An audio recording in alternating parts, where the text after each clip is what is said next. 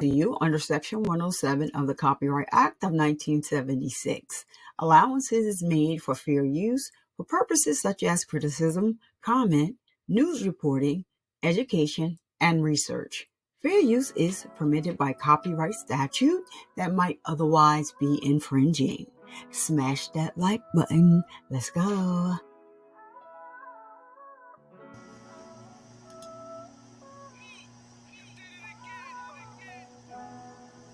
What's up? What's up? What's up? It is your girl Survivor Speaks back with a live stream. It's your favorite breast cancer survivor, y'all. What's going on? So this is day 3 of the Lori Vallow's capital redrum trial. The first 2 days was a disaster, right? So you'd expect that when someone who believes in light and dark spirits decide to represent themselves, that, you know, she would have more education in the law. She would have educated herself in the law library, because that's where she got her license at, in the law library, in the lockup. So from objections that made 0 sense, you know, to the judge's visible regret allowing this pro per and or pro se circus, we break down the absurdity with respect for the victims, but 0 respect for Lori's legal strategy. So spoiler, it's less than Johnnie Cochran and more law student drop out. So letting the prosecution testify without objecting, attempting to scheduling a Brady violation hearing, and the entitled voice tone that she uses when speaking with the judge is totally disgusting. So the Doomsday mother is no match for the likes of Darrell Brooks. So watch now with me. Leave your respectful hot takes below, your hot comments, and don't forget to like, share, subscribe, hit that notification bell so that you know when I'm going live or upload a video. So I'm baffled by this train wreck. Are you? So let's see what today brings. So they started already at 1. We're going to catch up on 1.5. You know, your girl had to go and check some things out this morning. And so yeah, let me see who is in the chat. If anybody joined the chat, shout out to the people that are here. I appreciate you for watching. So far it's my ex-twin people over there. How are you? It would be nice if you came over and joined us over here and hit the like button for free, just so to push this video out into the algorithm. I would appreciate you for that. Thank you so much. So we're going to get right into it. They have already started court. As I stated, we're going to listen to the trial on 1.5. Let me just bring it to the stage and we're going to jump right in it. I don't understand why you're doing that one right there, but okay. It does that all the time. So that's how it starts. Let me make sure that it's on 1.5 first. It's on normal, and then we'll catch up and be right with the trial. All right, so stay tuned for that. And if you're coming in, hit the like button. Hi Don, I was never here. My Allie, what's up? What up? Hold on a second. Let me just see what you're saying here. What up? I'm just popping in quick and we'll be back after this. Gotcha. You says, hey Don Q. What's going on, sir? I didn't see you, sir. You were never here. Don Q is one of my faves. So let me go ahead and bring it on. This is Lori Vallow.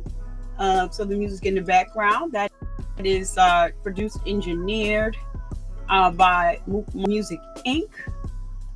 And that is the instrumental from my Beyond the Chemo soundtrack. You can find that here on YouTube. Or you can add it to any one of your videos off of YouTube. Don't use it on YouTube because YouTube gonna strike me because they strike all my videos. Okay, I'm just trying to warn you over here on YouTube. It's nothing that it's just the way the distributor has it set up. They strike your video over here from my sound. It actually belongs to Slap Speaks. Okay. All right. So let's get right into it. Allie, before you go, put a 1 in the chat if you can hear me. Put a 1 in the chat if you can hear the video. Hold on, they didn't bring the sound on yet. Don, if you're still here, put a 1 in the chat if you can hear. Once the video starts, they haven't started it. We haven't started yet. We're on 1.5, but that's the same. Justice for Charles Vallow. We got Justice Ty Lee and JJ. We need justice for Charles Vallow. I read his obituary, the page. Oh my goodness. Nobody had bad things to say about him. And I know that we say when somebody passes away, people never say bad things about them. That's not true. But he went above and beyond to help others, providing them with opportunities when they were without. And so, to that, to his character and to her character, she's a piece of earth. But I guess they are prepping for, I thought I was past this point. I guess they're prepping to bring the pro se defendant. Hold on, y'all. Not already. Hold on, y'all. I was working for a little minute and I'll be right back. I'm here, y'all. I ain't going nowhere. I don't think I had to do this. Maybe I didn't change it. I have to change it. Mm-hmm.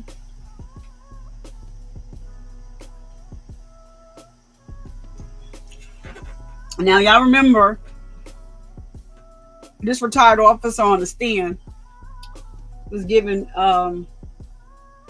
Lori Vallow the business when we left off yesterday. And I loved him for it. But she don't know what she's talking about. Up there playing lawyer. She already is not coming home. So this is her right.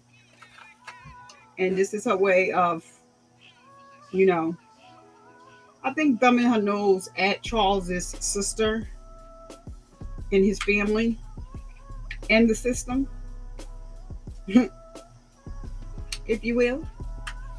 I think this is just her way of doing that. She's a sick puppy.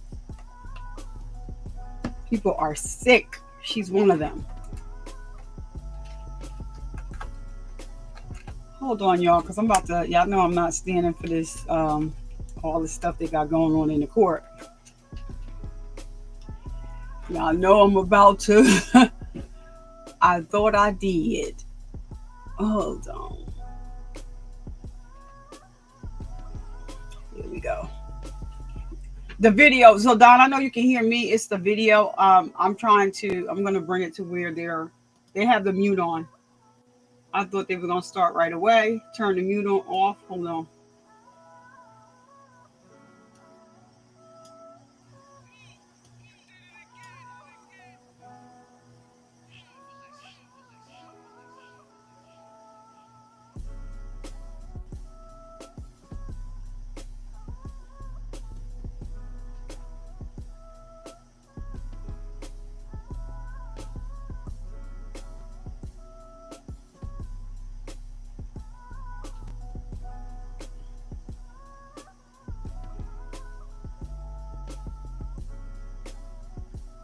Look how he looking. He like, listen, I done left this circus. Let's get over this. Let's get this together. Let's get it together. I don't got time for this woman playing playing attorney up in this court. I don't have time. Hold on, y'all. This is just taking too much time. I'm gonna go off and take it off the stage and bring it back to where they actually turn the mics on and start, so I can make sure that we are good and we can hear.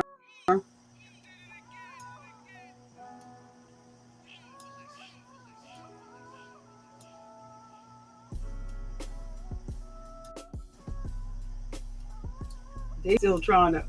Well, what happened? Y'all sitting there for a long time because they done brought it back to the seal. All right, let's see.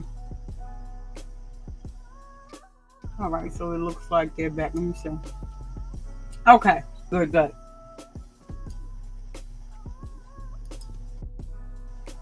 So I just want to make sure you guys can hear the video. I believe.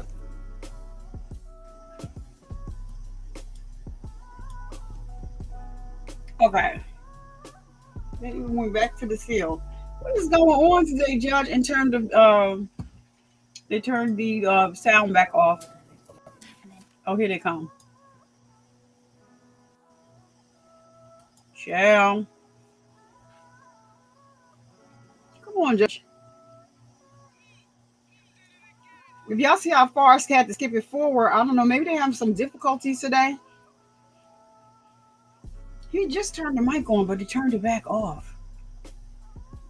I just don't want to skip too far ahead.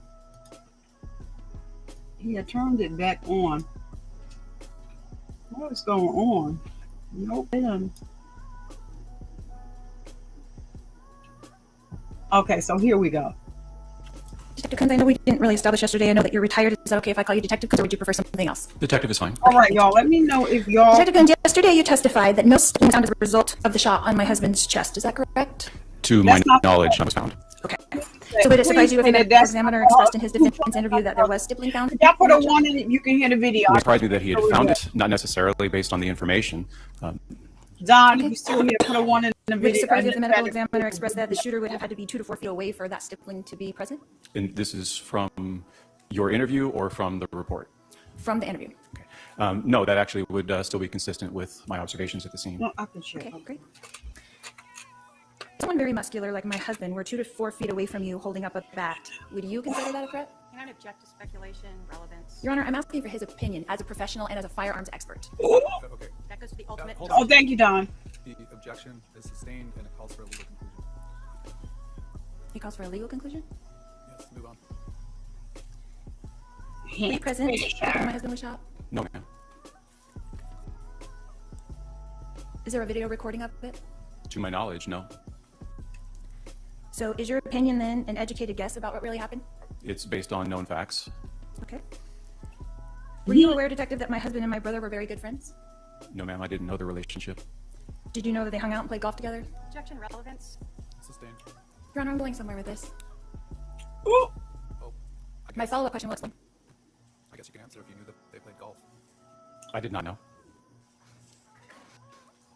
in all of your investigation of my life, you never came across this information?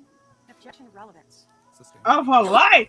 Child, y'all, Are you you familiar know with me, I my need to husband's step wishes up for the his scene. funeral? Objection, relevance. Sustained. Get me a little bite to eat, and I'm gonna take myself off the Did you stage. learn in your investigation that he named my brother Alex as one of his 5 best friends? And I'm going to object again to relevance. Sustained. Did you read the reports in this case? I did not read all of the reports in this case. No, I've read mine and I've authored mine, but I've not read the other reports. None of the other reports except for your own? That's correct. Okay. Detective, are you familiar with the follow-up report you wrote dated July 29th, 2019?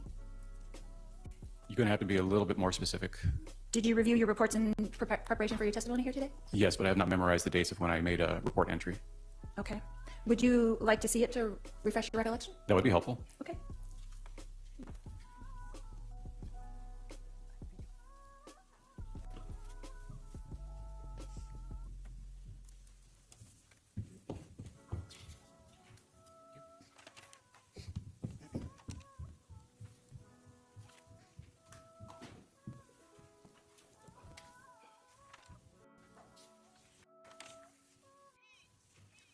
Okay.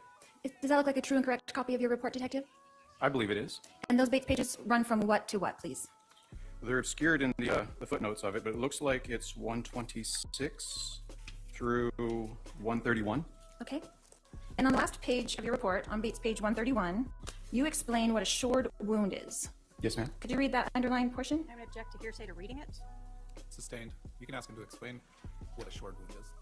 Okay. Can you explain to us what the shored wound is that you explained in your report? Yes, a shored wound would be a wound created as an exit wound where the projectile is exiting the body and the body is either up against a firm surface or firm material like spandex type thing. That's how it's been explained to me.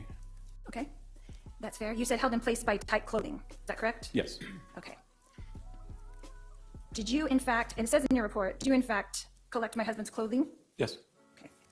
And you took the clothing, it says, to the property storage facility. Is that correct? Yes, it went to a drying cage. Okay.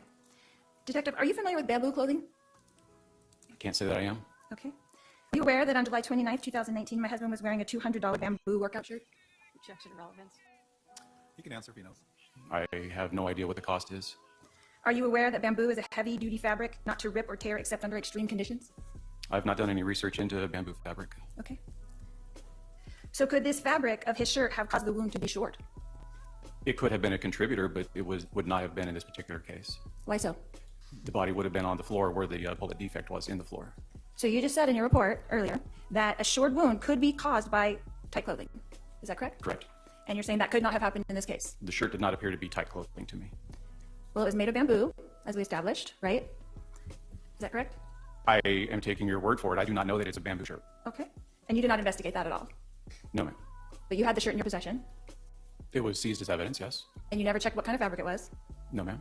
and you never checked if that could be a possibility, No, ma'am. and you knew that spandex was kind of a material that could make that kind of shored mark that you just mentioned, correct? It would have to be super tight clothing. Super tight clothing. Yes. Or a fabric that's even stronger than the spandex that you mentioned. The strength of the fabric, I don't believe, has a huge play in it unless it is form-fitting and compressing the skin, much like a hard surface or firm surface would. Okay. But what you said in your report was that held in place by tight clothing could cause a shored wound. As has been explained to me, yes. Okay. Detective, in your report, you mentioned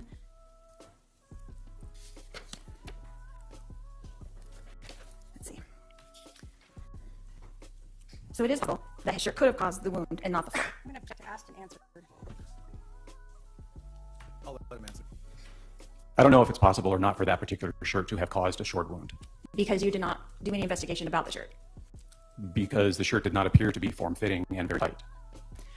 Did it cover over the shoulder where the wound was? It was a full t-shirt at the time. That's what I'm saying. So was the t-shirt where the wound was on his back, where the bullet exited, was his shirt covering that part of his body? Certainly. Okay. Was there a hole in the shirt at that location? Yes, ma'am. How big was the hole? The size of the bullet. So small. Small. Fabric stretches and contracts, so it was a bullet size. Okay. So when you had this shirt and you saw the bullet hole, it was after the shirt had been cut off by the firefighters. Is that correct? It hadn't been cut off. It had been cut down the middle, on the front. So just the front was cut. So the back was intact? Minus the defects that we have seen from the bullet exits, yes. Okay. So you were able to measure that. Do you have a measurement for those bullet holes in the shirt? No, ma'am. Okay. So it is possible that his shirt could have caused the wound, the shored wound. Again, we've asked and answered this 3 times Sustained. now. So is it possible that any shirt could have caused a shored wound in any kind of, And I'm going to object to foundation as to any overly broad. as an expert? Let me roll on the Okay, I'm sorry. I'll sustain the objection. As an expert and in your professional opinion, could that fabric of his shirt that he was wearing that day cause a shored wound? Again, we're going to object to asked and answered multiple times. Sustain. In the last paragraph of your report, Detective, you indicate that you were able to confirm your suspicion of the body position at the scene. Is that correct? Yes, ma'am. And what did you mean by suspicion? Well, at the time, I couldn't see through his body to see the full trajectories, so I did need the information from the autopsy. The trajectory rods helped with that, as well as the doctor's statements. All of that combined did give me the 2 different bullet paths. Okay. And then, can you tell me what happened to my husband's shirt? Do you know where it is now? I'm Don. Hey, this is about the Doomsday. They call her the Doomsday Mom. Her name is Lori. She's going by Lori Vallow, but her last marriage was, I guess they technically weren't married, Lori Daybell. So, long story short, she had her 2 kids unalived by her brother, who then unalived her ex-husband, who she's on trial for now. She also unalived Chad Daybell, his her supposed last husband's wife. before they ran off to Hawaii. So she's been charged with those three redrums, the two children, and Chad Daybell's wife. So now she's on trial for her ex-husband. I don't know why she keeps saying husband. Well, I will consider him an ex-husband. It's so confusing. She is a cult. It was in a cult. She has a cult-like mentality that she was following. And all these crazy theories about UFOs. Her kids turned into zombies. Her ex-husband turned into something else. So she's on trial for capital murder, for capital redrum. In this case, and she's representing herself, pro se and or pro per. It's the same thing. So they allow her to represent herself with standby counsel. So that's what this trial is about. She is a Looney Tunes. It is just crazy. She's crazy. And this was her fourth husband that she unalived. So that's what the trial and what the gist of this trial is about. Charles Vallow, who deserves justice, because this nut had him unalived. Because she crazy. Only have him unalived only to find out that he had took her off the insurance policy and made his sister the beneficiary. Okay, here we go. Let's get right back into it. So let's go. I'm gonna go off the stage because I'm trying to just. It is evidence as far as I'm get to aware. eat. And this trial starts late because they're in Idaho. The last I physically saw that shirt was when I handed it off to a crime scene tech to put into a drying cage with the instructions once it was dry to have it moved into the property facility. And so did you see it after it was in the property facility? No, ma'am, I have not. So you saw it before it was dried, is that correct? While it was wet from the medical examiner's office, yes. And that's when you examined it? I had seen it at the scene as well. And then, did you ever examine it? No, ma'am. Okay, so you saw it twice. That's fair. Okay. So you didn't test it for anything? I did not. Did anyone test it for anything? I do not know. That you're aware of? I do not know. So you're not aware of it? Correct. I do not know if anybody else tested it. Okay. Was the wood floor tested for any fragments of the projectile? It was actually seized, so it was not tested. And what does seized mean? We cut it out of the floor and kept it. Right, and then was it tested after it was seized? No, ma'am. So the wood floor plank that was taken from my residence was never tested for any fragment of the projectile? The projectile was in minus a deformity to it. Okay. But there wasn't any reason, are you saying there was no reason to test it? There had been no implication or indication that there was a request for it to be tested.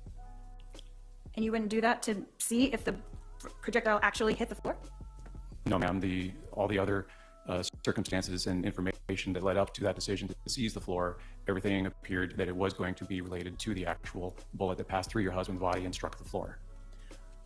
Wouldn't testing the floor actually be the easiest way to be sure that the bullet hit the floor? Not necessarily would it leave anything behind. Like I said, the bullet was a full metal jacket. It was still intact. There had been a significant amount of blood that had pooled in it. I do not know if there would be residue left behind in it for testing. Fair. Okay. Was the projectile tested for any marks from the floor? No, ma'am. Were you aware that this was a rental house that we lived in? I believe I'd heard that. Okay. Were you aware that we had only lived there for about 3 weeks prior to this incident? I knew it was a short time period, but I did not know the actual duration.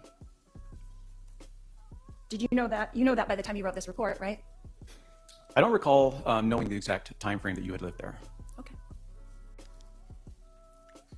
So the defect in the floor of the rental house that we lived in could have already been there before this incident. Is that correct? Not in my opinion, no. But it could have. An objection, Your Honor, asked and answered. Sustained. So of all the divots that we saw yesterday in the pictures on the floor, it could have been there beforehand? Again, asked and answered. I'll let him answer. Go ahead. The divots I believe you're referring to were extremely smaller than the actual defect, which was still relatively fresh and not sealed like the other divots were. Okay, can we see?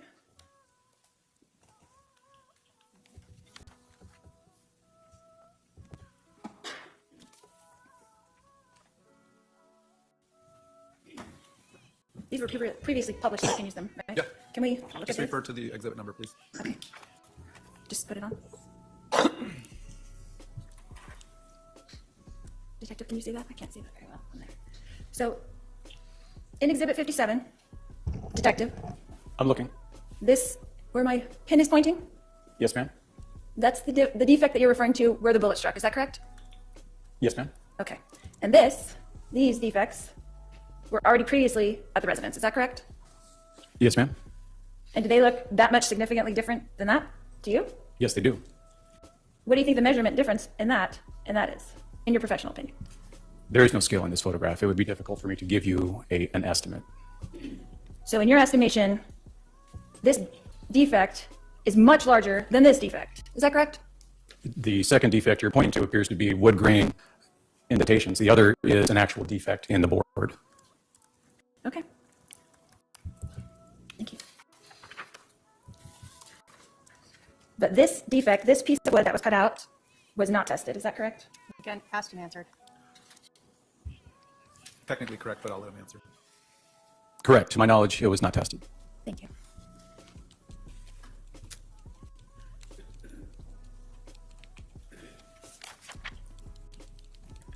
So do you know, detective, for a fact, that the defect on my wood floor was caused by the second bullet? And again, I'm going to object to asked and answered.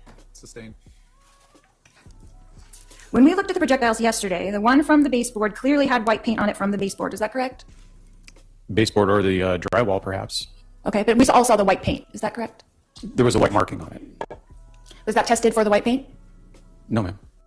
Why not? There was no decision made to have it tested. Because it was logical that it was in the baseboard where the baseboard was painted white, right? It was very clear that it had passed through your husband and lodged in the baseboard. And upon recovery, there was no deformation to it, indicating that it was a straight-on impact or relatively close, so that it embedded itself into the baseboard. Correct. So it wasn't tested because it really didn't need to be, in your opinion. Correct. Okay, that's fair. Next, we looked at the projectile that, according to you, made the defect in my wood floor. Is that correct? I don't understand your question. Next, we look at it, but I don't see anything. Oh, we saw the projectile. Can I find out what exhibit that was? Your paralegal has all those photographs. Can we use the actual exhibit? She can approach and. Okay.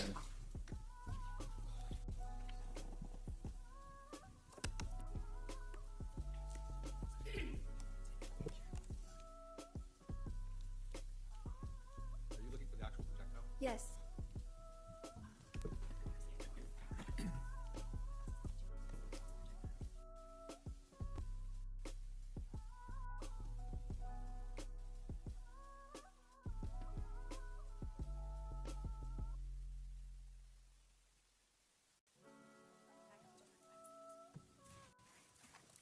I believe it's a smaller.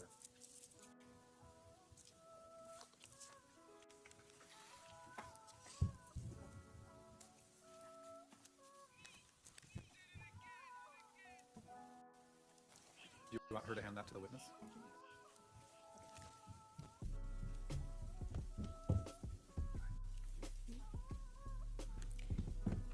Is that 230? Detective, for the record, you're looking at exhibit 239, is that correct? Yes, ma'am. And is that the projectile that we are talking about that you claimed made the divot in my wood floor? Yes, ma'am. Okay. So was that projectile was not tested, is that correct? Is that what you I'm going to said? object to asked and answered at least 3 times. Sustained. Does that projectile look pristine to you? No, ma'am. As I've previously testified, it is slightly deformed. What side is it deformed on? What part about it is deformed? The back end, the heel area, is compressed a little bit so that it's now oval as opposed to circular. And that would indicate what? That would indicate that as the bullet struck something firm on its side, it compressed, and then it continued on moving. Okay. So that's what you mean by a shored wound. It hit up against something. Is that correct? The terminology as it's been described to me is the skin is against a firm surface. So in this particular case, the floor would be the firm surface. So as it's entering or exiting your husband and starting to try to enter the floor is forcing the bullet to kind of ricochet, but the body's still keeping it in place. So it's now deforming a little bit, and it's still expending its energy to escape from underneath the body. Okay. And if my husband was in fact laying on the floor, how did it get out from under his body? Wouldn't it have gotten stuck under? That's my question. Just could you explain that to me? I think I just did. So the bullet is a full metal jacket. It still has its energy. Until it starts striking things to cause resistance to it, to slow it down, it's going to expend its energy at a normal rate. I think I just lost the mic. I'm not sure. No, no. Okay. When it starts striking firm objects, then it'll start bleeding the energy away. In this particular case, as it's exiting your husband's body, it's impacting bone, it's impacting the flesh that's compressed against the floor, and it's impacting the floor now. So there's going to be a lot of resistance against that. Now, where it exited, it's still not free to just fly like the one that went through his chest and out the back. It's still semi-trapped between your husband's body and the floor, so that's going to cause even more energy drain until it comes to rest. And how far away from my husband's shoulder was that bullet fragment found? The projectile, I guess. When it was found, I don't know the exact measurement away from it. I would say a foot or more, maybe. Okay, so that's what you're talking about the energy. It still had energy to keep moving. Is Yes. that correct? It had enough to escape from being under the body. Okay.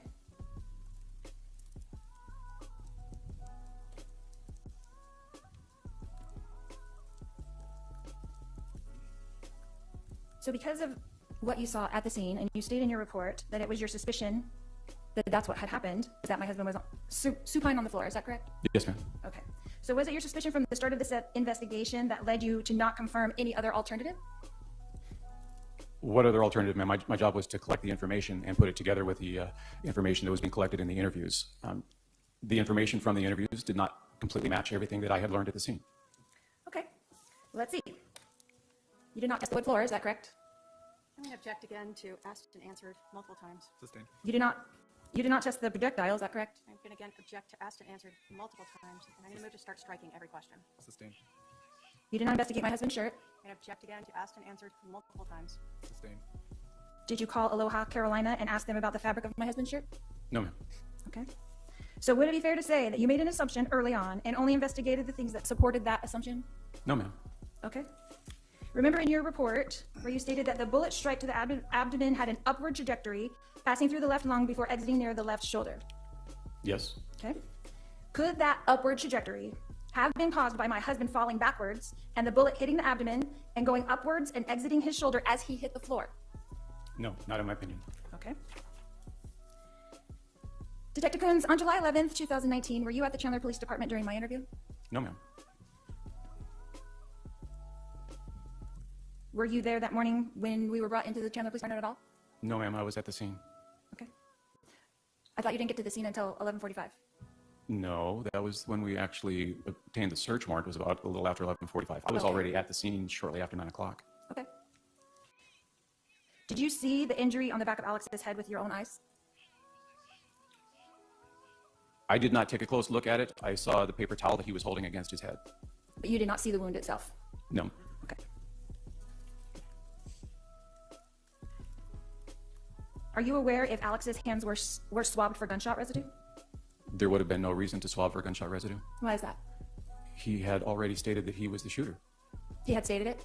To my knowledge, that's how the information was provided to me. Okay. Are you aware if my hands were swabbed for gunshot residue? I am not. Okay.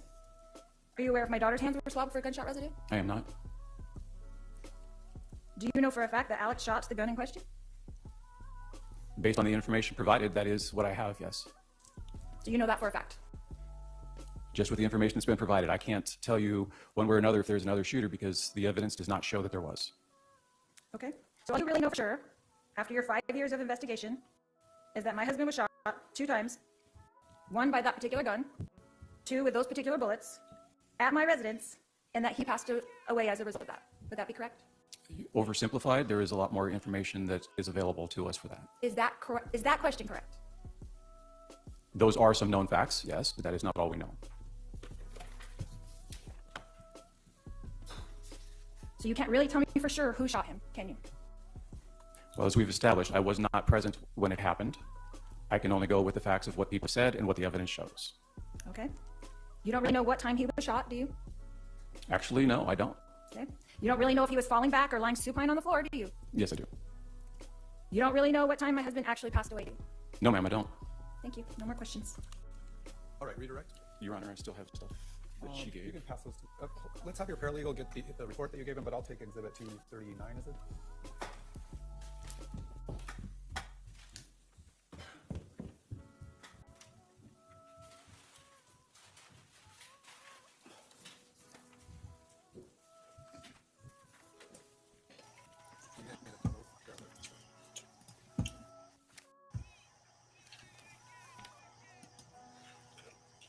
done thought she just got up there, excuse me, and ate.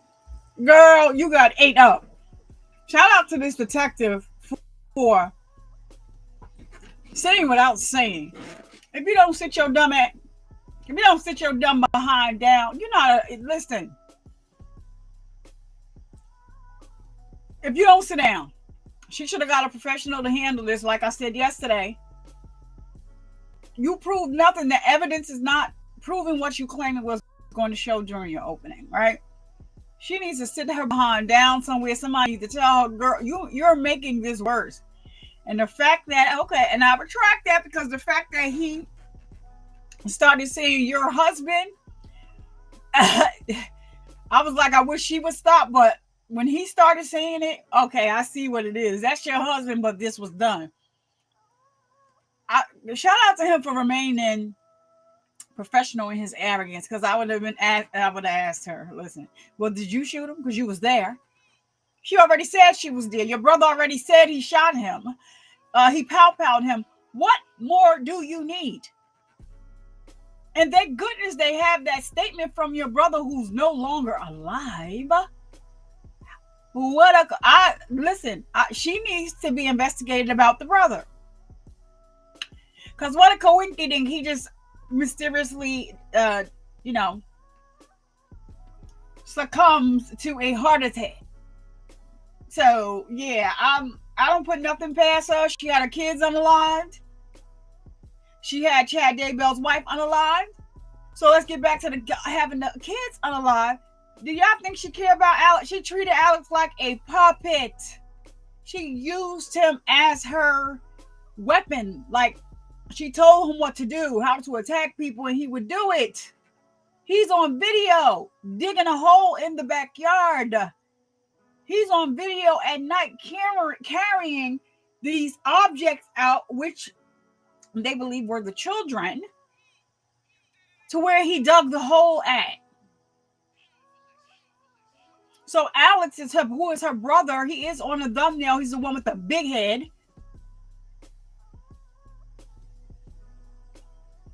Yeah, they need to investigate that too. Bring her back in. See if y'all can find whether or not she had him alive. With a crazy Delulu AF. All right, y'all. I'm sorry. Here we go. Crazy.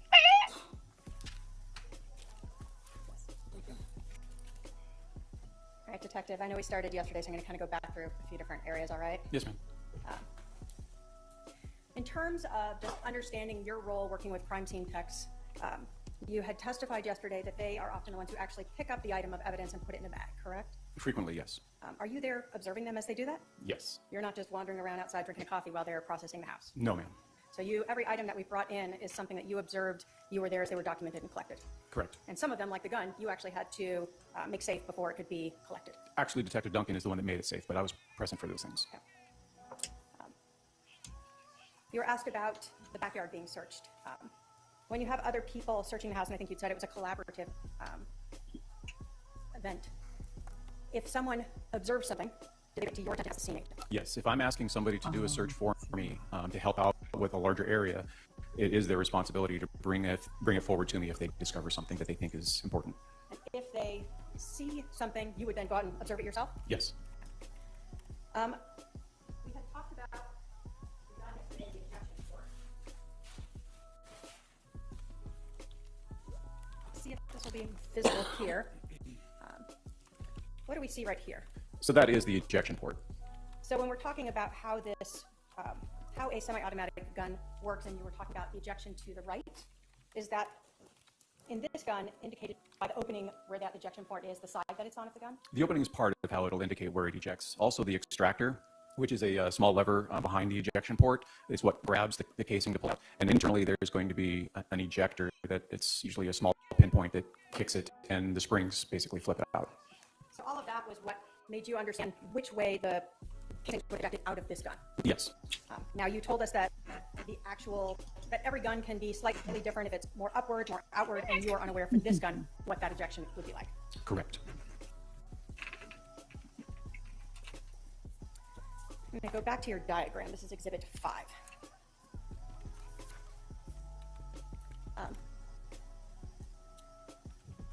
are you able to, by looking at the measurements Now, you told us that that- you took, give us an estimate of the distance between those two casings that you have listed here as 9 and 10? My estimation would be a couple feet. And I guess, would your measurements, did you take measurements of where those were? I took measurements from the reference points to triangulate it, but I did not measure distance between each object to the other objects. So the measurements that we see, I'm going to take it out of here, on the second page of your report, are those triangulations that you're talking about? Yes, ma'am. Okay. So are we able to extrapolate from this any distance between those two, or we are left with what you recall at this point? You're left with what I recall, but I also, on my diagram, I put a reference line or dimension line. It's near the north-south indicator, and that helps somebody who's looking at it get an idea of what a measurement might be in the diagram. Okay. And is that this line up here? Correct.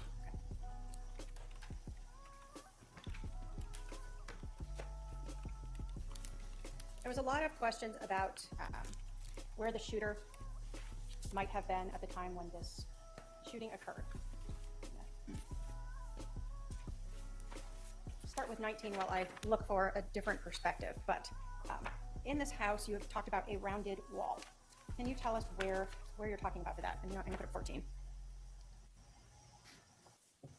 So on 14, what is this rounded wall that you're talking about when you're referring to the location or potential location, let me say the general location of the shooter? So the rounded wall is at the south end of the main room that we're in, where the body's at, and it's also directly across from the hallway that runs to the 3 bedrooms and the hall bathroom. So is that this wall that we see in Exhibit 14 right here? That's correct. Okay. Now, when we are talking about a gun being fired and casings ejecting, as someone who has fired guns before, have you fired them on where the casings are landing on a hard surface? Yes, Do casings bounce and roll? they do. So is the location of these casings, do they tell us exactly where they initially landed when they ejected? No, This is just where they ended up or stopped. it's where we found them. They could have been kicked at some point as well. Yes. When you are looking at this scene, are you relying upon these physical items of evidence to reach your opinion?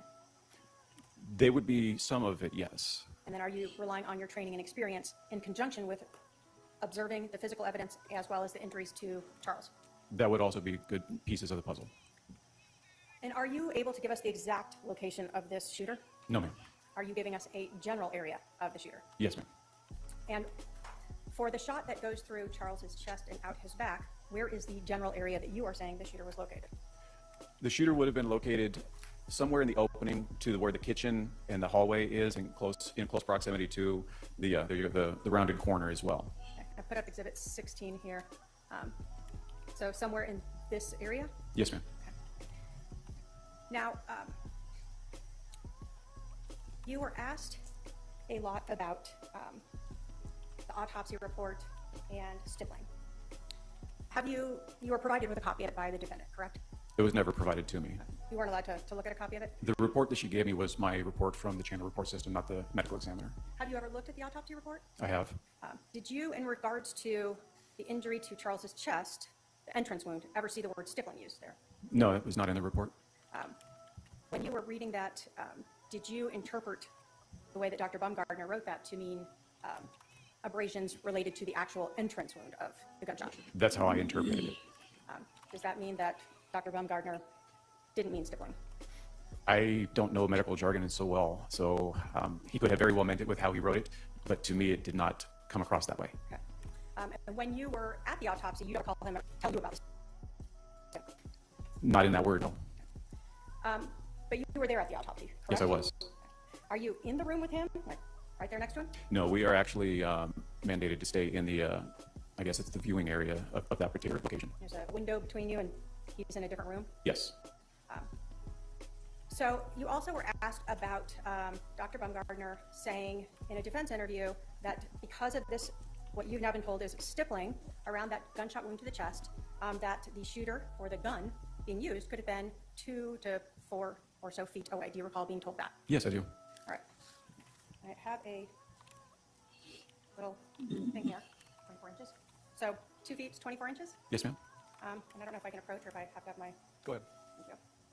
So when we're talking about 2 feet, say from the wound on his chest, The indicator would be from the muzzle to the chest. so that distance is Yes. understanding that additional information that the defendant provided you, that Dr. Baumgartner advised during a defense interview, does that alter your opinion in any way as to where the shooter would have been, the general location of the shooter for this shot to his chest? No, it actually makes sense with the completed trajectory that ended up in the baseboard. So those being 2 feet away from Charles Vallow when the end of the gun to his chest did not seem so far away that, or so close that it didn't fit in with your opinion. Yeah, 2 to 4 feet would be certainly consistent with what I saw. So he's 2 to 4 feet away from him in this area. Away from that area, yes. I'm going to talk to you a little bit about the floor itself that you observed underneath Charles's shoulder after he was removed, okay? I'm putting up Exhibit 244.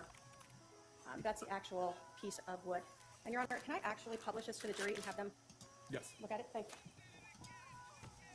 you. All of them look at that, and then I'll ask a couple questions.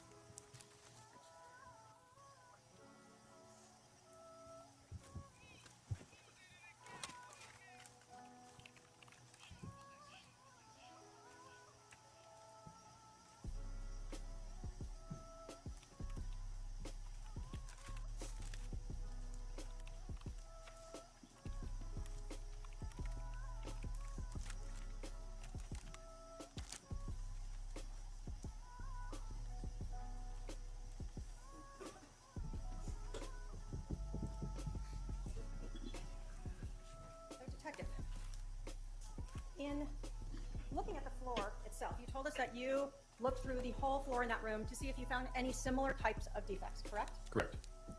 Did you find other defects on the floor, just period? There are other imperfections. You had testified on cross that there was something about the freshness of the defect itself. Were you able to sort of feel a difference in the wood grain, where that indentation is that we see in Exhibit 59 and in the actual piece 244, than you observed in other defects across the floor? Yes, it did appear to be different than the other imperfections or defects. Was there anything about the defect itself that indicated a path of travel? Yes, there is a kind of a linear mark to it, and you'll also see at the in this particular photograph that there's like a slight semicircular edge as it exits towards the top right. And was there anything about that pattern itself, both the depth, the freshness, the location of it, that made you feel it was consistent with a bullet strike? All of those factors help make it consistent with it, not to mention the location of the projectile that was in close proximity to this defect. So let's talk a little bit about those projectiles. I'm putting Exhibit 40 up here. Do we see the projectile over here next to Charles Vallow? Yes. Now, were you aware when you were given this scene that fire had already been there? Yes, I was. Pretty obvious because of all the medical devices, right? They left a tail. And if you were advised that fire has testified that they rolled Mr. Vallow onto his right side towards the west, would that have then exposed his left shoulder there? It should have. Do you know whether or not that bullet was ever moved at all personally? Well, I have no idea what the condition of that bullet was until I physically saw it. Now, the location of this bullet here on the floor next to Charles, Why is that significant in determining whether or not Charles was upright or down? Well, it's significant because for this particular shot, he would have basically been vulnerable, if you will. Let me ask it this way. Why is that significant in making your opinion that he was on the floor versus upright for the shot to the abdomen? Oh, okay. The angle of entry into the abdomen and exit is not consistent with him being upright or any other way other than lying on the floor. The defect is where the defect is, and the bullet, as demonstrated with the chest shot, had enough energy to exit. And had he been any other direction, I would not have expected the defect to be right underneath the body. So if someone is standing and someone's on the floor shooting upward, where would the bullet go? Well, if he's standing and the shooter is horizontal, then the bullet would go towards the ceiling or high wall area. So this idea that it would end up on the floor below him and right next to him, would that fit with that scenario? Of him standing, no. When you're looking at the bullets and the location of them in this scene, we had that other projectile, I'm going to put 20 up here, that went into the baseboard on the east side of the room, correct? Yes. And when you talk about someone being standing upward and the bullet being slowed, can you explain to us how this bullet landing over here and embedding itself in that baseboard is consistent with Charles being standing upright when he was shot? It fits the dimension of the room. It fits the wound path through the chest and exiting the back, because the exit is lower than the entry. So there's already a downward motion to it. I know that the bullet struck the spine prior to exiting, so that would bleed even some more energy from it and potentially cause it to start dropping as well. So the wound itself was slightly downward? Yes. And then given the distance away from Charles, this would be in your mind consistent with having gone through him in that chest to back exit downward angle? Correct. So that really only left one other bullet in the room to explain the other injury? Yes, ma'am. And that's the one that was right next to him? Correct.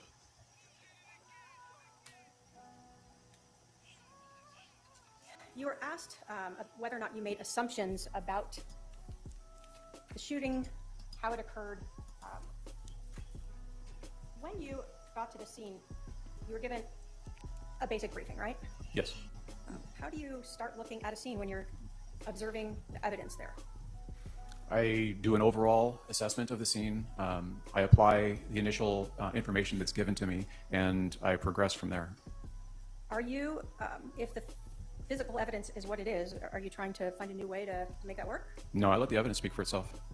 So here the physical evidence is one bullet is in the baseboard, right? Yes, ma'am. And so that had to come from somewhere that makes sense for that trajectory, right? Yes. And then the other bullet is right next to Charles. Correct. And so again, you're looking at all the physical evidence and how that fits together. Yes. And in this case, in your opinion, the shot through Charles's chest that exited his back, did the evidence support to you that he was standing up for this shot? Yes.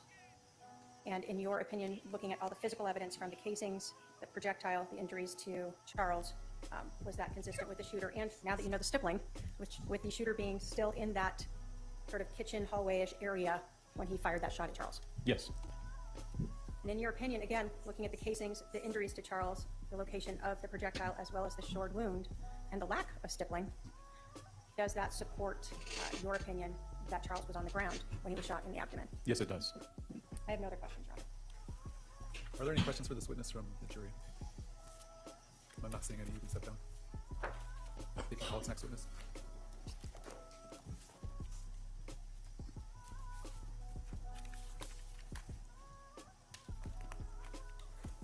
I may go get her.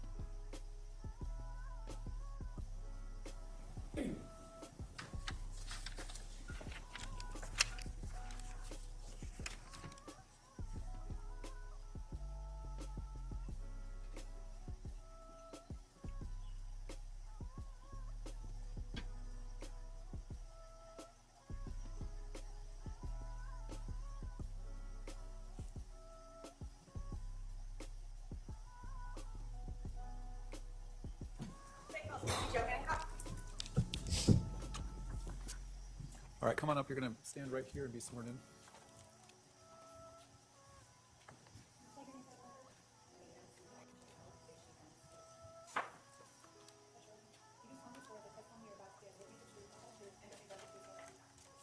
All right, you're going to come around the court reporter. Have a seat up here to my left.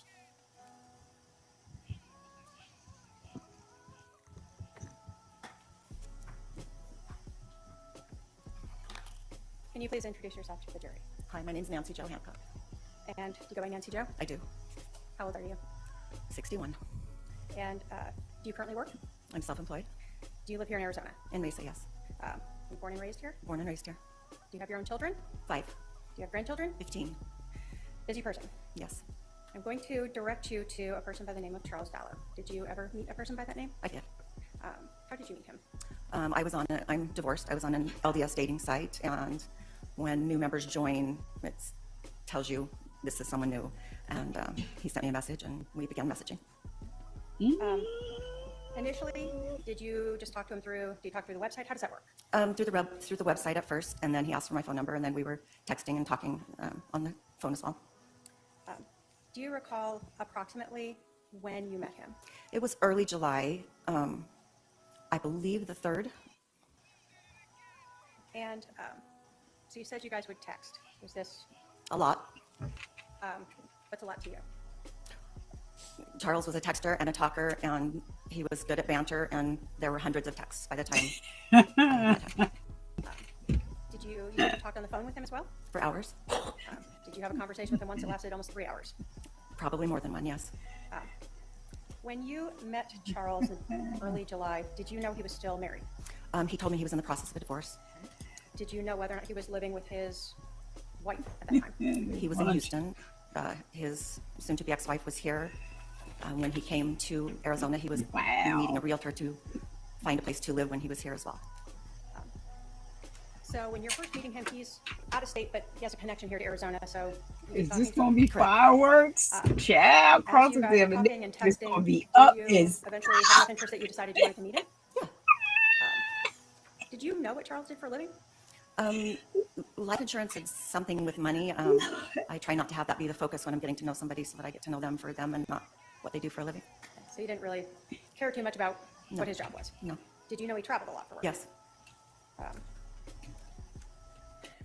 As you and Charles are talking and texting, just sort of yes or no, can you tell us, did he get very detailed about his life with you? Yes. Did you know if Charles had children? Yes. Just yes or no again, did you talk to him about his wife specifically? A lot. Did he mention his wife by name? Yes. What did you believe his wife's name was? Lori Vallow?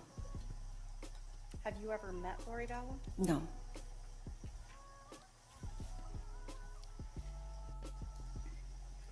Again, just sort of yes or no. Did Charles talk to you about why? Leading? Objection. I haven't heard the question yet. Go ahead. Just yes or no. Did Charles talk to you about why he Leading was is yes or no. No, leading is a question that suggests hold the on. answer. So she can answer yes or no. You look stupid in front of the Just yes or no. Did Charles talk to you about why he was separated from his wife? Yes. Based upon your discussion, You should have how said long do you hearsay. think there had been issues going on Hearsay. between Charles and his wife. For several months, but more intensely since the beginning of that year was 2019, so since the beginning of that year.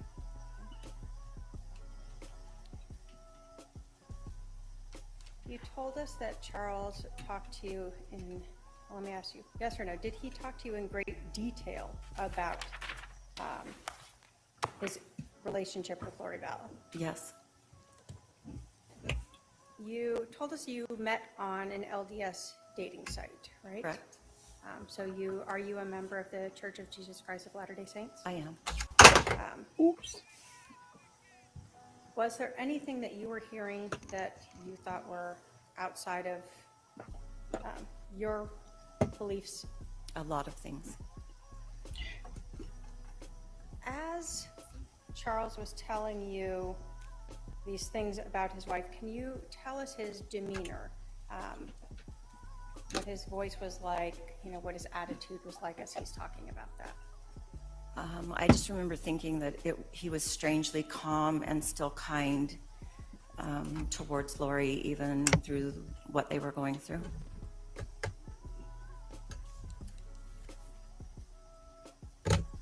You told us you were aware he had a child. Did you know where that child lived, who the child lived with? Yes, Who was that? he was living with Lori at that time.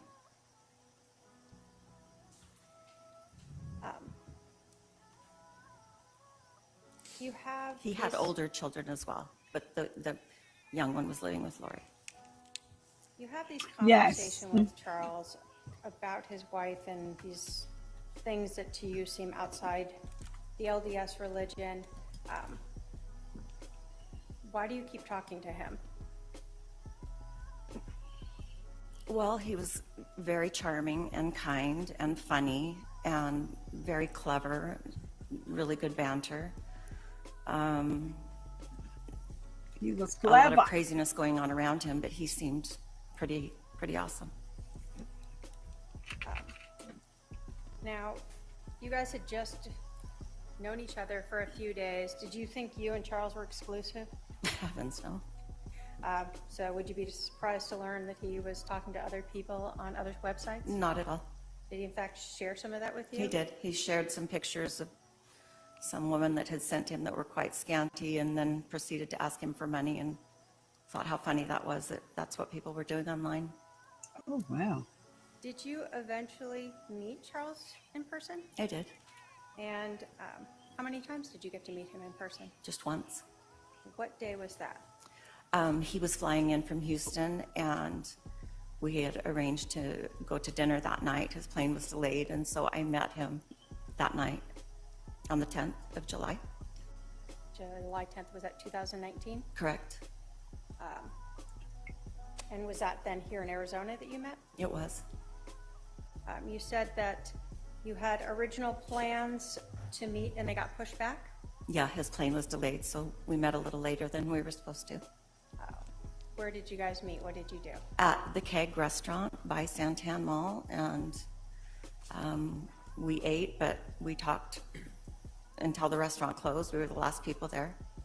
So you shut the place down. We did. I finally looked around and I realized that we were the only ones there, and told him we probably should leave. And then we went outside and talked by my truck for another 45 minutes or so. Based upon everything you had heard, was Charles coming in to see you, or was there some other reason he was in Arizona? Charles was ecstatic to see JJ. He was coming to see JJ, so excited to take him to school the next morning. He was also coming to look for a place to live. He had an appointment to meet a realtor friend after he had taken JJ to school. And then he was also supposed to meet with Lori's brother, Adam. So you and Charles have this evening on the 10th. Were you going to meet again? Yeah, we were supposed to meet up in the late afternoon after he got through with the things that I just said. So did you have a set time for the next day? Mm-mm. Can you describe Charles? Was he a fit man? What was his size? Very fit and into physical fitness. And while we were talking, I know that he was swimming. I got to go to the gym, and yeah, very, very fit, strong. When you were talking with Charles on July 10th, that evening, let me ask first, do you recall about what time you ended up meeting him? It was around 7. I got there first, and but it was right around 7, between 7 and 7:15, I'd say. And do you recall about how long you guys were together until you finally Well, the left? restaurant closed at 10, and they were closed and no one else was there, so it was after that we left. And then, like I said, we stood by my truck and talked for another half hour, 45 minutes after that. So a later evening. Yes. Can you tell us, you said that you understood he was going to go see his son. What was his demeanor about with regards to JJ and seeing his son? Like a kid on Christmas morning, he was very excited to see JJ. You had talked about his demeanor when he would talk about his wife. On that evening or ever, did you ever hear him swear or use derogatory names or anything like that towards Lori Vallow? I was surprised with the details that he was describing to me, how kindly he still spoke about Lori, and his hope was that she would be a great mom for JJ. Did that stand out to you? A lot. Why? Most men that you date are not nearly so kind about their ex and describe them in more derogatory ways and don't speak so kindly. And I remember just thinking how odd in a good way it was that he was not speaking in a derogatory way about Lori. So that made an impression on you. It did. During any of your conversations with Charles, did you ever learn that he had a life insurance policy? I did. As you are talking, did Charles really just tell you a lot about his life? A lot about his life, yes. Were you almost surprised at the amount of detail of his life that you learned? Yeah. Did you understand whether or not any changes had been made by Charles to the life insurance policy? He told me that he had changed his beneficiary to his sister Kay, and as he was proceeding to tell me some of the things that were going on, I suggested to him that maybe he should let Lori know that he had changed the beneficiary on his life insurance to Kay. Why would you tell him that? Because of the things that he was describing to me and his concerns for his safety and the thought that money would come into play.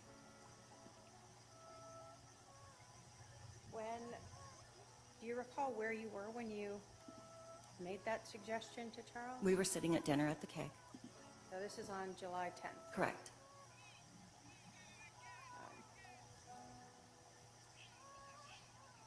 What was his demeanor like when you told him that? He kind of chuckled and said that he probably should. Said that was a good idea. You told us that you don't know Lori Vallow, correct? I do not. Would it be fair to say that you sort of have no beef in this case? I have no beef in this case. Do you know any of Charles's family back then? No. Any of Lori Vallow's family back then? No.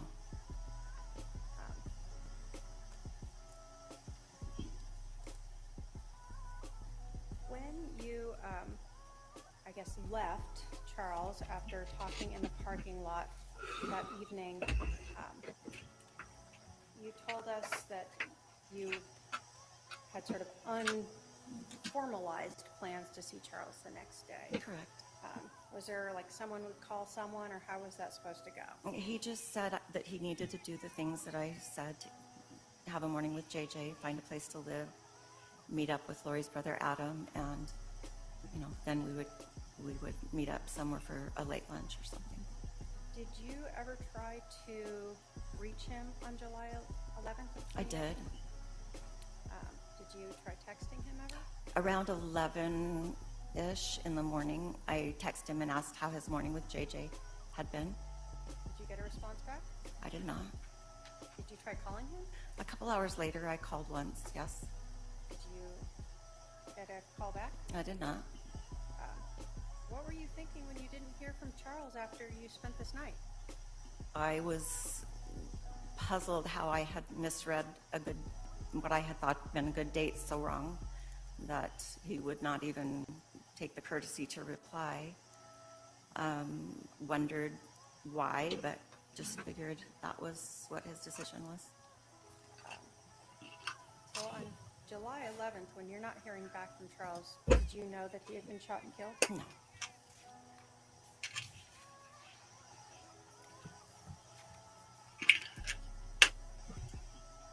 Did you later learn that Charles had been killed from seeing something on TV?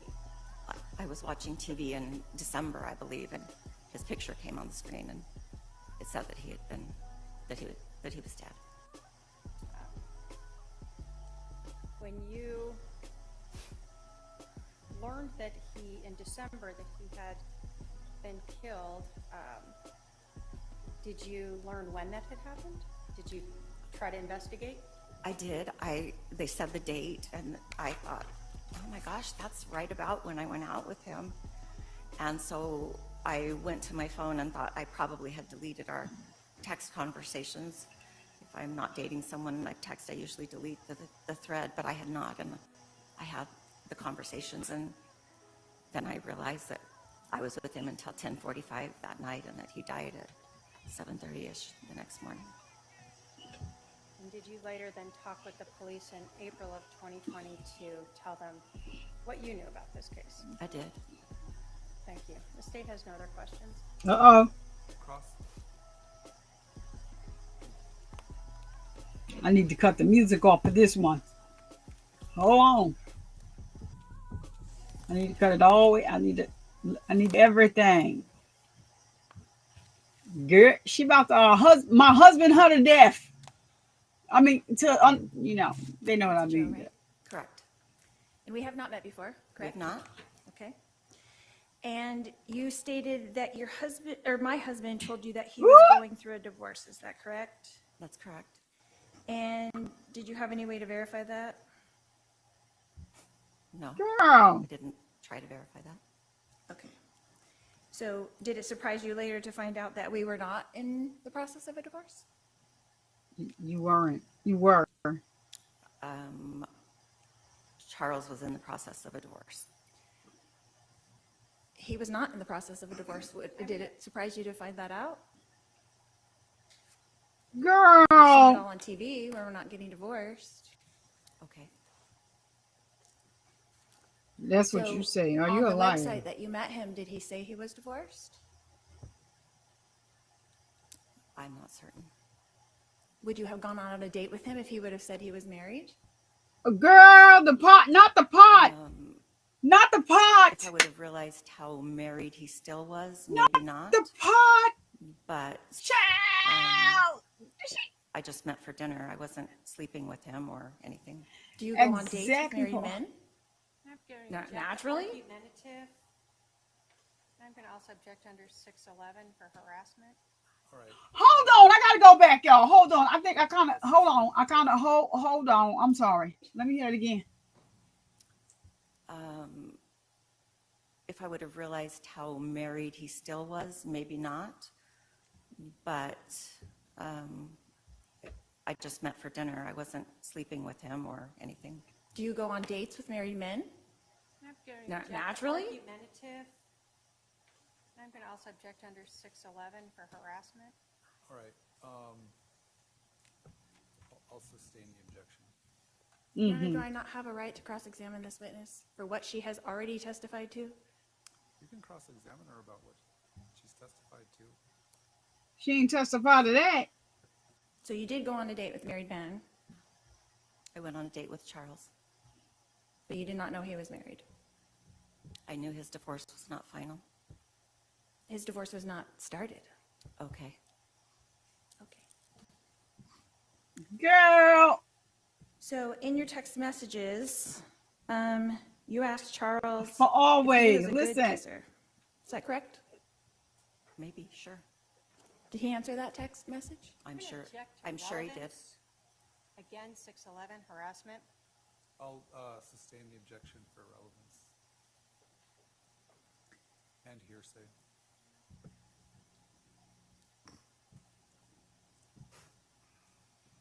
So are you trying to tell me and this jury that you went on one date with my husband and he told you all the details of our lives? I'm telling you the truth, and that's what I know. So you spent your whole date getting to know each other, talking about me. Don't flatter yourself. No, we did not spend the whole time talking about You knew a lot about me, right? it. I knew what I've testified to. What else did you talk about on your date? In your business. Lots of things. Like what, for instance? Life, kids, the church, lots of things. Okay. Did he tell you about anything about our other 4 children? Yes, So you knew that we did have 5 children as well? I did. Okay. Did he talk to you about my daughter Tylee? He did. Did he talk about his relationship with her? I don't recall that. Did he talk about the contention in his relationship with my daughter Tylee? I don't recall that. I'm sure you don't. I'm going to object to comments by the defendant made after questions, testifying. Sustain the objection. On your date, you talked about my husband was a life insurance salesman, is that correct?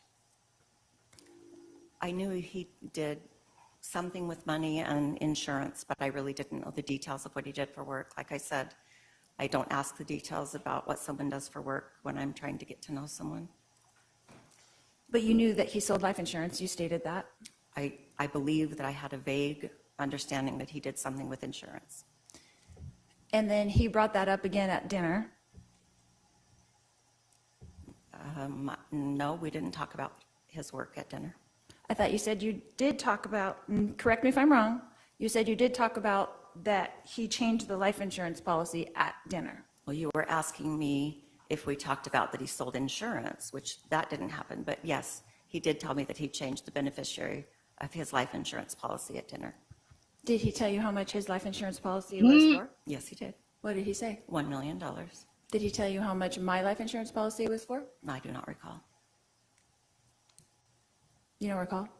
We didn't talk about you very much in that vein. When did you talk to him about me very much then? If it wasn't at dinner, was it in your text messages? We were talking about what he was going through in the process of separating from you, not about what your life insurance policy was worth. And we talked about you on the phone, and when I say you, meaning what he was doing as he was going through this separation. So let me understand. You were dating some different men on this website, right? From the websites. Different men. Would you say it was common for Oh Lord, she trying to make her look men bad. to be talking so much about their Child. supposed ex-wives during their conversations with a potential? It's actually very common, Really? really. Interesting. And again, Your Honor, I'm going to object to the defendant making comments after her questions. and I'm use sorry, Your strike. Honor. I won't do that again. All right, please stop. I'll just ask the questions. Thank you. Yeah, please. Yeah, she being nosy, Don. I agree. And don't flatter yourself. I agree. I agree. So there were some text messages between you and my husband after the dinner on July 10th. Is that correct? Correct. What time would those text messages have occurred? After dinner, What time? 10:45-ish. 10:45 to what? Girl, I would have go dinner. off on her. Ooh, child. 10:45 to midnight? Maybe? I just told you I don't know. Maybe. What did you discuss in those text messages? No, you I didn't. object to relevance again. If there's a specific area. Sustain.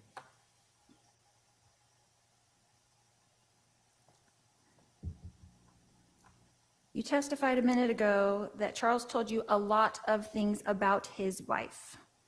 You didn't say ex-wife, but you said wife. Is that correct? Okay, sure. What were a lot of things? The things that I've testified to. Can you be specific? Am I allowed to do a narrative then? Let's go on sidebar.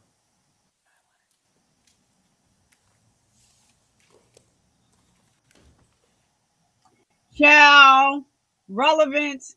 I would be a hostile witness too. I agree. I agree. I would have become a hostile witness. Now you just being nosy. You already got all the text messages that you need. I like the way this, I love the way this witness is handling her. But baby, I told y'all. Did y'all got y'all pop? Hold on, let me get me a little drink while it's just good old agua. I don't think it's no lick. It's nothing in here anymore. Oh, I gotta actually. Oh gosh, that's empty. Child, I knew she was gonna come for her. I knew she was coming for her, baby girl. I would have went in on Lori. Yo, what? You talking about what? Your what? Not when you had your kid. Did he talk about Tylee? Not when you had her unalived. No, like we don't remember. Y'all, this dag on the Doomsday mom is Doomsday. Do you hear me? She is Doomsday. I knew she was. He didn't say X, did he? Girl, we see all the video. We saw all the video. We saw you in a white dress on this beach on the sand, hugged up with Chad Daybell, talking about y'all got married. You was Lori Daybell. Now you want to This witness shouldn't take too much longer. I'll have the jury wait for a few minutes. We'll see if we can finish this witness as we go into the lunch hour. Yes, I but agree, I'll excuse the Don. jury for just a few minutes because we're having technical difficulty with the court reporter being able to hear.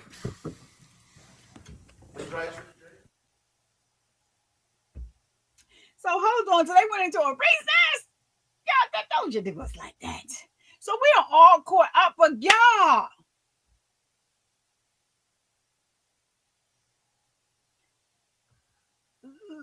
Listen, I'm confused.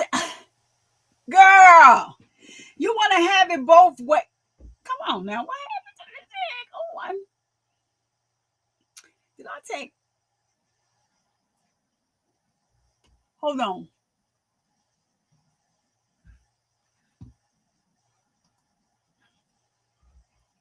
Okay, we on the record. Hold on, let me bring it back because he came right back. Come on. You wanted to answer that question? Because you're opening up a really big door. Girl. If you want her to answer the question, I'll let her answer the question. Girl, and let her. How am I supposed to know what a lot of things are? He just said to you, you want her to answer the question?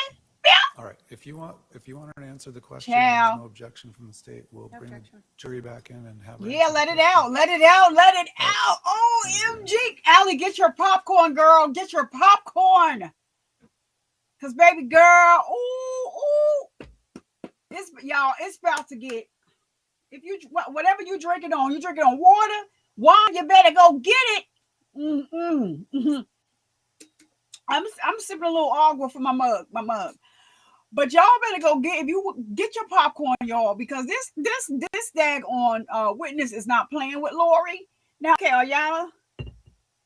Oh, so they went out to get the jury, but they said we were going to. Y'all, I'm so excited over it. Girl, my heart is racing because it's about to go down. It's about to go down. Allie on the stand is a woman that was talking to Charles.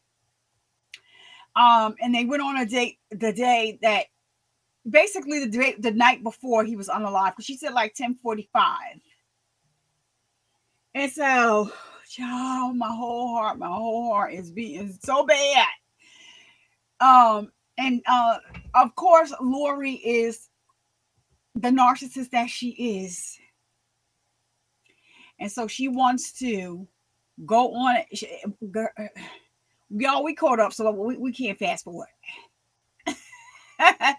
So, of course, she wants to try to dig her heels into this witness. This witness is not having it. And now, girl, you getting ready to get smoked up on the stage. You get ready to get smoked. I don't know if y'all saw the eerie video of Charles Vallow calling the police and telling the police that about Lori, about how he knew that she was going to, she was trying to unalive him. that he was trying to do a what is it, a 5150? Put it in the crazy house. Yes, he was trying to. He said she's talking all this crazy stuff, all this crazy. So maybe when they go to lunch, I'll pull up that video. When they go to lunch, I'll pull up the video and we'll watch it on my end. Yeah, there is a very creepy video, and I saw it a while ago. But now that the trial is going on, it's very relevant to what's going on now, and how eerie it is that he was trying to tell them. Look, this FBI is crazy, okay? They wasn't listening. Was it 2 days before or a day before he was on the? I'm gonna have to yeah, I'm gonna pull that video up because baby, yeah, we is so caught up. Oh my gosh, we are so caught up. So caught up, y'all. This is crazy. I knew it was coming. If you're here and you're in on YouTube, please hit the like button so we can get the video out for engagement. Please hit the like button for the free 99. Please, I would greatly appreciate that.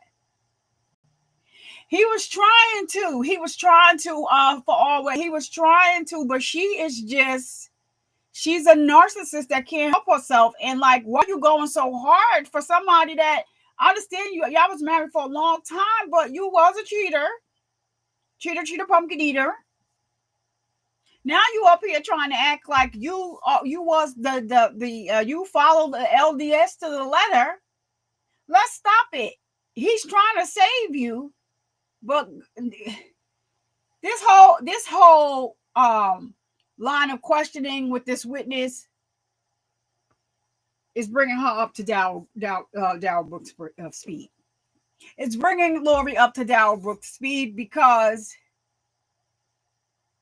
you got to be the most ignorant person to get ready to, because of your ego. Hopefully her standby counsel can talk her out of it before they come back. You have to be the most ignorant person that I know to go ahead and the judge is giving you an out. The prosecution is like, oh, no objection. Because, baby, you don't know what Charles told this woman. And so you're asking. Okay. Let her rip. She said, you want me to give a narrative? Baby girl, yes, we do. Where is Chloe when you need a purse drink? Where is Chloe Albert when you need a purse drink? Yeah. So yeah, Allie, you missed the first little part of it. But don't worry, because we're gonna look back on this. Lori, you know, a sane person that was asking questions out of emotion at this point would say to themselves while they're on break, you know what? Maybe I want to stop and tell the judge, you know what? Disregard that question. But us knowing Lori like we know Lori, and her thinking that she's the attorney and not really Lori, chill.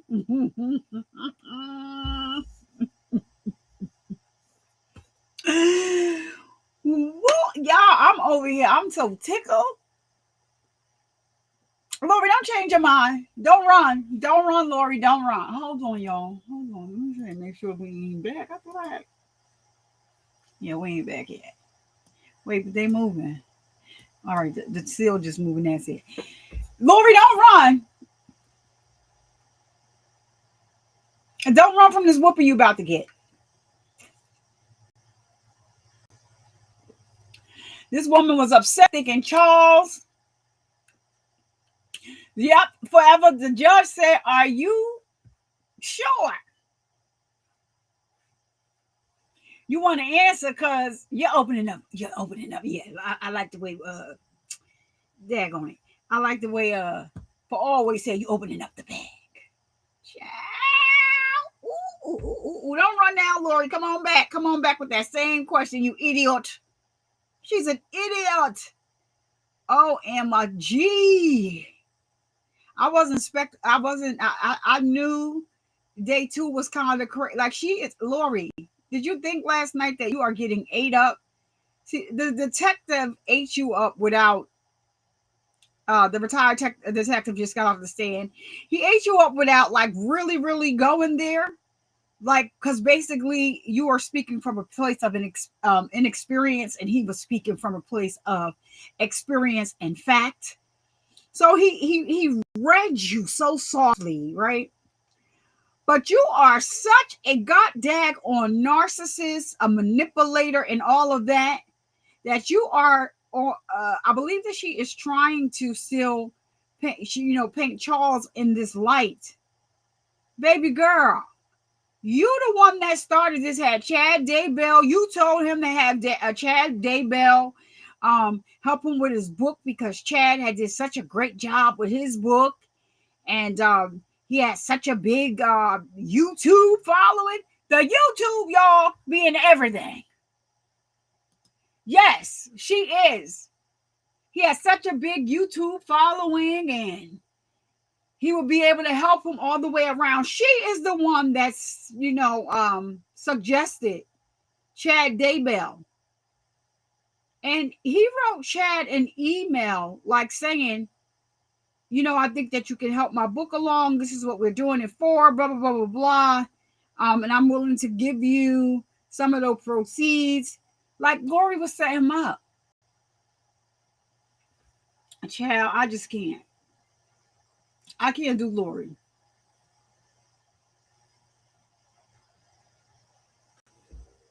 Child, my nerves is bad. My nerves is bad. Wait, did he say we was just going on a short break? I think we going on a short break, y'all. It don't make no sense for me to be this excited. But baby girl, she is eating her up. Good job. Because first of all, Charles, she was working on Charles being her man. You done took her man off the face of the earth. Are you crazy? Shout out to Allie for gifting a membership over here. And looks like they went on lunch break. Oh, man. Shout out to Allie for gifting one membership. Jerome Street received a membership. If you are a member and you're in the freaking chat, looking for always dropping those pound signs. Where's Peter? Anyway, so we can drop those survivor bucks in the chat also by clicking on that first little star there. If you're a member, drop some survivor bucks in the chat for Allie. Thank you so much, ma'am. Thank you so much. I'm gonna go ahead and play the membership video for Allie. One moment. This is too much. I shouldn't be this excited. For the donation. Thank you for the super chat or membership. I love you all.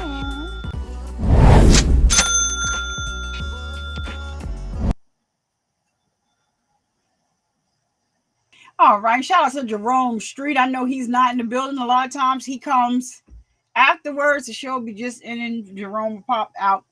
Depending on, a pop out. I was waiting to see him in the show to thank him for the donation that he sent, but he's not in the show. So it looks like they went on lunch, and I want to pull up that video, y'all. I'm going to show y'all how creepy this really was, because he was trying to tell them, I just can't. I can't, and I won't.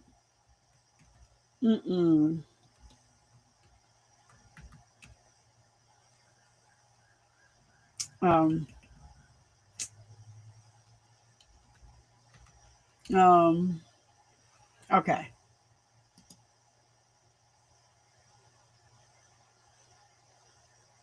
Let's see how long is it. All right. So I have it here, y'all. And it is dark. So it's the video that's already dark. Because it was at nighttime, and it's from Okay, yeah, I'm about to put it up now. For always. Let me just, what is going on with this thing here? All right, so I'm about to pull it up now. Just give me a second here. I wonder why this thing keeps doing this. Okay. Yep, we're going to watch that right now. It's crazy. Charles was a nice looking man. And I didn't hear I've never seen anything but good things about him. So it's really, really sad. And especially because, the video,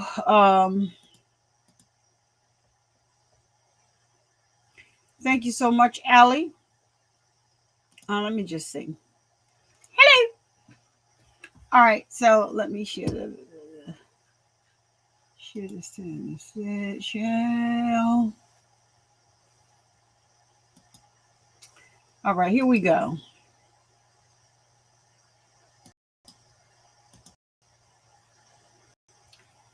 I don't know why they go to that. All right. So let's go here. Here it is. I can't get in touch with my kids. How old are your kids? 6.5 and 16. Okay. How long That's have you been trying? that's Charles, y'all. 2 days. Okay. But she's lost her mind. I don't know how to say it. We're LDS. She thinks she's a resurrected being and a God. And remember the 144,000. She's come. Jesus is coming next year. She took all the money out of her bank account today. My truck has gone from the airport. She went to the airport and got it. I just flew in from Dallas. Houston and Dallas. So. Where's your truck? I don't know. A good friend of mine's truck picked me up. I went to the CSI to file a report, which is the community bridges or something. File a report. So you did the petition? Yeah, they ordered pickup. Okay. What time did you do that? Hour and a half ago. Okay. So what makes her a danger to herself and to others? She threatened me, murder me, kill me. She threatened to murder you? Yes. And she said, how did she do that? My bishop right there is in the car. He was on the phone with me today when she said, I will have you destroyed. That's what she said there. Okay, that's not a threat to kill you. Yesterday was a threat to kill me. Okay. What did she say yesterday? She said, you're not Charles. I don't know who you are, what you did with Charles, but I can murder you now with my powers. Okay. Okay? All right. Says, I'm going to kill you too. Yesterday was, so she's speaking as a spiritual being? She's not here. She's lost her reality. Is this just all recent, or has it been going on? It's been going on for about 4 or 5 years. It's gotten really, really bad lately. She goes to the temple every day. Oh. Speaks with Moroni and Jesus Christ. You do? They tell her what to Don, do. And now she came clear today. And the last couple of days, she says, I'm not Charles. You're not Charles. You're Nick Schneider. I don't know where she gets his names from. She got all this stuff. Ned, that's the name. Tell her how many past lives she's had and probation she's had. And she's was married to Moroni way back when. And So when you came back, why didn't you just go to the home? Because she told me not to come near it. All my stuff is gone. Okay. I'm not stupid. She could have done anything. Okay. I thought this would be the best way to do it. With what she's gone through and what Gabe witnessed with me on the phone today, I thought it was best to have her. She's psychologically, she's gone. Something's happened to her. How old is she? 45. 45. So if we talk to her, is she going to be able to have a rational conversation with us? Oh, she will. I'm sure she will. Okay. Yeah, she's just. She'll probably tell me I'm crazy, huh? Is that what you suspect? Probably. Okay. You're a dark spirit. That's what she's going to tell you. Okay. I'm a dark spirit. Gabe's with me. He's our bishop. He's going to be a dark spirit. Whatever that means. You're evil. And you said this has been going on for like 4 years? Well, it's to an extent, but it's gotten really bad the last several months. And I've been trying to ignore it because hoping it'll get better. Is she on any medications? No. She won't do medication. Has she been to a doctor? No, she won't go to the doctor because she's a translated being, and they would find out she's translated. She cannot be killed. She cannot die. And that's what she thinks? Yes. Okay. Has she made any statements about wanting to hurt the children or anything? Today she said with Gabe on the phone, come take the kids. I don't care what happens to them. Come take them. Okay, but she didn't make a direct threat towards you kids? No, not a direct threat. Okay. And then she said that she would murder you through a spiritual... No, she said, I can murder you. I can murder you. And she's talking in a I will kill you. Spiritual... No, she's talking physically. I will kill you because you're not Charles, and nobody will care. Okay, so she at this point doesn't think you are her husband? She thinks I'm Nick Schneider. Who's Nick Schneider? I have no idea. Okay. It's the name she used. I don't know where it came from. Okay. I'm just like, I'm as bewildered as you are. This is so foreign to me. Normal people, as far as I'm concerned, but all this happens. It just drives me. I don't know what Sad they could have prevented this. She needs help. She needs help. And you just didn't want to go inside because of the statements that she made? She took my car and I suspect she took my car and my keys. I have no keys to get in. Oh, okay. I have no garage door opener. Okay. She knows what she's doing. She took $35,000 out of our bank account today. I can't make payroll Friday for my company. Ooh. She changed our bank account numbers. I had to change it myself to get back in, and I saw all the money's gone. I've got $7 in my name. So Oh, wow. Charles lives here with his wife and 2 children. Charles was away on business. Third nephew upstairs. His name is Zach. He's 19. He's our nephew. He can stay with us. Have you tried to call him? Yeah, he won't call me back either. Why won't he call you back? Okay. That's what I'm worried about. I hope they're okay, but I don't know. It's valid. All right. Oh, yeah, So she tried to his question unalive is, him, he lives here, y'all. There's no orders against either one of them if we can't She make tried to contact. unalive that nephew. I don't know how to get in. I can have to break a window. I can try to. Where I was going with this, he was in Houston on a business trip, and then he flies back in to Sky Harbor, and his truck's gone. He suspects that she went there and took the truck. He doesn't know. Use my wallet in it, so. Right. So, all right. Is it this house or the one with the flashing lights? Right there. On the side of the road. Oh, where those palm trees are? You don't have a hidden key, No, it's in the house. so it's not hidden. JJ can open it, but we have to push locks really quick. Understand. Need a rudder.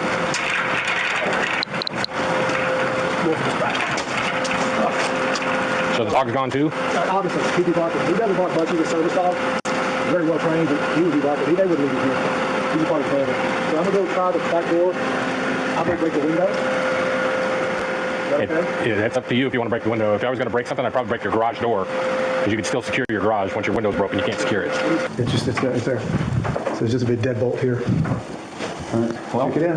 When the swift kick will do it. I'll do a mule kick. We'll try that first. You gotta get closer.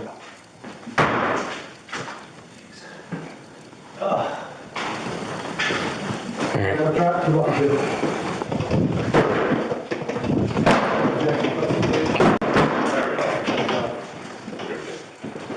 You want us to enter the home, right? Want us to clear it, sir? Yes, please. Door, please. Anybody in the house? Take my computer. Oh, it's all clear. She said, take the kids, I don't care. I don't care what happens to them. Take the kids. I don't care what happens to them. Well, that's not a direct threat to harm. I know.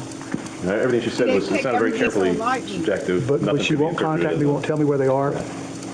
Is there something I can do about that? Because she's got an impending. Did she say she was leaving or anything like that? Or she said anything like that? But she told you not to come back, is what she said. Well, as a parent, she has the right to Exactly, take her children, whether, who knows where she's at. We don't know where she's at. She has the right to take the children. You weren't home at the time, so she's in her legal right to do so. Yo, Okay. these cops As of are. right now, the statements that are listed in here are provided by you, which, to my understanding, you kind of overheard some of them. Okay. Did you hear her make statements of wanting to harm or kill herself? Did you hear any statements of her wanting to harm or kill Charles?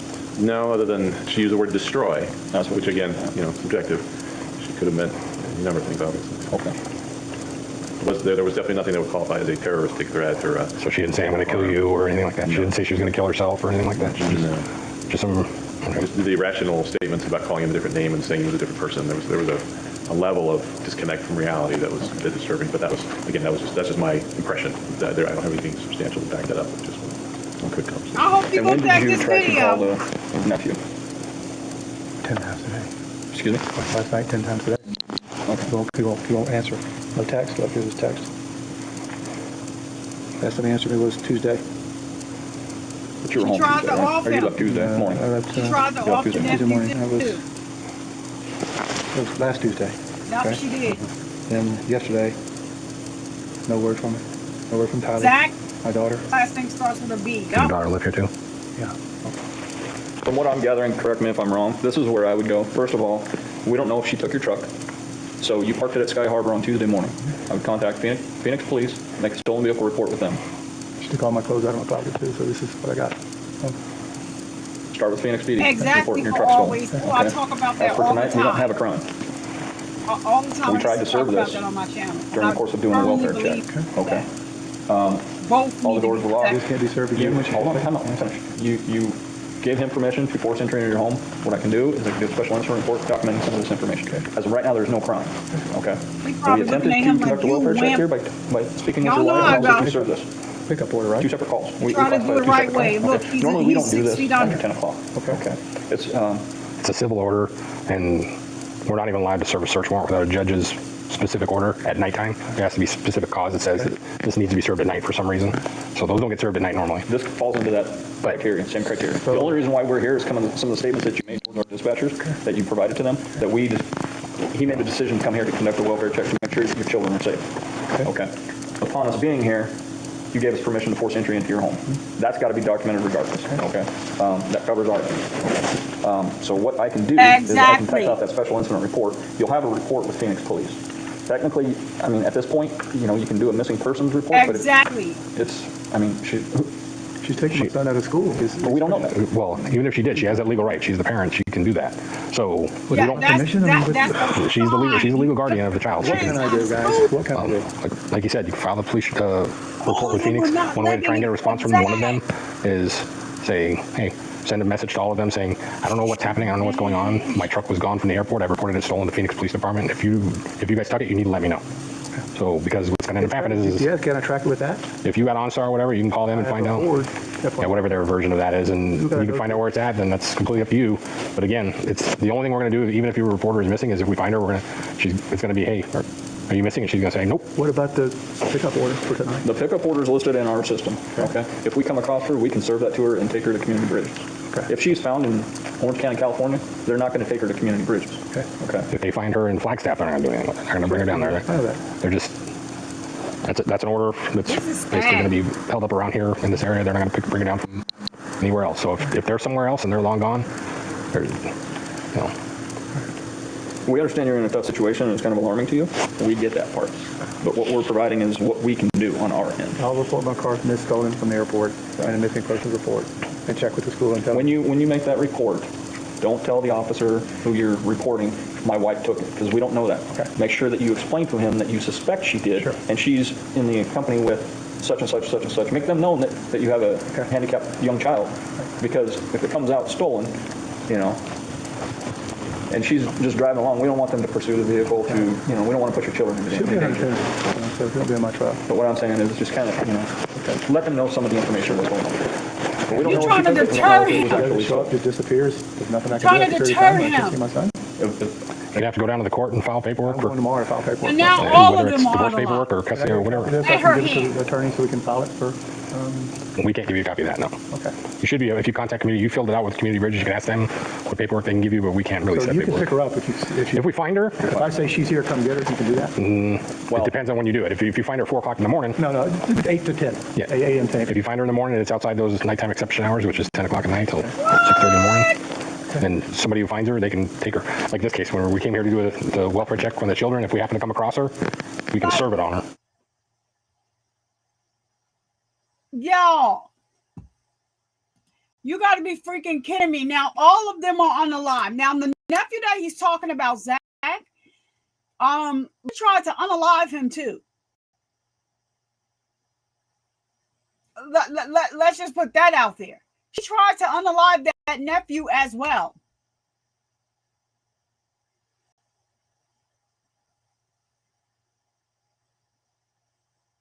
Hold on a minute. Let me see if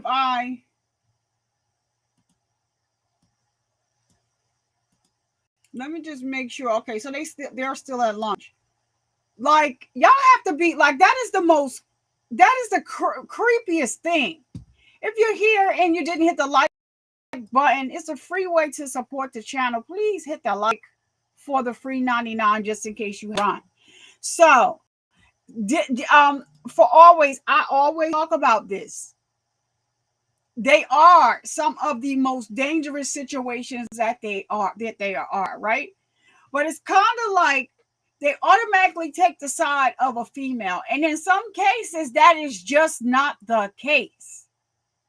And so it is such a stigma, just like I talk about men can get breast cancer too, that, you know, they are men that say they are, you know, scared or a threat was made to them, like they're looked at as some type of wimp or something like that. Now, he was trying to do stuff the right way. I'm telling you, I went over like his, like things people said about him, the obituary. You could read the comments from everyone, and like, you know, people are saying like, no, he genuinely was such a nice person.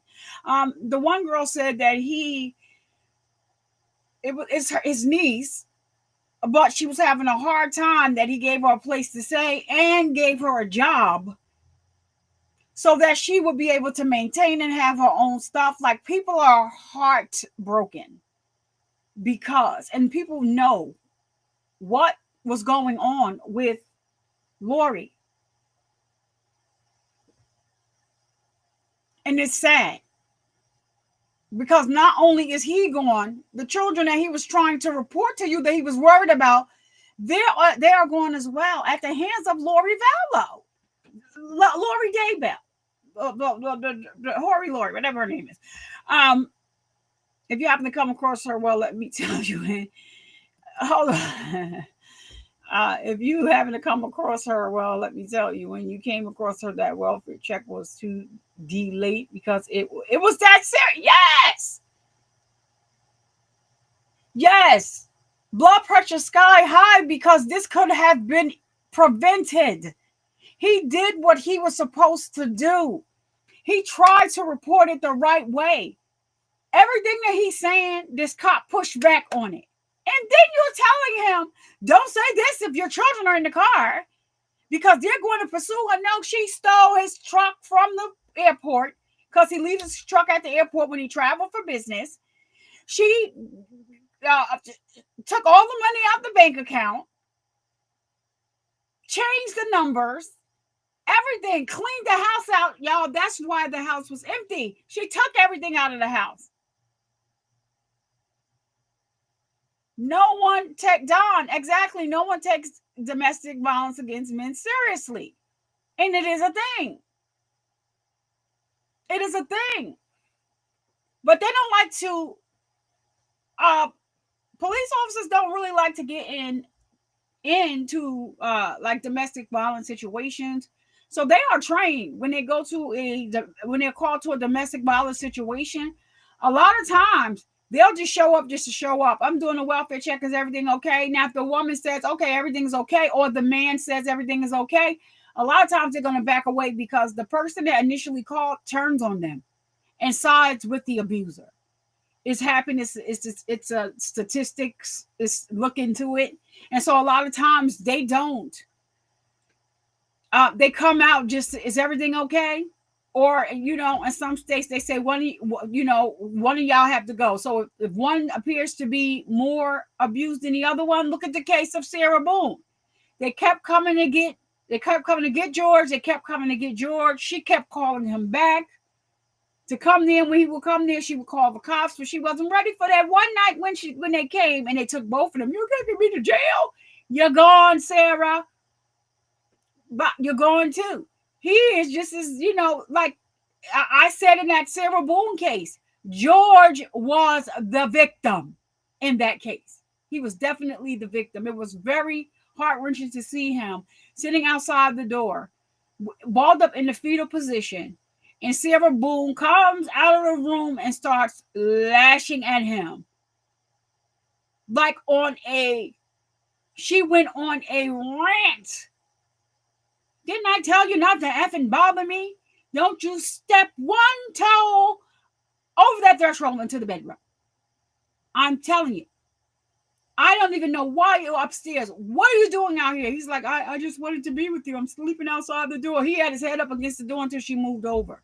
And then he said, what was the word George used? It was sad. Y'all, let me tell y'all something. I teared up a little bit. Because hadn't she not made those videos, I think she would have been charged anyway. But because ain't nobody tell you to zip them up in no goddamn suitcase. Child. Nobody told you that. But I'm just saying, just to say, how many times did they arrest him? But they got tired of Sarah. And so the cops started doing their own little bit investigation on the side, like calling George's job, like, hey, George. No, George left because Sarah called him and told him to come to the house. So yeah, when the cop went there one time, he said, no, we know George, but we can't help you unless you tell us what's going on. We know that Sarah called your job and had you leave your job to come here. I was shocked that happened, but it did. And so, yeah, they don't take the threats against, men serious enough, and they definitely don't take DV against women that serious either. But the men, they just automatically like, oh no, oh yeah, in their mind, the way minds are wired, oh, that's a win. Oh, you like that. I know that this was this cop was saying. Because why are you pushing back so hard? And now all of them are not here, with the exception of Zach. But she tried it. Zach Bordeaux is his last name. She tried it. Like, y'all gotta be freaking kidding me. This was so hard and disturbing to watch. Again, because I saw it previously. Whatever. Yes, they started taking both.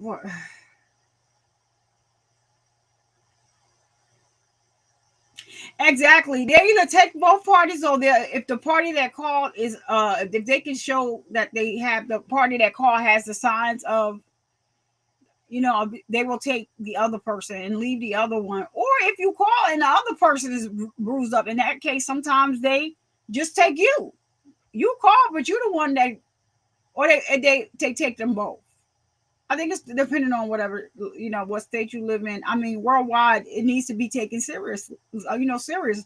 Nowadays, these women, some of these women think they are built like men. And that's how they fight, and that's how they coming. So, listen. It's like the roles are reversed. So I thought cops, part of their job is to serve and protect. Some of them do their job. Some of them don't. Well, in this case, they serve not much other than can't be bothered, and who the F these two protect, death, not those poor innocent kids. No, they did not protect those kids, and they are unalived.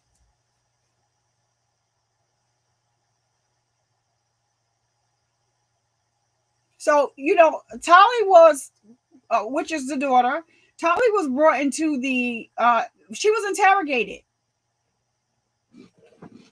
So Lori knew that if Tali got up on that stand and was cross-examined, and was questioned by the prosecution on that stand,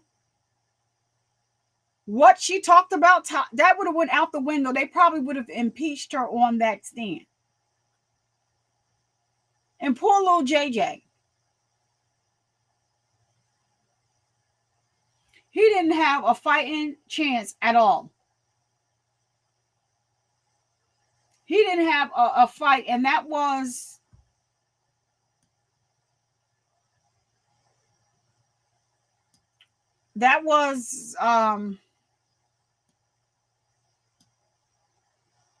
Charles's biological nephew that they adopted, but they didn't call him nephew, they called him their child.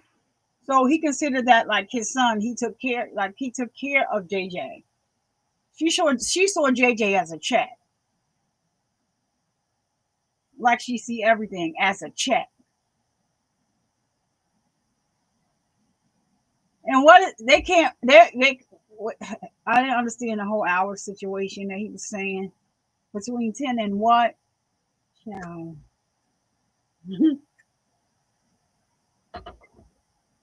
Throw the whole cop away. Throw him away. And you know what they'll say that is sad? He's followed protocol. That was protocol. He did his job. The way he's trained to do his job. So, okay, her saying that she could destroy him could be taken any type of way. But her saying that she can unalive him, who are you to determine whether that she was meaning in the spiritual realm or not? The cop. Who are you to say that? I take it as she's talking about in the spiritual realm, but you said realm, but you said this, that, and the third. That's not up for you to determine. She said that she can redrum him. She could redrum him. Because he's not Charles anymore. He's Ned. That was the person's name. The day she unalived him, I forget what name she's like, he's no longer Ned. He's this person. And so, Alex, you need to become, I'm going to get it all together, this other person, and take him out. It's time. No. God, is that rational thinking to you, officer? Well, they didn't know that part of it, but Charles didn't know that he was calling her some person named Ned. He didn't know who Ned was. But all I know is she keeps calling me Ned. Somebody in whatever last name she said and all this other crazy nonsense. Is that rational thinking or not? Y'all gotta be kidding me. I'm like, yeah, I'm so mad. I'm so angry. Because Charles tried. Let me see what else I can find. Because let me see. I wanted to bring up, let's listen to a phone call between, let me just make sure that this is a station. Okay, so we're going to listen to a phone call between Lori and her son, Kobe Ryan is her son, the one that testified in the case against for JJ I think they JJ Tyler in the let's listen to this phone call real quick, because this is the type of nut that we're dealing with. And so they have like the captions. Hopefully they don't, sometimes the captions be a little off. But let's listen to this get into this phone call, because this when I tell you her brain fried, let's go. Hello? Can you hear me? Yeah, I can hear you. You really want to? You think you can hide from me? I'm hiding. You still talking to me? Probably because you murdered my siblings. That's probably why you're hugging you. Maybe you should understand. I didn't. I'm sorry that you feel that way. You didn't do anything, right? Mom, I've prayed for you in my worst moments. I have prayed for my siblings who swore to me were okay. I thought I could trust you. I thought that you were a completely different person. I don't know a murderous mother. You can make judgments when you weren't there and you don't know what happened. What happened? Everyone's making their own judgments. Mom, you've been shoving BS down my throat for a very long time. I'm going to talk to you. You can be mad. Hey, listen to me. I'm not mad. Listen to me. Fine, listen to me. I sat there and prayed. I can't tell you the amount of pain that I have felt from your decisions in Jesus Christ's name. It kills me to watch you sit here and tell me to sit in trial. It kills me to watch you take the victim's route and say that this shouldn't have happened to you. When you are telling me that Chad Daybell came into your life, and all of a sudden, everything changes. And I'm talking about my spirit feels this. I prayed. I trusted you. I gave you every chance I could, past my own limitations as a human being. I pushed past all of everything to try to get to you, to help my own mother. You lied to me, specifically to me, more times than I can count. To know that they're gone and you knew, and my phone is being texted by my little sister who's not even alive, my little brother who's the sweetest little kid ever, for what purpose? Can you tell me that this is God's will for my whole family, including my stepfather, to be dead? After everything that you try to tell me, you can tell me right now that Jesus Christ, the Savior of the world, is on your side. You tell me that with all conviction in your heart, that Jesus Christ is on your side right now. Please. I can't tell you that. Say it. Say his name. Say that he told you. And you followed him like exactness. Because I have prayed for you. I sat there and tried my best to forgive you and Chad and Alex. And I was deceived. And I was broken by my own mother. What are you doing? What are you doing? I prayed to Heavenly Father, and I said, you tell me, Father. Oh, I have all made these judgments. They think they know what happened. They think I don't they care know about other people. what happened. They think they know what's possible. You know that you told me. Everything. You know that you told me. Because you weren't there. So You're right. I wasn't there. I was kept in that's the right. lab. And one day, Two kids you will know. murder. One day, Murder. you will know what actually happened. You're right. But you know what, Mom? And we all will stand there with everything we, into the light. You're absolutely right. He will convict the people who acted his name with pure blasphemy. This funny? This is funny? This is funny. You're laughing. Like, this is funny. How come your camera's on, Mom? You don't want to look at me in the eye? Why can't you look at me? It's nice just to me. talk I'm to in you, the house Coles. alone. I love you. I always will. One day you will see, and one day you will understand. Go ahead and hang I do up. love See you. how that works for you. You gonna hang up? I don't have anything else to say. You obviously don't know. Let me tell you You something, weren't there. You weren't there. Summer wasn't there. My mom wasn't there. The police weren't there. The FBI weren't there. You're right. Nobody was there. Kylie and JJ, Mom. Yeah, and guess what? They know. They know exactly what happened, and they love me, and we are still together forever. They love me, and they are fine, and they do know the truth, and I know the truth, and we're the only people that do. So you can judge me, Colby, all day long. Go ahead and judge me. The whole world has. The whole world has judged me. Listen to me. They don't know, and you don't know. You don't know what I've been through, and you didn't give a crap what they've been through. Nobody does, except for me. I'm the one that knows.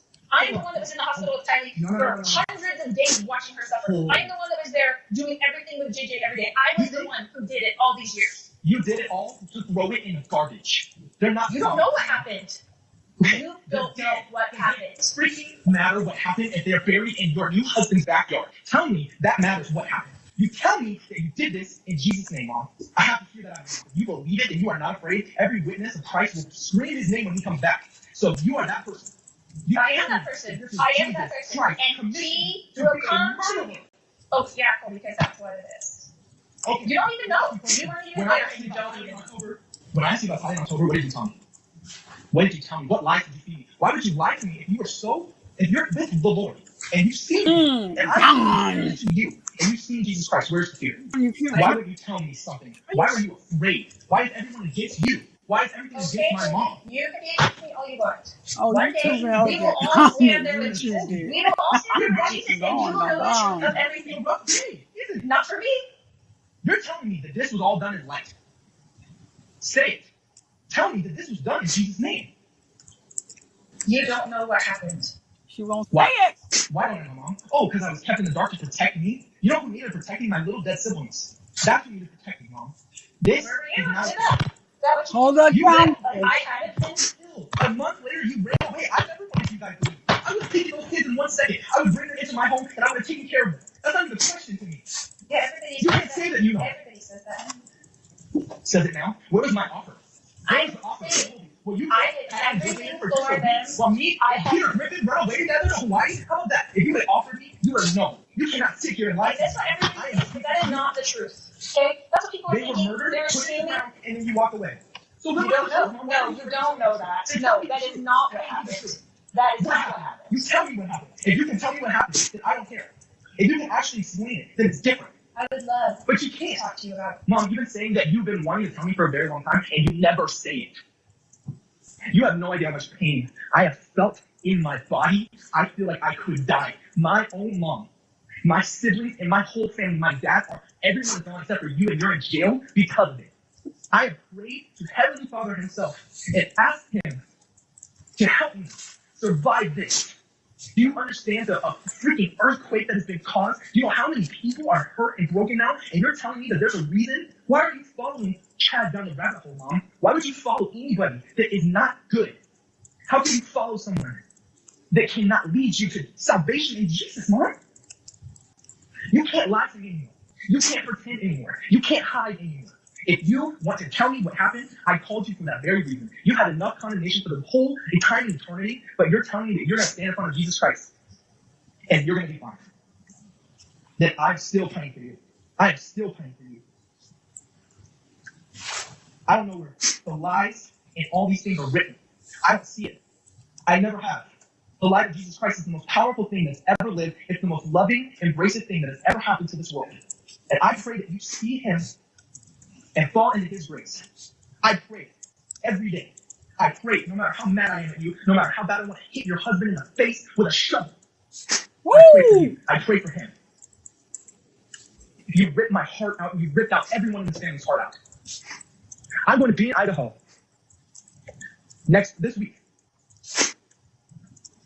You need to look me in my eye, Mom. Look me in my eye. All right, so that is what that is the conversation between her and her son. Did testify in her last trial. He was broken then. He was heartbroken now. She is definitely that Don. That was very hard to listen to. It was hard to watch him when he was on the stand. He's clearly hurt and she's deflecting. So just wanted to report that I see that people are reporting the ring bell that in the surrounding areas where I live, there's a power outage. So I'm praying I don't live in they live in the town over. So hopefully nothing happens here. Just wanted to put that out there just in case, I'm not speaking that into existence, but I'm just letting you guys know. But that was very hard to listen to. That was you lying to your son, child, and your son confronted you, and he did such a great job. He has had his own issues, since this happened with his family. He was married. He has had his own issues. Hopefully, dealing and growing up with a mom like that he was able to overcome whatever was going on. But just sad, and she still was deflecting.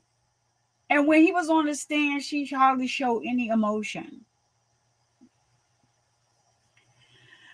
So this is what the heck we are actually dealing with. And now she wants to confront this woman oh, I was this perfect wife and Charles was cheating on me.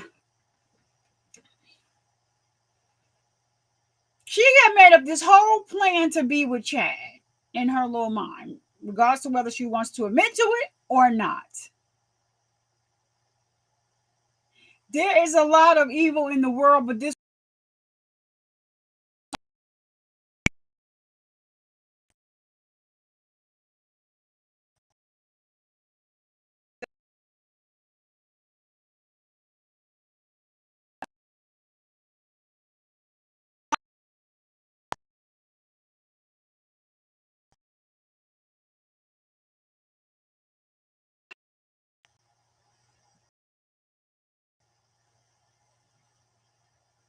I don't know. I don't know what more to say.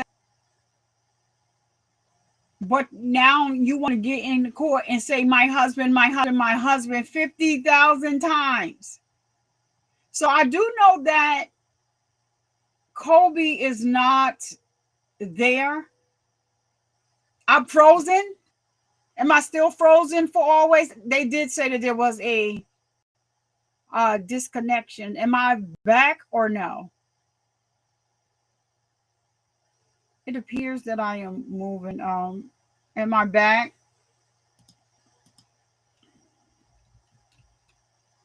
Am I back? Because they said that it was a disconnect. So I see it went through. I just want to know, am I back? There's something going on in the area. Okay, thank you. Oh, so yeah, that is so sad on so many different levels. This is the thing for me. Thank you for always. Thank you, Don. This is the thing for me. This could have been prevented. It could have been totally prevented. They did not take Charles seriously. The police did not take him seriously. And hopefully because of this, they gave them some additional training. Because if I was that officer that showed up to the scene, I would be feeling something. But go ahead and reassure yourself in your mind that you are following protocol. No, there's something called critical thinking. And you had the option to use your critical thinking skills at that moment. You should have put out Ebola. and everything else in this case. Not try and dissuade him when making his report and telling him that, yeah, this woman is crazy. I'm checking on the welfare of my children. So now, like I said, everybody no longer on the earth at her, thanks to Lori, with the exception of Zach, the nephew, who she did try to unalive as well.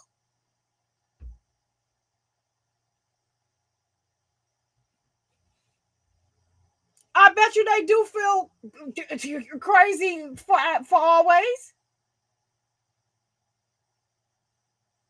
I don't know what's in the water. I don't know what's in the air. It is just a whole bunch of nonsense going on right about now. But he got to be feeling the way. He has to be. An Amber Alert. Be on the lookout. Yeah, for always. Amber Alert. Oh, she is the biological mother. Okay. Critical thinking skills. Listen to what he's saying. He has the pastor. The pastor had to pick him up and bring him here because she stole his truck from the airport.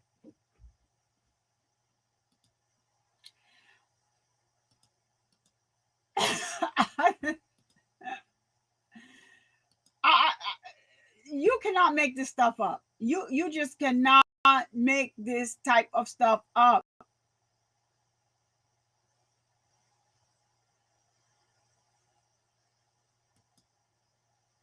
Oh yeah, I didn't even think about that.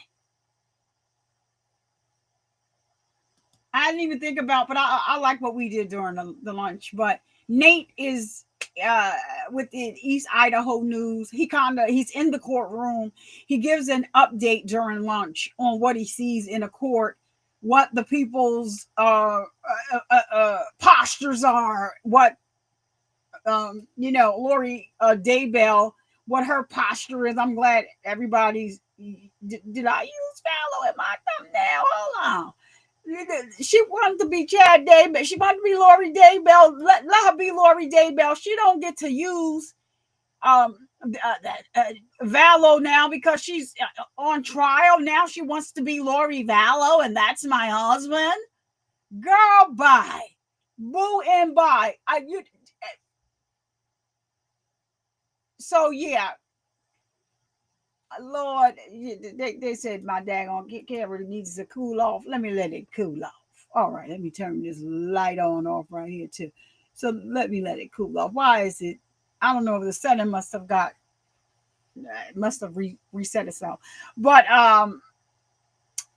yeah. I'm y'all, my head hurt. My head hurt. And so Don, yeah, I know on your other network, Don has a whole network, y'all. You're a content creator. He shows up in your chat. He's not a bot. He's not a troll. He is a person. He is a person. And yeah, he has a whole network going on over there. So I always tell people, don't time Don out. Like, I've had verbal conversations with Don. He is a real person. Don't time Don out. So Don out. So I'm glad you're here this long, Don. Don is normally like, he does his thing. Yeah, but he covered this on his other network. He said, hold on, let me see. I want to take this off the full screen. Just making sure that they're not back from lunch. They normally come back from lunch.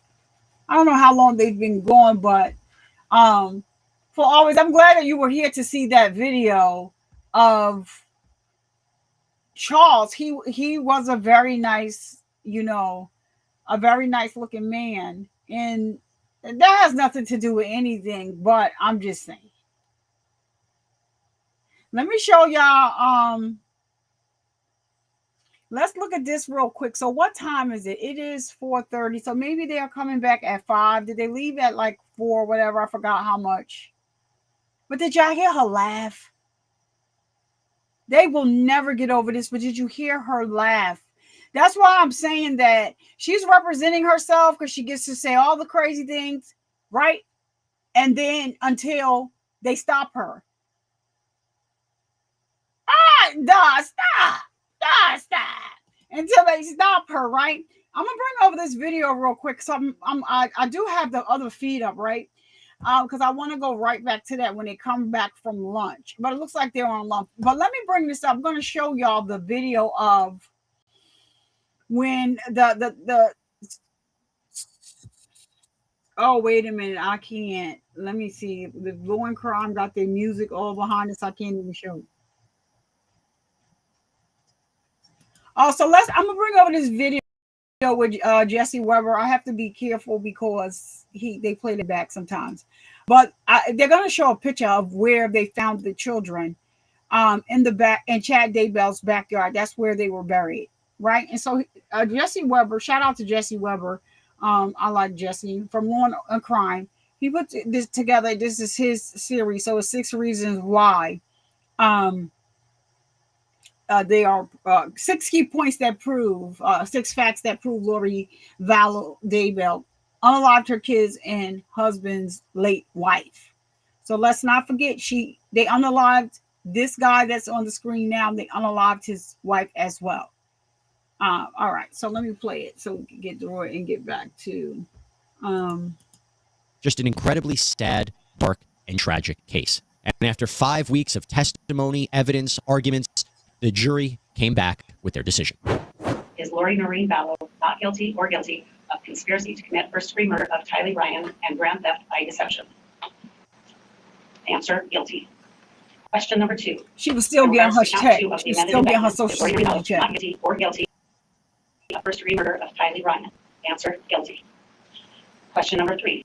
In regards to count 3 of the amended indictment, is Lori Noreen Vallow not guilty or guilty of conspiracy to commit first-degree murder of Joshua Jackson Vallow and grand theft by deception? Answer, guilty. Question number 4. In regards to count 4 of the amended indictment, is Lori Noreen Vallow not guilty or guilty of first-degree murder of Joshua Jackson Vallow? Answer, guilty. Question number 5. In regards to count 5 of the amended indictment, is Lori Noreen Vallow not guilty or guilty of conspiracy to commit first-degree murder of Tammy Daybell? Answer, guilty. Question number 6. In regards to count 7 of the amended indictment, is Lori Noreen Vallow not guilty or guilty of grand theft? Answer, guilty. Lori Vallow Daybell convicted across the board of all murder, conspiracy, and grand theft charges. Her sentencing is going to be at a later date, but it's our understanding that she faces the mandatory of life in prison without the possibility of parole. So how did she get here? How did the jury reach this decision? Well, of course, without actually speaking to the jurors, we won't know exactly what persuaded them. And at the time of this recording, no juror has done a public interview as of yet. However, after covering this trial, we thought, let's list out 6 crucial pieces of evidence that may have led to the Doomsday Culp's convictions. First up, the recorded phone calls. Recorded phone calls allow the jury to actually hear the defendant talking about critical issues in a case. And that can be very tough for defense attorneys to fight against. After all, these are the defendant's own words. How do you say, she didn't mean this or she didn't mean that? Well, while in jail, Lori had a series of phone calls. First, there was she and Chad. As she's locked up on charges related to failing to produce the kids after they disappeared in the fall of 2019, she and Chad speak on the phone. And this is when police start searching Chad's property, where they are eventually going to find JJ and Tylee's dead and buried bodies. Listen to this exchange. Are you okay? No, they're searching the property. The house right now? Yeah. No one else.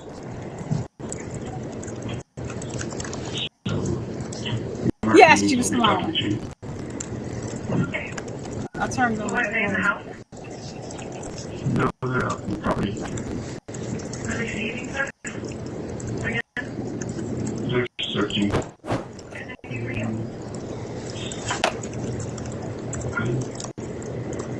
Anything for you? No surprise as to what's happening. No shock. No, why on earth are they searching your property, Chad? Where are the kids, Chad? And I think an argument could be made that showed knowledge of what happened to the kids. No, but that's not all. Because there are also the calls with her son, Colby Ryan, and her sister, Summer Shiflett, after the bodies of her children are discovered. You have 2 people who are begging Lori for answers, and she's not giving in. So you can judge me, Colby, all day long. Go ahead and judge me. The whole world has. The whole world has judged me. Listen to me. They don't know, and you don't know. You don't know what I've been through, and you didn't even give a crap what they've been through. Nobody does. Except for me. I'm the one that knows. I'm the one that was in the hospital for hundreds of days watching her suffer. I'm the one that was there doing everything with JJ every day. I was the one who did it all these years. You did it all to throw it in the garbage. They're not. You don't know what happened.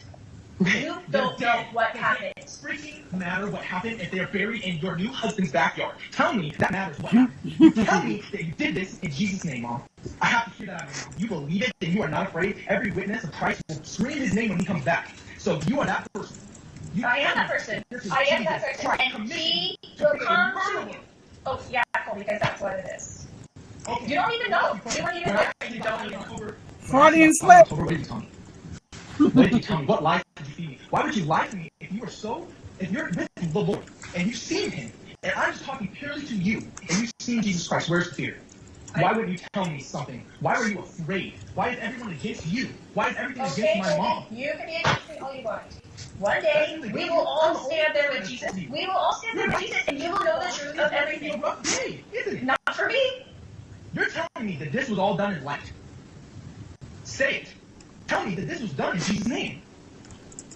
You don't know what happened. Why? Why don't I know, Mom? Oh, because I was kept in the dark to protect me? You know who needed protecting? My little dead siblings. That's who needed protecting, Mom. This is not pure blasphemy. This funny? This be I'll be laughing. You're laughing. Like, this is funny. How come your camera's on? You don't want to look at me in the eye? Is there another explanation? I feel like it's here. I don't want to think of it. Absolutely, but I can't talk about it. You would not come away or nesting on the beach while your kids are in the ground? We would have taken them. We would have taken care of them. You could have gone up and done anything you wanted. That's what you think? I don't know what to think. No, no, you haven't told us anything. We believe you. We stand for you. I can't do it. I would love to. You caught me and Mom off for 4 months and told everyone not to trust us because we tell Adam. And now we find that out and you expect me to just keep going on faith when there's been zero explanation and you expect me to just keep believing without ever having a question. If there were any major... No, she tried. Because everything sees what's on TV. That's it. That has nothing to do with TV. This is your my conversations. Before you left and cut me off. My opinion, this hurt Lori a lot. She is arguably cold and callous, discussing the death of her children, no remorse, almost justified in what happened to them. And she basically claims she knows what happened, but her son and sister don't, but she can't really tell them. Why not? If you did nothing wrong, then tell what happened. But she can't because she knows she's in trouble, right? I always found those calls to be very, very curious, and I imagine they may have stayed in the minds of the jury members. And I think it's pretty fair to say that Lori's own comments and words really led to her downfall. We're going to get into her text messages later on in the show, but for now, some of the most impactful evidence was Lori's dishonesty. You heard a little bit about it on the Colby and Summer calls, how she was lying about where the kids were, and she refused to turn the kids over to authorities. And not only lying to her family and friends and even the police, but asking her friend, Melanie Gibb, to lie to the police as well. This is Melanie Gibb herself on the stand. And you say you asked Chad if JJ was with Kay. Mm-hmm. Why did you ask him that? Because that's what I was told. That's where he went. So why would Kay be looking for him if Kay had JJ? Do you recall who told you that he was with Kay? Morgan. And going forward to the date that Chad called and asked you not to speak with law enforcement, did Lori in fact reach out to you? She did. What did she say? She said that the police had come by and she told the police that I had JJ. She told me to go to she told the police that I took JJ to a movie called Frozen, I believe, and just take random pictures of kids running around at the movie theater. Lord! Yeah. Was JJ with you? No. Did law enforcement try to reach out to you? They did. Did you pick up or respond to them initially?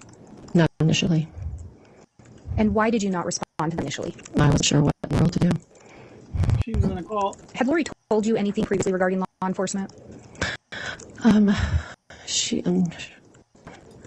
not sure at this point when she shared with me, but she told me that they were dark and that they were, after her, like Satan was after her with the dark entities that they talked about. So they called them dark translated beings, I believe. So Lori asking her friend to lie to police about JJ is not great. This is arguably consciousness of her guilt, right? She knows the kids are dead and she's trying to cover it up so she doesn't get in trouble, so that she can also continue to collect the children's Social Security payments, which we're going to get into in a minute.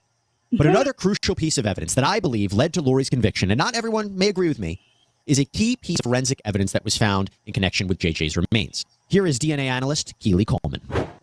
You mentioned a piece of hair that had been stuck to adhesive. Yes. What results were obtained from your analysis? So from the Bodie item EO1, which was the hair sample, a partial female profile was obtained. And were you able to make any conclusions based on those results? Yes. Tylee Ryan and Melanie Gibb were excluded as possible contributors of that partial DNA profile. The partial DNA profile matched the DNA profile that was provided for Lori Vallow Daybell. Okay. Did you perform any statistics for the match? Yes, I did. The probability of randomly selecting an unrelated individual with that partial DNA profile is 1 in 71 billion. In a case with really no forensic evidence tying Lori directly to the murders of these kids, her hair being found on a tape that wrapped up JJ's body, I feel that was significant to the prosecution's case. Now, some have disagreed with me. Some have said, well, she was JJ's mom, she had long hair, it wouldn't be surprising for her hair to be on JJ. That's true. But in totality, in light of all of the evidence, her hair on the duct tape, which we didn't know about before this trial, that felt like a big win for the prosecution. Again, would love to hear how the jury ultimately felt about that piece of evidence. Okay, so as we analyze 6 major moments that may have led to Lori Daybell's convictions, let's also talk about how she was convicted for conspiracy to commit the murder of Tammy Daybell, Chad's first wife. Now, analysts, legal experts question whether the jury would actually find her guilty with respect to Tammy, the argument being that there may not have been enough evidence actually tying her to a plot to kill her husband's then current wife. But I will say, some of the most crucial evidence was related to not the night that Tammy actually died, but 10 days earlier when someone tried to shoot Tammy Daybell. That's right, someone tried to shoot her. Presumably Alex Cox, Lori's deceased brother. That's where the evidence pointed to. So going back to that night in question, listen to this interaction between Lori Vallow Daybell and Alex Cox's widow, Zulema Pastenis. Again, the very night someone tried to shoot Tammy and missed. Lori told me that Tammy had been possessed by a demon, and that it was no longer her, kind of like the same thing that she had said about Charles, and that she needed my help casting out from her. Okay. And did you guys do a casting on Tammy? Yes. Lori and I were doing the casting. Melanie got a phone call, and she was on a phone call while we were doing the casting. Okay. How did the casting on Tammy end? Lori said that she had received some new information on how to do a casting, that it could work, and we were going to be using the Cosmos, and can't remember exactly what other things, but no, we were going to be using this, and then afterwards she gave me tons of praise for how awesome I was and how great I was, and then afterwards she received a phone call from someone. Okay. And was she near you when she got that phone call? Yes. Okay. What was her attitude and demeanor when she got that phone call? She was very, very angry, scary angry. Okay. And now this is the night that Tammy was shot at. Correct. Okay. So while she's on the phone, she appears angry and scary angry. Did you hear anything she said? Yeah, she was using some very derogatory terms such as idiot, moron, and just being very, very angry with whoever she was on the phone with. Okay. After she got off the phone, what did she say to you? She said, idiot, can't do anything right by himself. It certainly seems like Lori was not too happy that someone missed their shot at Tammy. And it also seems like that person that she was angry with was Alex Cox. That's what I think the evidence showed. Now, let's not forget, before Tammy died, Lori was not only having an affair with Chad, but she was looking up and purchasing malachite wedding rings online. In fact, the evidence shows that she purchased a ring 17 days before Tammy's death. And we know that 2 weeks after Tammy died, no hesitation, she and Chad got married in Hawaii. All this seems to support the argument that Lori planned, conspired to kill Tammy so that she could be with Chad. But in terms of a motive, the prosecution was adamant that Lori conspired to kill these kids and ultimately did murder them, a large part for money, namely their Social Security benefits that both Tylee and JJ were entitled to after the deaths of their respective fathers, Joseph Ryan and Charles Vallow. Here's forensic accountant Michael Douglas talking about Lori receiving certain payments after the deaths of the kids. And you have mentioned this, but what date were Chad and Lori married? November 5th of 19. And can you tell me how many payments were received into Lori Vallow's Compass account on behalf of Tylee Ryan after her death? 4. And what was the amount of the Social Security payment for each month that was received for Tylee Ryan? So in October through December of 19, she received $1,859 a month. In January of 20, she received $1,888. And what's the total amount of those payments? The total being $7,465. Okay. And how many monthly payments were there for JJ? 4. And what was the Social Security payment for each month that was received for JJ Vallow? October through December of 19, it was $19.51 a month. And January of 20, it was $19.82.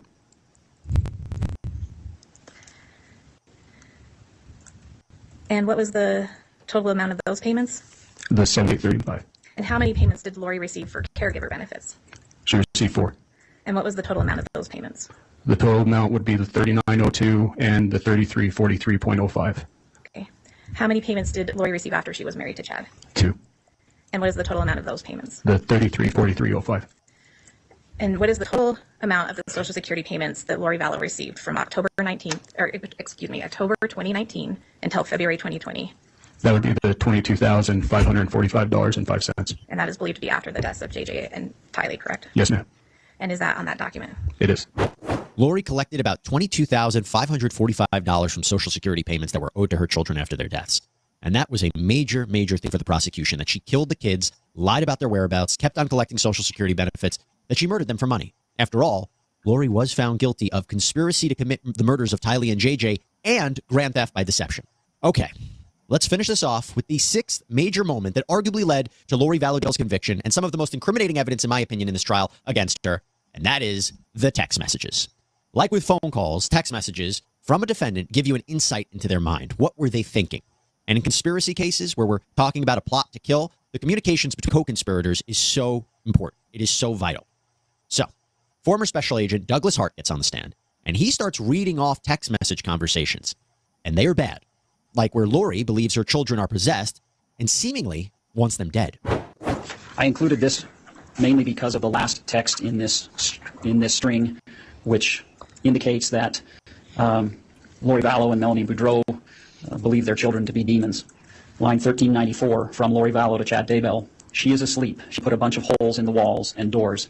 Definitely had demons helping her, probably 1,000. We are both so tired of taking care of demons. We are weary. Please ask the Lord to take them. In context of your review of the iCloud and the evidence in this case, what significance did that have from an investigative point of view? The significance is the designation of these children as being demons, being possessed by some dark entity, and in light of what happened with JJ and Tylee, it is relevant to the investigation in its totality. Okay. And looking at line 1391, who is it asking that the Lord take them? It's a reference to their children. And then there's more, like where she talks about the likelihood of JJ and Tylee dying. This short series of texts between Lori Vallow and Chad Daybell is critically important because it is the first overt communication between them referencing the pending deaths of JJ and Tylee. Okay. From Chad Daybell to Lori Vallow. I have been instructed to focus my efforts on Hillary, so I will. Line 2665 from Lori Vallow to Chad Daybell. Okay, find out her percentage for me and JJ's. Line 2660 from Chad Daybell to Lori Vallow. She is at 0.13. I turned up the pain to 10 and placed a spiritual virus in her. He is at 99.99. Raphael visited him and told him to follow Amy into the light. I also assured him that James would love and take care of his mommy, which he will with all of his heart and soul. Line 2658 from Lori Vallow to Chad Daybell. That is sweet. I miss you desperately. Hillary is the name of the entity that allegedly possessed or inhibited Tylee Ryan's body. The reference to the word percentage is a reference to death percentage, meaning the timing or pending death of the individual. And this is all just a sampling of the communications between Lori and Chad. There were so many more where they're flirty and they're professing their love and seemingly planning their life together. I'll highlight one in particular. There's a text conversation between Chad and Lori where she says, quote, "Do you think that there's a perfectly orchestrated plan to take the children and we just have to wait for it to be carried out? I feel lost, like I should be doing something to help." Chad responds, "You are doing everything right, my love. There is a plan being orchestrated for the children." I mean, in a case talking about a plot to kill the kids, that's big. Okay, so that's he's getting ready to play their music, and they're gonna So that is absolutely, he is absolutely bonkers. Bonkers. Are you kidding me? Right about now, you have to actually be kidding me. Right about now.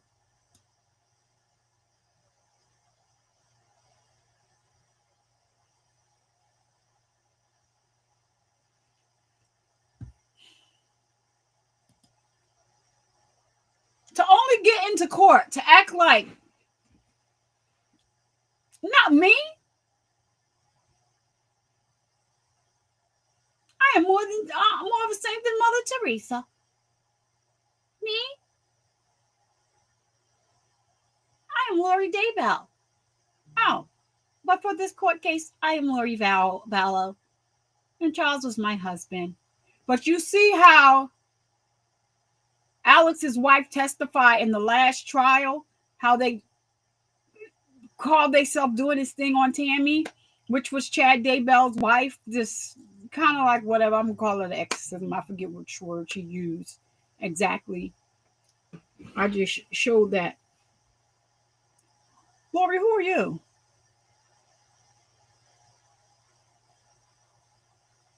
Who are you? Nobody. What is her jail number? That's who she is. 1, 2, 3, 4, 5, 6, 7, 8, 9. Okay. Yeah, it was a lot for always. So yeah, for always, for the questions that you had, I mean, for what the statements here that you're making, was she smiling? Yes. This is true insanity. It is. Buried in the backyard. What the F? Yup, Chad Daybell's backyard. While they were asking this demon, where are your children? She kept putting them off, laughing. The cops were asking, everyone's asking, where are these children? You see, she lied and said the children was with this person. But if the children are, if little JJ, if he's with this person, why is she looking for him? And then she gonna tell, she had them friends in the cult. At one point, they was believing the nonsense until it just didn't make sense anymore. When it came to the kids, that's when they kind of like woke up. Where these kids? You lied to everybody. And yeah, laughing. Oh yeah, there's a video where they caught her in Hawaii, because that's where her and Chad was. They caught them in Hawaii and brought their behinds back here to the United States. It don't really take much to go to Hawaii. It's just a long flight, right? 9 hours. But Hawaii is like a tropical island, but really it's just, it is, but it's not. Because it's, it's part of, I forgot what they call it now. I got chemo fog brain. It's part of the, we got like the Virgin Islands and St. Thomas Virgin Islands and stuff. It's I forgot what they call them. So like I used to work for a pharmaceutical company, and for those 6, we would be able to ship patients medication, but we didn't ship out of the country. But they are considered, I forgot what they call them right now. Don't blame me. I was laid off from that job about 4 or 5 years ago. But I have been there so long, 15 and a half, but I forgot. Chemo fog brain kicks in. I keep in my memory what I should. So, did she unalive the nephew? Okay, that's what I wanted to answer. No, she attempted to. It didn't work. So Zach is still alive, far as I know, unless something happened outside. He was still alive when after she was incarcerated, but she did attempt that on his life. Her friend should have definitely went to the cops immediately and told them what she was plotting, trying to have them do. What she was trying to have her say. You told this lady to go on down there to the movie theater and take some pictures of random kids running around. If that wasn't pre-planned, then this is all part of it. All goes to meditation. You pre-planned it before, and then I guess post-meditation, because you still planning stuff afterwards. Okay, so if that's a word, post-meditation. But she definitely premeditated all of this to still be collecting these children's social security number checks. Now, why they charged her with death against Tali, her daughter? Because Tali was getting her own checks. I got my own bank account, get my own checks. So at that point, when Tali became the executor over her own account, that it's me and I get my own checks in my name, at that point, now you are allowed to, and you are still getting these checks. You are losing your account. You are using her account. So it's theft now. You're stealing now. And not only that, did y'all pay attention when I played the conversation with her son? That she was texting the son as Tylee and little JJ? Her hair was on the duct tape. She can't use an insanity plea. Basically, she plotted and planned all of this. This is a whole big grand scheme. This was a very elaborate scheme. She cannot.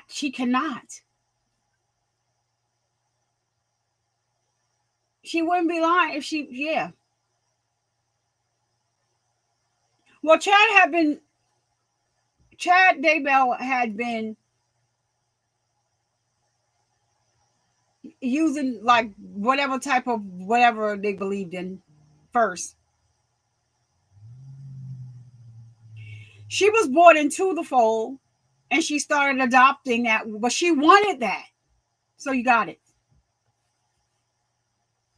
So now you and Chad together, but today, for this case, you want to be Lori Vallow again. And my husband, my man.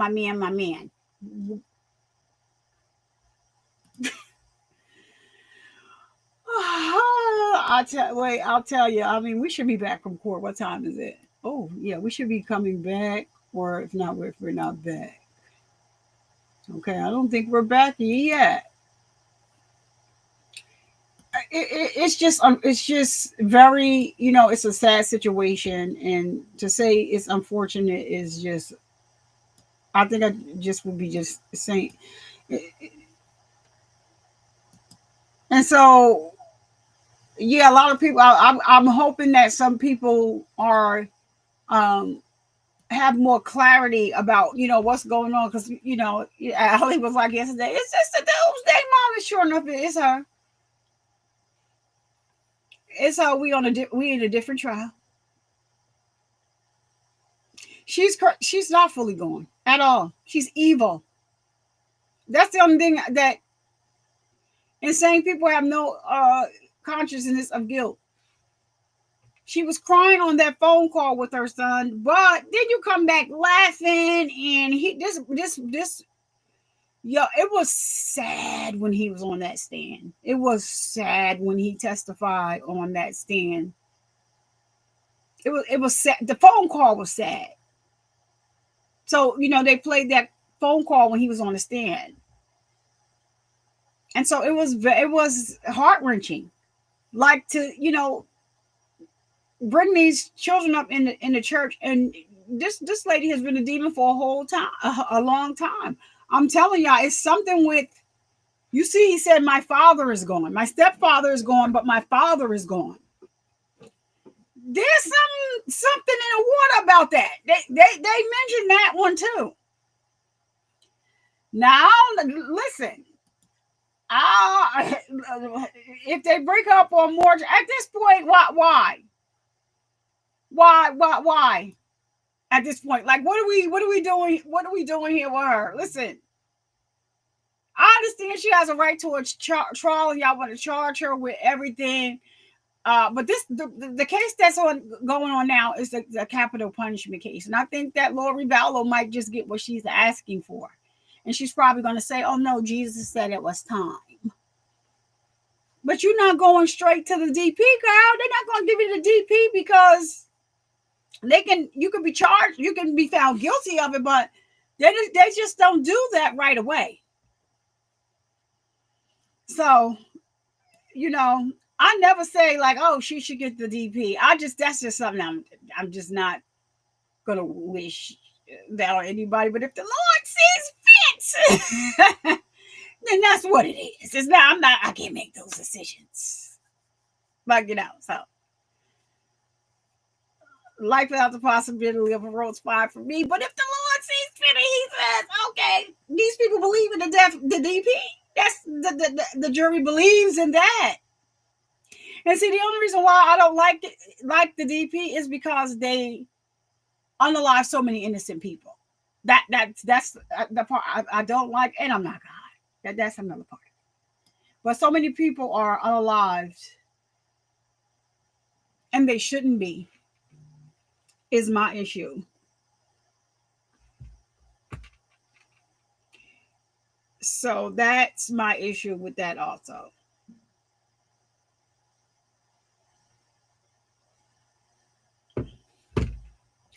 All right, so hold on a minute because are they back? Okay, I think they're back. Oh, the okay, y'all, we got action. Hold on.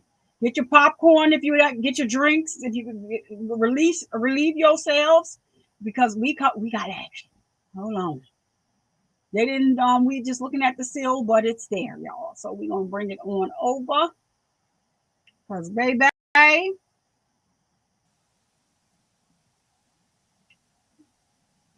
Lori, what you gonna do? What you getting ready to get yourself into? I hope that the lunch that they gave you, may it be the lunch from the jail lunch. I hope y'all not ordering no special lunch for her. She needs the jail lunch. If you just came in here and you didn't hit that like button, hit that like button. You know, today's live is on and is popping over here, okay? So we just looked through a few things while they were on lunch about Lori Daybell to bring some things into perspective.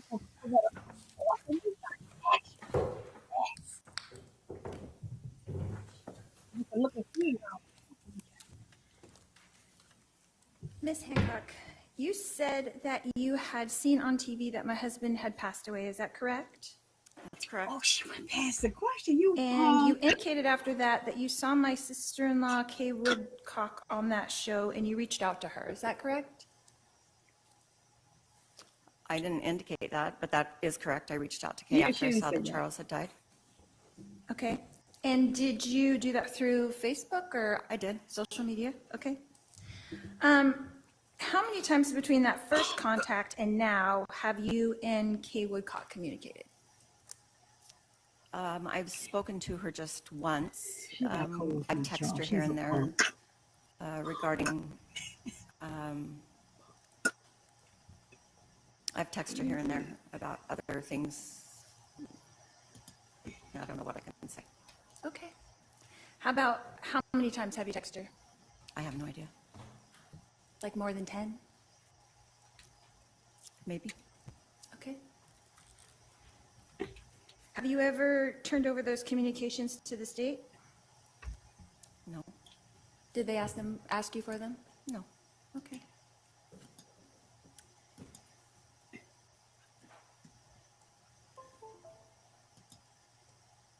Did you ever turn over the text conversations you had with my husband to the state? I was never asked, but I understand that they retrieved them via having them through Charles Club. Little bitch. Okay. I would have had I been asked. Okay. Did you turn over any other communications that you had with anyone else regarding this case to the state? Too late to I don't believe I've had any other regarding this case to turn over to anybody, so no. Okay. Too late. Too How little, many too times have you late. spoken to this prosecutor? Girl. To Miss Kay? Yes, to Miss Kay. I met with her once in person and one other phone call, and then just text messages about the logistics of being here today. Okay. How many text messages would you say? I have no idea. More than 10? I know court was running behind, so she had to text me to come at a different time. Probably counting yesterday and today to redo the time, more than 10, yes. Prior than that, probably no. Okay. Did you have a meeting with her to prepare for this testimony? I met with her once. How long was that meeting? An hour, maybe an hour and a half. Okay. Was anyone else there? No. Mm-hmm. Mm-hmm.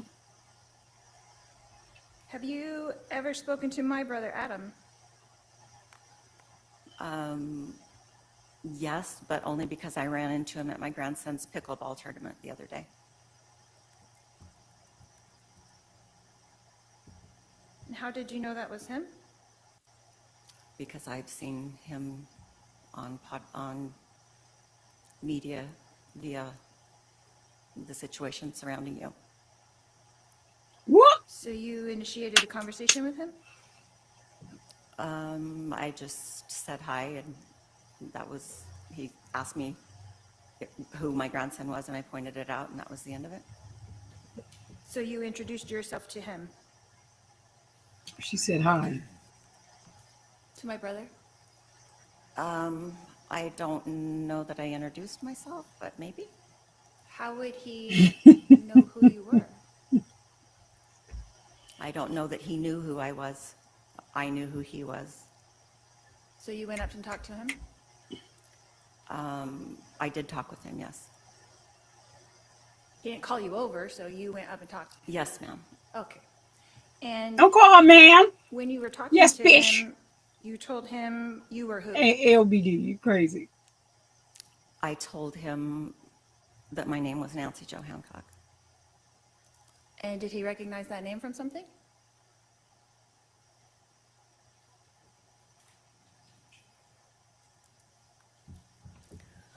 Come on, Nancy Jo. Can I go back and change how I met your brother? I forgot this until right now. So on a dating app, your brother's picture came up on my dating app. And I sent him a message and said, but he had a different name that he used, not Adam. And so I just sent him a message and said if he was going to use someone else's pictures, he should probably pick someone different than Adam Cox. That's how I met him.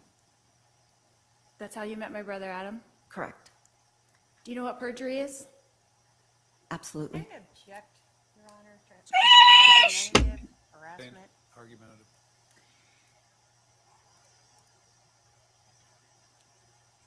How long was this conversation that you had with my brother at the pickleball tournament? A couple of minutes, maybe less. And how many times had you communicated with him before that? Only that message on that dating app besides that. One message, one time? I don't remember. I think he messaged me back and it didn't continue. So just the one day then? Maybe several messages in one day? I might have sent him one other message, but it was just one interaction and there was nothing further.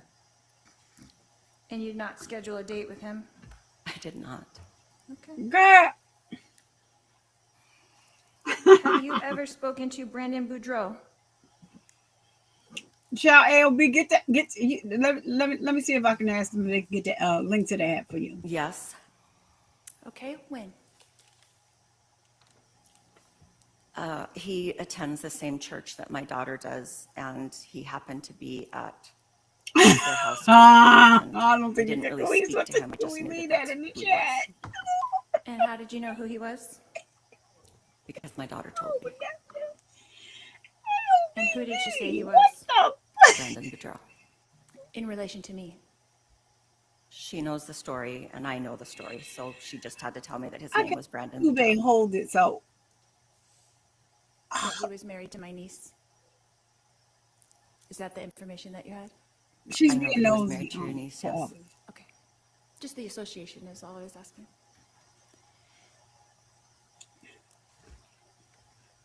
And you did speak to him that time? Well, I don't believe I spoke with him. Okay. But you met him? Or I don't know that I even met him. I was there.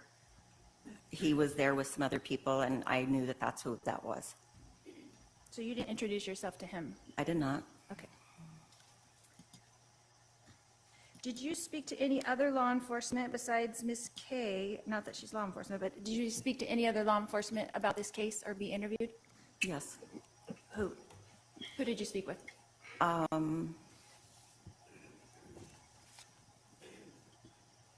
Detective Moffat is who interviewed me. I believe that that's, I might have left a message for him. I couldn't tell you who with, but the only one that I spoke to was Detective Moffett, Nathan Moffett. And when was that interview?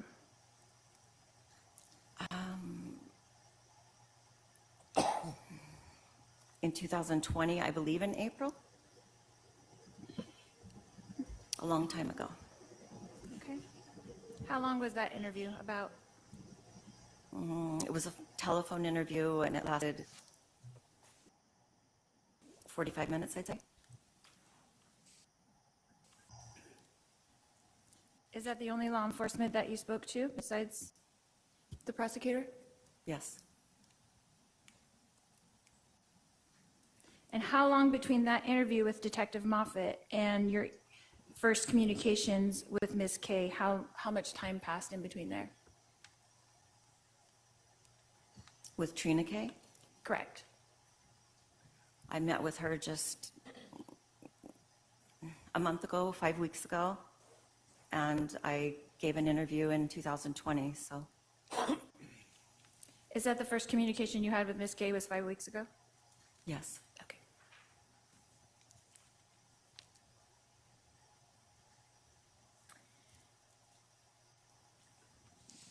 Speed it up, humpback. Ms. Hancock, were you aware at the time of your date that I did not know that my husband was on dating websites and dating women? Objection, speculation. We don't care. Were you informed by him that I knew of the situation of us being separated? He was under the impression you were having an affair, so him moving on was a natural effect for that. He told you that? Yes, he did. Just to recap, you said that you met my husband Charles, on July 3rd. Is that correct? Approximately. Did she just... Did you ever take a day? And you went on a date with him on July 10th? Correct. So that was what, 7 days later? Approximately. So would it be fair to say that you knew my husband for a week? Approximately. Okay. He told you all her business. And then you had no All the contact with Charles after that, correct? Well, he was dead, so clearly I didn't have contact with him. Okay. You asked for it. And it wasn't until you saw that he had passed away on the news that you reached out to anyone, is that correct? Correct. I didn't know he was dead. And that was about 6 months later? Is that correct? I believe it was December, so July to December is 5 months, I believe. Okay. Your math straight, Lori.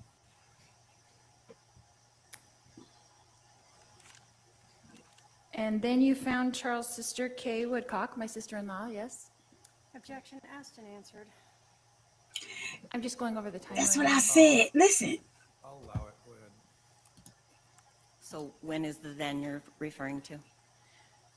So at the 5 months later that you said in December, after that She's is when sticking you it to. Kay Woodcock? She's sticking it to Expressed my Charles' sister and condolences for her family. brother passing away and wanted to let her know that I had dinner with him that last night and how much he loved JJ and how excited he was to see him the next morning. And just Thank you. That's enough. Oh, bitch!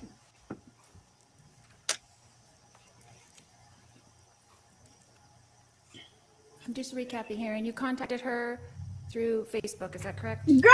Asked and answered. I don't think that was actually asked yet. I'll overrule. Go ahead. Yes, as I said before, I contacted her through Facebook. Okay. And then sent a few text messages, is that correct? That is Yeah. correct. This is recap of everything we've already gone through.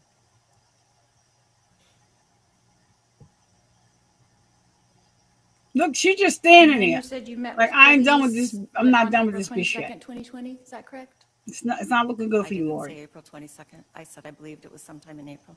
Okay. And I didn't meet with them. It was a telephone interview. Okay.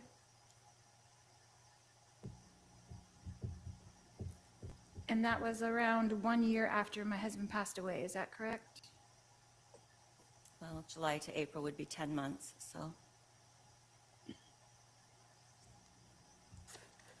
He's No more smoking questions, her. Your Honor. All right, redirect.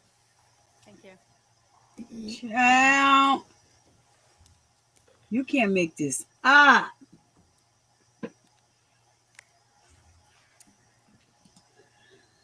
You, did you reach out to the police, or did the police reach out to you after you learned Charles was? I reached out to the police. I was surprised, given that if they'd seen his phone, they would see the text communication that we had had, and that we had been at dinner that night before he died. In terms of speaking with Charles's family, Kay Woodcock, did you know her before this? No. Had you heard her name through speaking with Charles? Yes, from Charles. I knew that he had changed his life insurance to his sister Kay, and he talked quite a bit about Kay and his love for her and the relationship with JJ and how that they had adopted JJ. So you understood the closeness he had with his sister? Absolutely. And you said you reached out to pay your condolences? I did. When you learned that Charles was dead, were you shocked? I was watching the TV and it was talking about a case, and his picture came on the screen, and shocked is an understatement, yes. In terms of talking with Kay, have you ever tried to talk to other people to learn about or verify if the stuff that Charles told you is accurate? No. Is what you are telling us just what he told you? What I'm telling you is part of what he told me. There's a lot more. And did you tell the police all of what he told you? That you could remember at that time, I should say. I believe, no, I thought I would probably be interviewed again, and it was more an ask-answer format. There was, I remember being surprised that I wasn't interviewed again. Because Charles had shared so much with you. Correct. In terms of the defendant's brother, Adam, did you ever talk with him about the case? No. Through media, did you recognize him? I recognized him because I'd seen him on reports. And I knew that he was going to be testifying in this hearing. When did you see him? When was this interaction like at this pickleball? a week and a half ago. So a week and a half ago, when you see him at a pickleball tournament with your grandkid, you say hi to him? Basically. You don't talk at all about the case? We might have talked about that we were testifying. I don't know. No details for sure. Okay. Just a general, and then he saw who my grandson was, and the end. So nothing about, hey, I'm going to say this, or Charles Absolutely. told me this? Absolutely not. When you and I met, did we go through your testimony? Or let me get this straight. Did we go through what you told the police? Yeah. Did I indicate to you to just tell the truth? You told me to tell the truth. Whatever that was. Whatever that was. You were asked about the fact that you knew Charles for basically a week, right? Correct. Did he make an impression on you? Charles was a large personality. It would be hard not to be impressed by his wit and just gregarious, big personality with his southern accent. You were asked a lot on cross about you dating a married man. Correct. What was your impression of where this relationship was between Charles and Lori Vallow when you and Charles started talking? Well, I knew that they had separated and that they had reconciled, and I knew he had filed, and then he had recanted that. But he also had met with an attorney to begin the process again, and was very emphatic that he was Yes. done with all the craziness. And was that last time something that you understood to be very recent? Prior to us meeting? Yeah. Yes. When he's talking to you, he's telling you about, you said sort of the whole year of 2019, correct? But this last understanding that you had of him now going back to a divorce lawyer, was that something you understood to be very recent in time to that July 10th when you're meeting? Correct. Okay. And did you understand him to have even met with an attorney? I believe he told me that, yes. So that was where you were at? Yes. And that's what you understood Charles to be at? Yes, and I will say, after having dinner with him, I did tell him that no one would want to be serious with him until he was further along in accomplishing that divorce that he was in the process of, including myself. So even though you knew he was just barely starting now, did you still want to meet with him again? Yeah, I wouldn't have entertained a serious relationship, but he was fun, and yeah, I would have met with him again. All right. I have no other questions, Your Honor. Are there any questions for this witness from the jury? I see at least one question coming down. I think we have our white noise, The jury asked questions? Yep.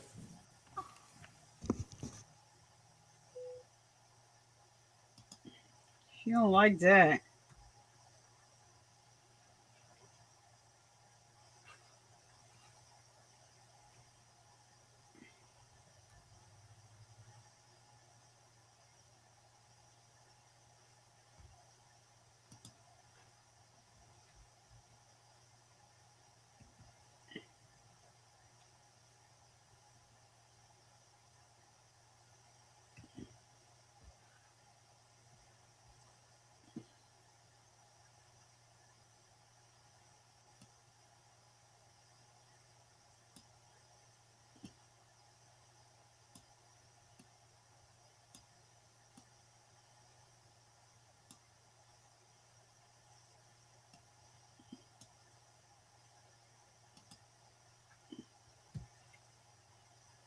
Come on, George.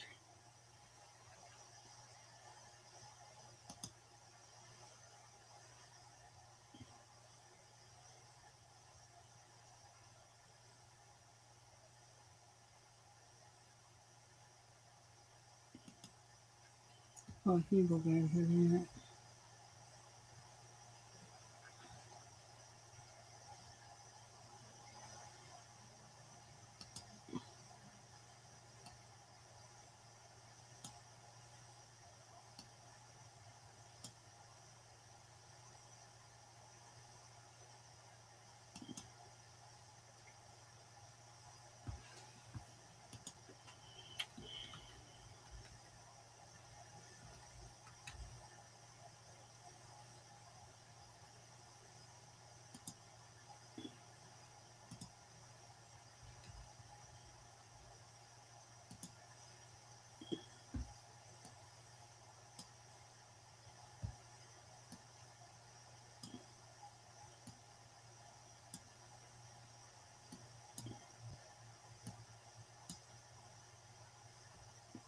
Idaho.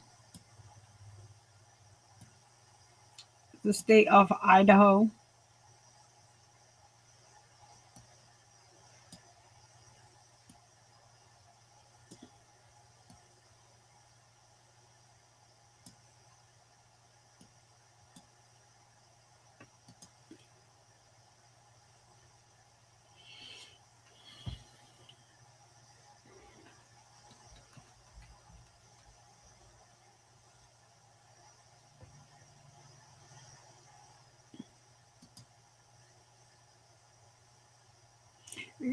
Say that again, Don.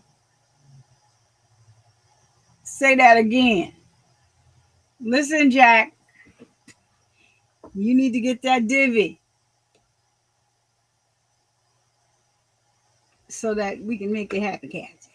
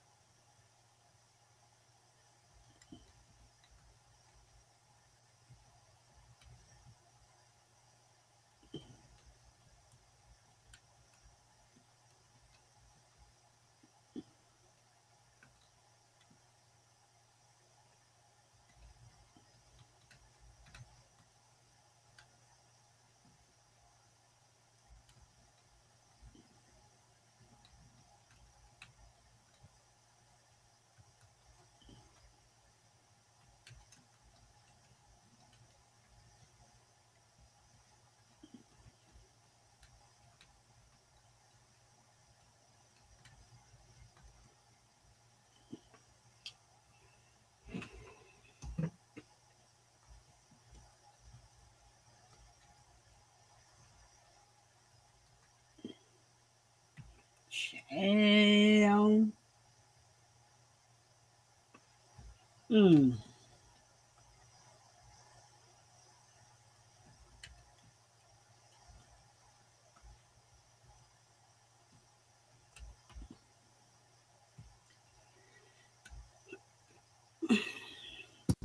on, y'all. We can't fast forward. We trying to see something. We can't fast forward. We there. We trying to see something now. Come on now. I love this lady. I love her on the stand. I love the way she didn't let Lori bully her. Like, you gotta be freaking kidding me, lady. What? You would? Child.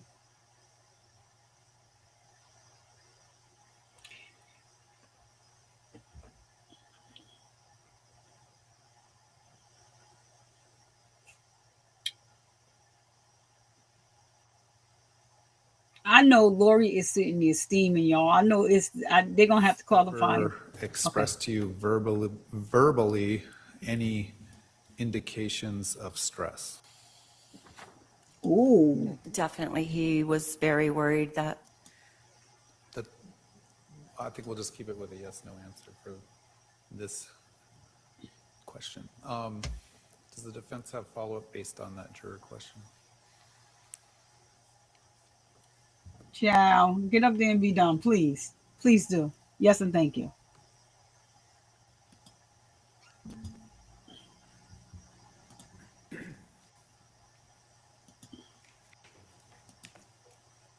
Oh, it's a man over there. Okay.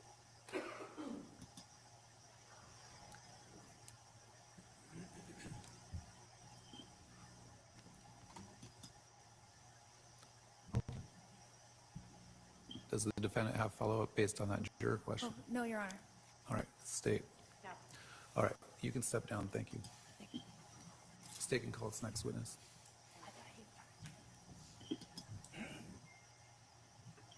Oh, he like, no ass or nothing.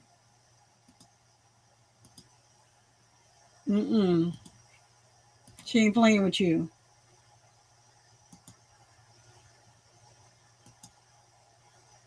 She is not playing with you.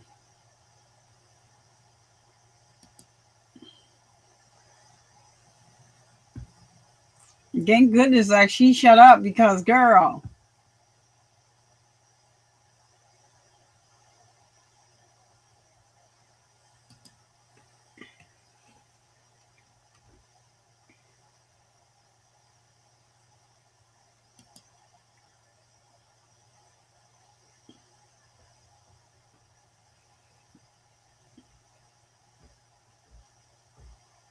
Girl, you got spanked in that last round, all the rounds.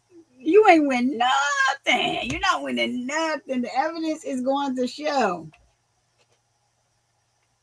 that Charles knew you was going to unalive him.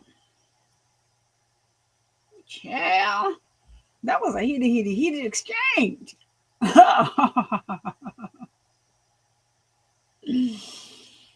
Yeah, what we doing? She wasn't no match she wasn't no match for Miss Ma'am. And that's right, Don. I do believe she was going to be Charles's new wife. She was setting up the play. He was charismatic. He had charm. He very, I like the way he still treated this tramp like a lady. Yeah, the judges, he still treated this tramp like a lady. Even though, listen, Charles' new wife, that was just on the stand, because that's what we see. She was going to be a problem for Lori. She was going to be a problem. All right, members of the jury, we're going to take a little bit of an earlier recess than our normal afternoon recess time. Please remember your definition. So they recess for the day. They going for the day, y'all. Hold on now. I gotta get my hold on, y'all. Because wait a minute, is they going for I think they going for the day. Let me take them off the stage, so I'm gonna keep it up because I don't, sometimes they say that and they come back. But listen, Miss Ma'am was going to be a problem. Miss Ma'am was going to be a problem for Lori Daybell. She got too much sense. She had too much sense. And basically, yeah, she was seeing all the qualities that she liked in Charles and all that, and it was admiring, she was admiring the fact that he could still treat this tramp like a lady. You know what I'm saying? After all that you put him through. After everything, he was still willing to treat this tramp like a lady. Show us her back. Do she have a tramp stamp on her back? What you working with, Lori? Do you have the tramp stamp back there? Because, girl, you're going to get in here like you is this sanctified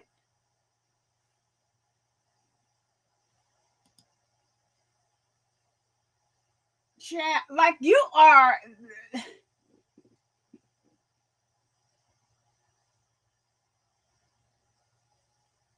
Like you are,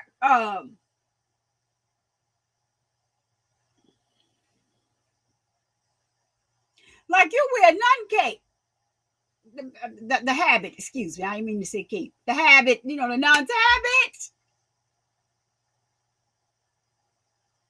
When you say, sister, habit, I ain't hook up my daggone sound effects. The tramp stamp, yes.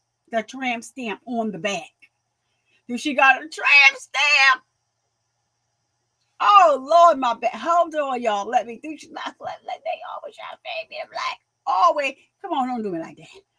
So do you got a? Do you, Lori? Let us know. We want to see what you're working with. Yo, this today's court date, Lori. You should absolutely go and crawl up on the side of your cell today.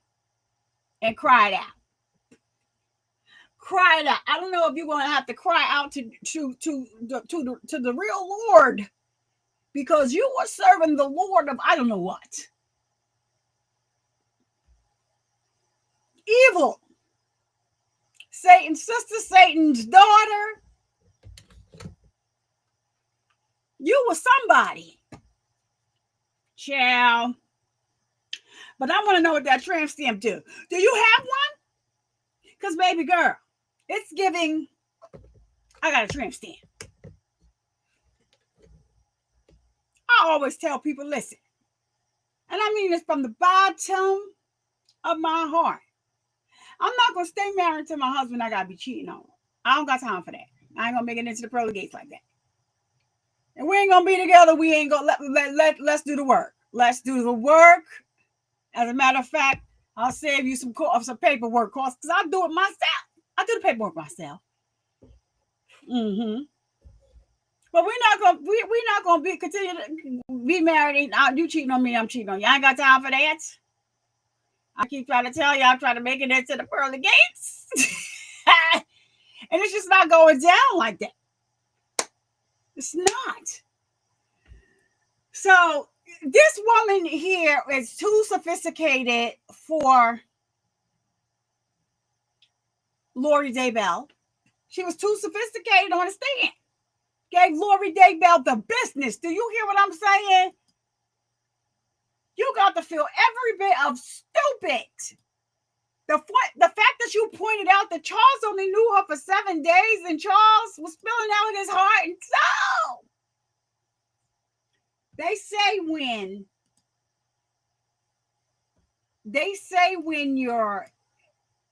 you meet somebody you know. So him and Lori have been together well over 20 years. I forget how many years that it was that they were married, but it was well over 20 plus years. And Lori, do I believe that Chad was the first person that you stressed that thing out for? Girl, the way you rolling around in these streets, I don't think so. Girl. So try the sister act with somebody else because we don't believe you.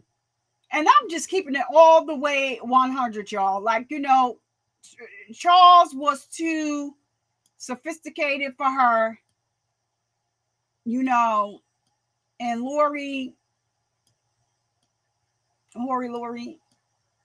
why all the people named Lori is kind of skeptical. People can say what they want. This girl got into a full-fledged argument with me, guys. A full-fledged argument with me, and I don't care. I got a right to my opinion. It's one thing to teach a woman to be confident in her own skin, whatever she's doing. But it's another thing to teach your daughters how to be a tramp. I'm just saying. Now you can still instill values in your daughter, like, okay, a husband, whatever it is that you believe. But the minute that you start telling a woman to exchange her feminine, parts for some valuable things, they become the garden tool. I'm just keeping it all the way 100, y'all. This is what I believe. And that's just what it is. So I said something about Lori Harvey, who's not the biological daughter of Steve Harvey. That I believe that she is a poor example for young women. But her mama taught her that. Right? I got a right to my opinion. I don't need anybody to tell me anything. I'm going off of what I read, things that I see.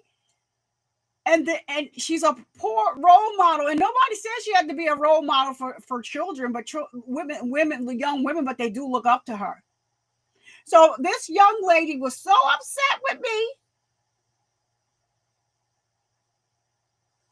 Well, she said, I think that Lori is just, nobody's used to having a, what does she call her? How does she try to put it? Like somebody that's an influencer or something like that. That can express themselves the way Lori does and everything like that.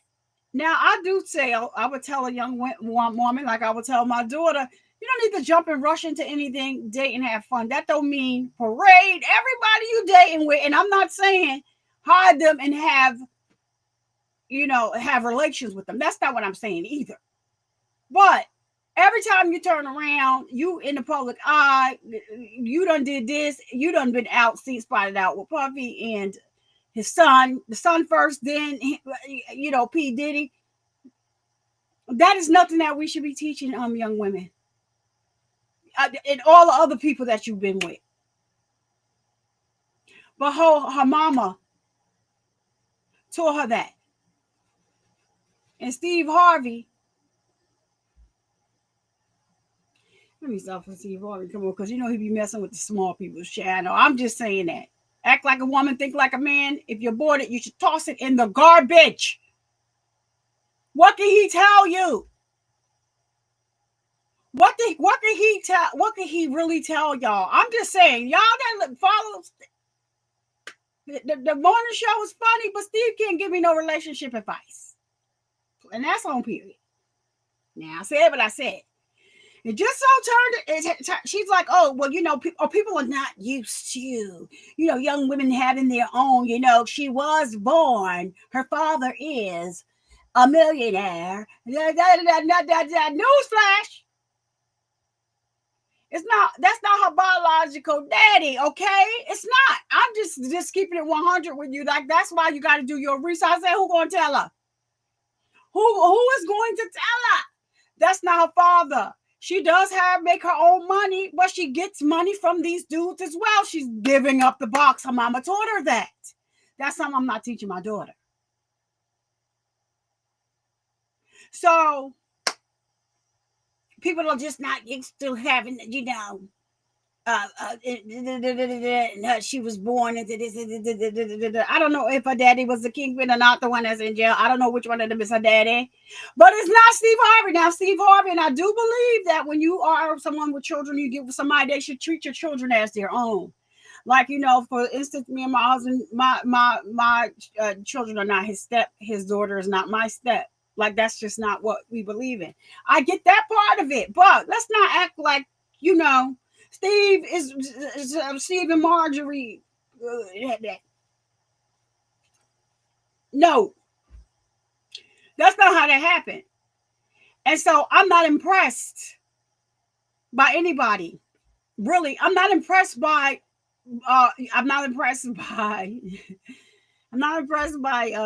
celebrities. I've been around a lot of them. I've never been that one person that was impressed. Have I taken a lot of pictures with them? I sure have. But was I overly impressed like that? No. God, in my old profession, I was a goddamn celebrity myself. You might see me come up in your timeline. Probably don't know that it's me, but anywho. So am I impressed? No, I'm not. I'm not. Just so happened, y'all. Listen. This person that was so bad with me, and I had told my best friend, why you ain't tell me? Not that it mattered. It didn't matter. Why you tell me that was Puff Daddy got there going stepdaughter? I had to learn after the fact. Me and this girl don't see eye to eye at all. Like, you know, she's coming up as a fashion designer under my best friend, and like, so he's her mentor. She is the mentee. And then her dad going, Mama, I said, God daggone it. Now, why you didn't tell me that? Me and this girl said that we go ahead. I said, who gonna tell her? You gonna tell her? I'm gonna tell her that's not Steve Harvey's real son. Who gonna tell her? Hey, Universal team with Marie, what's up? I'm not, forever, always, forever. I'm not starstruck. I've been around a lot. I could put some pictures up right now. Y'all be like, what the hell? I'm not starstruck, but my best friend, I said, you set me up for I said, I get why, because you looking like, I'm going to sit this one out because, listen, her mother comes here. Her mother is infatuated with me, and I get it. But little girl, I'm just telling you, I didn't know that she was Puff Daddy's step daughter. Until about like 4 or 5 months later. And I told my best friend, why you ain't tell me? My opinion don't change. But why you ain't tell me? But all right, little girl, listen. I don't know who telling you what, but that is not what it's all about. And the little girl is dope. She can wrap her behind all of that. Now I want to say, like, she ain't My daddy ain't been in her life in a minute, but that is his stepdaughter. Listen, my views do not change.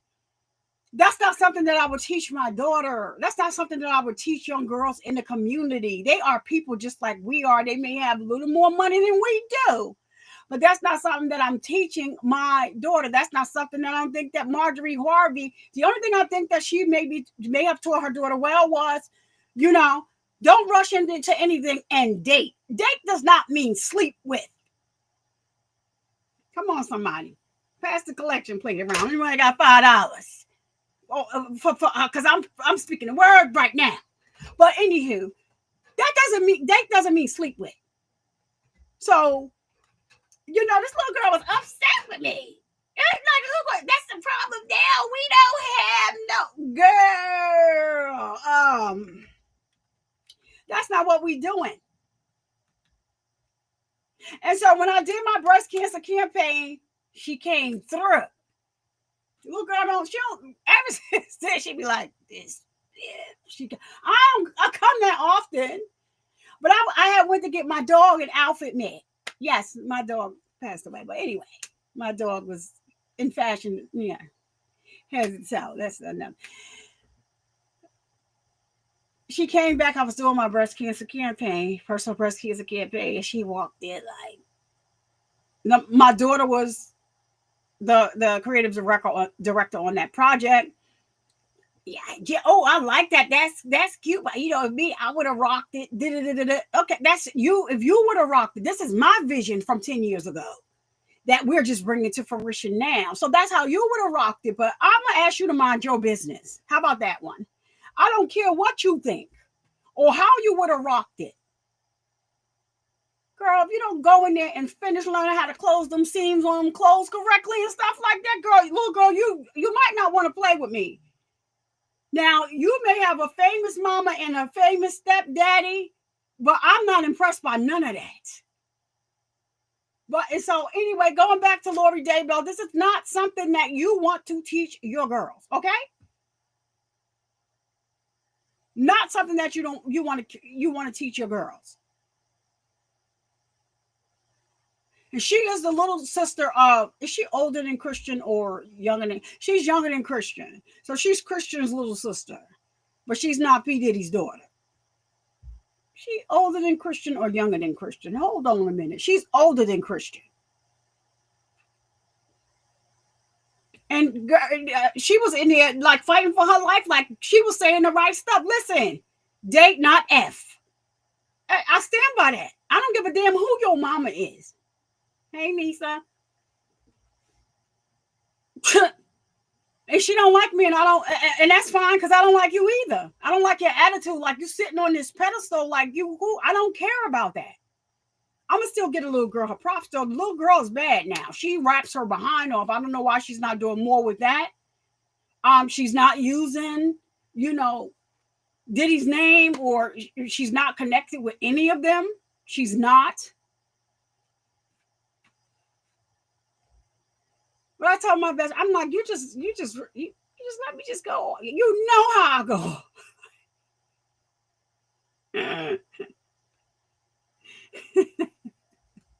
You just let me go off like that.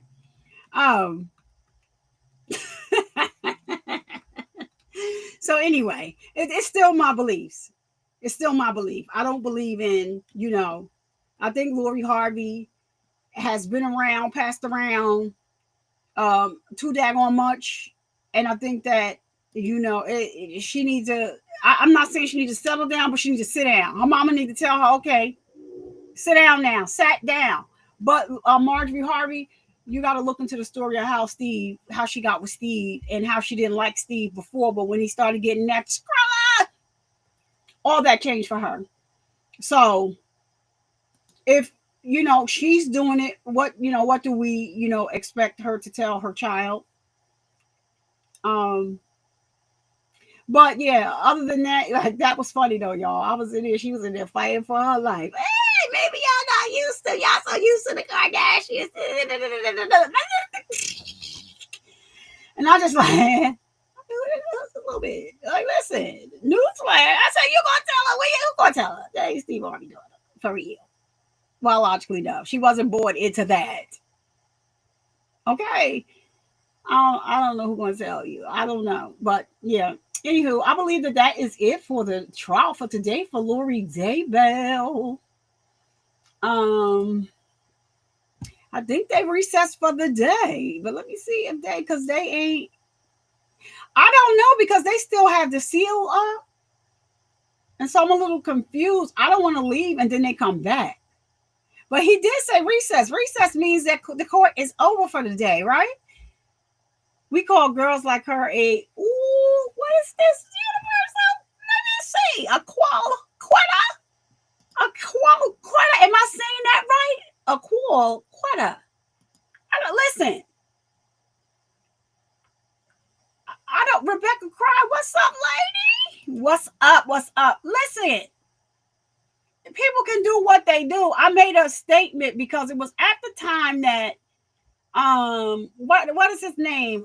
The guy she broke up with that Steve really approved of at first. Yeah, I know who I'm talking about. The young guy that I don't know what happened with him. He had set the room up. So see, look, they moving on the screen, y'all. So let's see what's going on. He has, remember for Valentine's Day, he had put all those flowers and set the room up and all this stuff. And Steve's like, that's what I'm talking about, and all that. I forgot what his name is, but he is from New Jersey, from North New Jersey. That's where he came from. And you know, my best friend had made him something when before he became famous. His mother brought him over there. I believe it was his prom, her tux. And he made it for him. And he was saying that he was going to be somebody big. And he did make it to be somebody big. He played in, remember the guy played in the Black Panthers. Yeah, I know what I'm talking about. It was the brother of the one that he came and he done stole the sword and all that. Him, the real character. He's from North. So we were talking about that and how they broke up and all this other stuff, and because it just happened. So it was like, you know, and I was like, you know, it's just sad that Lori, I just think that, like, you know, maybe she needs to just sit down for a little minute. She'd be doing too much. Like, you know, I would not have her talk to young girls. Like, she's not a good example for young girls, but you know what? Her mama trained her to be that way. So, and then that's when she came with you just didn't, you know what I think in today's society, okay, it's okay to be a baby at the time. I think he was too small. Like her mama, well, you know, they was back and forth. So, whatever, you know, however that go. They was back and forth, and as a matter of fact, is she in that video? Is that the I think, is she the baby in the video, in the Buff Daddy video, or was that Christian? I don't know if that was Christian or her in the video. Now I'm gonna have to pull the video up and look at it again. But I didn't know who the heck she was. And baby, like I said, my opinion is my opinion. And you was in here, and we was just going back and forth. I was looking at my best friend like, when I said, who gonna tell her, me or you? And he's like, just stood there. I was just like, but he can't stand. He was like, Diddy ain't her stepfather. He was, okay? She may not consider him, and now maybe she don't like, but her brothers all the time like with his father and his father's people. So anyway, I didn't know who the hell she was. Like I said, I didn't know, like, till 4 or 5 months later, and my opinion would have still been the same. Like, I don't care. Oh yeah, they're back. Oh, I thought they was recessing for the day. What is he talking about? He done came back, y'all. Listen, glad I feel giant on that. He back. I thought we was gone. Now you say recess, Judge. That means he's going for the day. Okay, y'all. I'm on mute. Come on with what y'all got. If y'all missed it, I'm gonna post a short clip. Y'all just missed a love interest of Charles Vallow. She did not come to play with Lori, and that's how we got on the subject of Lori Harvey. She did not come to play with Lori Vallow. And then Lori Vallow tried. I mean, not Vallow, Lori Chad Bell. She tried it. Let's stop with the Vallow stuff, okay? She tried it. Hit that like button, y'all. Hit the like button for me, please, for the free 99. Thank you. Come right up here in front of me and be sworn in. That's the same thing with Taylor Swift. For always, we gonna have to just start like all these girls that be out. I could tell you about I went to an NFL draft and I saw the mothers bringing the daughters. All right, you're gonna have a seat just over here to my left. No. Yeah, that's him. Could you please introduce yourself to the jury? That's him. Yep. How old are you, Christina? I'm 52. Is this another love interest? You're very soft to the 52. Thank you. I know nobody wants to say that loud. Do you live here in Arizona? No. Yes. I don't. I'm gonna have to look out Did you really live here in far. Arizona in Like 2019? I did. I'm gonna have to. Are you from here? Not originally. She finally says, How long have you been in Arizona? 2009. I didn't see y'all. I'm gonna have to look at that. Start by asking you a little bit about some personal part of your life. Are you Yeah, I'm a going member of the down Church now. of I'm Jesus going down Christ of there. Latter-day Saints? Yes. That's what I thought, AOBD, but I thought that he didn't. Okay. As a member of the Church Yeah. of Jesus Christ of Latter-day Saints, I thought he was did you ever recessive meet for the Lori Vallow? day. I did. I'm glad I didn't hang up. Do you I didn't recall have to call y'all back. where you first met her? Start with that. At church. And do you recall approximately when you first met her? We moved into that area in 2010, and I'm not sure if their family was there at that time or not, but Sometime after that? yes. I bet you she's like Did you know her 45. husband, Charles Vallow? Yes. She's like 45. She looks 60. Yes. Did you initially, well, let me start. Did you know they were married? Yes. Did you have more contact with Excuse me. one over the other? More with Lori than with Charles. And why was that? No. My sons and husband had Don. interaction with Lori through the primary program. And I didn't have Don. much interaction with her before they moved to Hawaii. But when her and Charles had moved to Hawaii, we went on a trip and we stopped to visit, and Charles was not at home. And so we interacted with Lori on that trip. Do you see Lori Vallow at that time in the courtroom today? Daybell. Stop with the vowel Do stuff. you see Lori Vallow in the courtroom today? Yes. And can Daybell. you point her out and identify what she's wearing? Purple top and suit coat, dark suit coat. Your Honor, may the record reflect the witnesses identified the defendant. It shall. Okay, so you told us that you met Lori and Charles through the church. Do you know how long you went to church with them before they moved to Hawaii? I don't recall what year they moved, but I know that we moved to the area in 2010 and we went and visited in 2015. And that's you visited them in Hawaii. Hawaii. Yes. Other than that, well, let me ask you, when you So she went on visited vacation. Lori in Hawaii, were her kids there with her? That you said they lived there, right? Yes. Okay, so did you know at that time how many children Thank you, were living ma'am. with Lori and Charles? 2. Who were they? Y'all see what Miss University with Marie said? I don't The know like if she button. was there that weekend. She may have been gone. It might have just been JJ. But you were familiar with them having those 2 children? Yes. Residing with them? Oh, and I also had known her son before they moved to Hawaii, was in our ward as well. But he wasn't living in Hawaii, I don't believe. That was, do you know if that was Colby? Yes. Was he a son from a prior marriage? Yes. Did you know any of Charles's children from a prior marriage? No. When you went to Hawaii and saw Lori and JJ, how long did you spend a day or weeks? How long were you visiting them? We visited on a Sunday afternoon for an hour or two, and then sometime in that week, we got together for a couple of hours on the ocean, just paddleboarding, and that was it. Had you had social interactions with Lori and Charles prior to going to Hawaii? Not anything. I'm trying to figure that one out, Or Dawn. saying hello or something, no. So She's a most of it would have been friend, prior to that, tied church to member of the any LDS. church activities or things like that? Mhm. Correct. Did you at some point learn that Lori and Charles had moved back to Arizona? Yes. How did you learn that?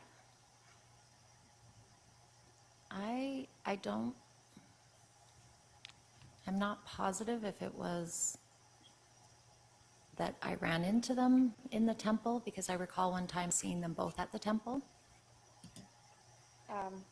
And do you recall if that was around 2018? Like, yes.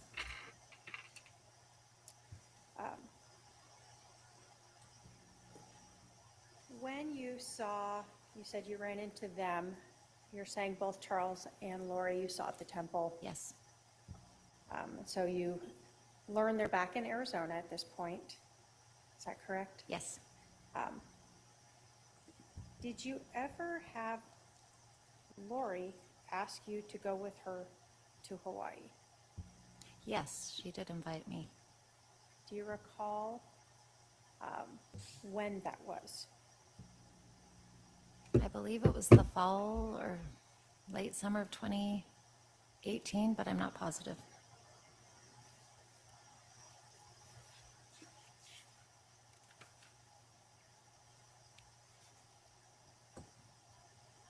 Do you recall ever do you remember being interviewed by the police? Yes. And were you interviewed by a couple different detectives? Yes. In April of 2021, do you remember speaking with a detective, Ron Ball? Yes. And do you remember telling him that sort of the beginning of the year of 2019 is when Lori asked you if you wanted to go to Hawaii? Could have been, yep. Does that sound familiar to you? Yes. Did she tell you why she wanted to go to Hawaii? No, I don't recall. It's going in and out. Let me ask you this. When you spoke with the police back in 2020, was your memory... Does anybody else tell me if the sound is going in and out? They only playing it. Hold on one second.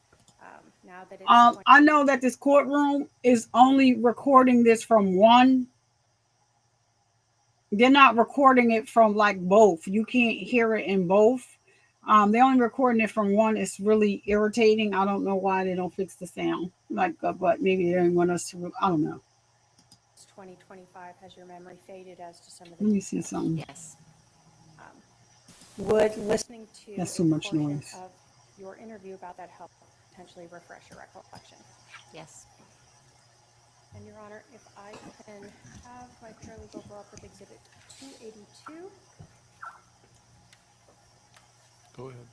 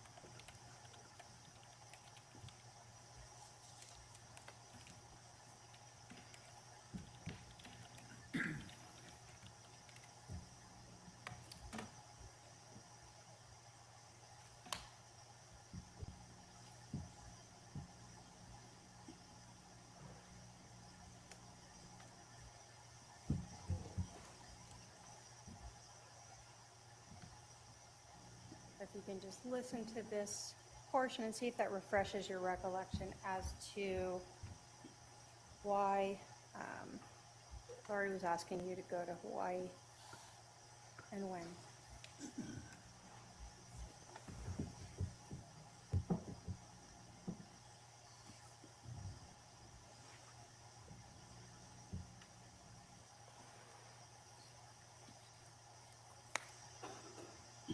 Why we can't hear it? Why we can't hear it? You want to hear it?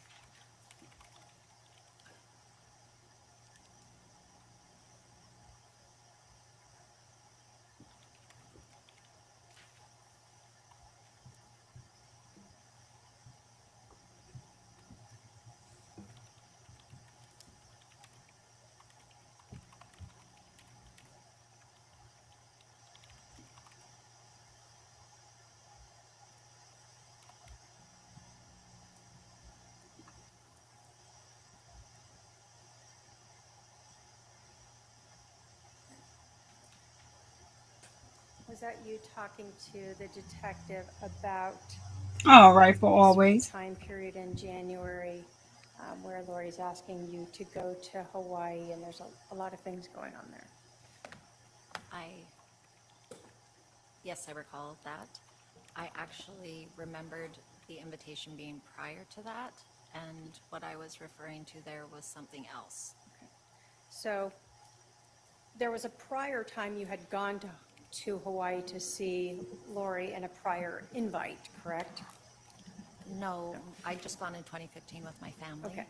That's the only time That you went there with that I her. went there, yes. Okay, so having listened to that recording, did it refresh your recollection about Lori inviting you to Hawaii in sort of the January of 2019 period? Yes, but I didn't say there that I was invited to go, and I thought that that was previous to that time, but at some point in either the fall or the spring there, I thought it was the fall, winter, she invited me to go to Hawaii, Okay. and I wasn't able to go. When, well, let me ask you, so in January of 2019,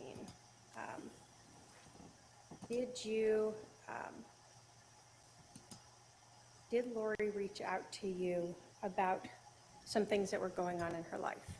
Yes. Did she talk to you about her marriage? She shared that she was upset with Charles. And did she indicate whether or not she was still living with him? She had indicated that she was not with him at the time. Did she indicate that she had gone to Hawaii? Yes. And did she indicate that she was not telling anyone that she was there? She indicated that she was keeping it, that there wasn't very many people she was sharing it with, yes. Okay. Did she indicate that Charles was back in Texas? Yes. Did she indicate that Charles had JJ with him in Texas? Yes. Did she indicate that her daughter Tylee was staying with her brother Alex? Yes. Did she indicate that Charles had tried to take her temple recommend away, and this was one of the reasons she left? Yes. And was it her, did she tell you that she didn't want Charles to know where she was?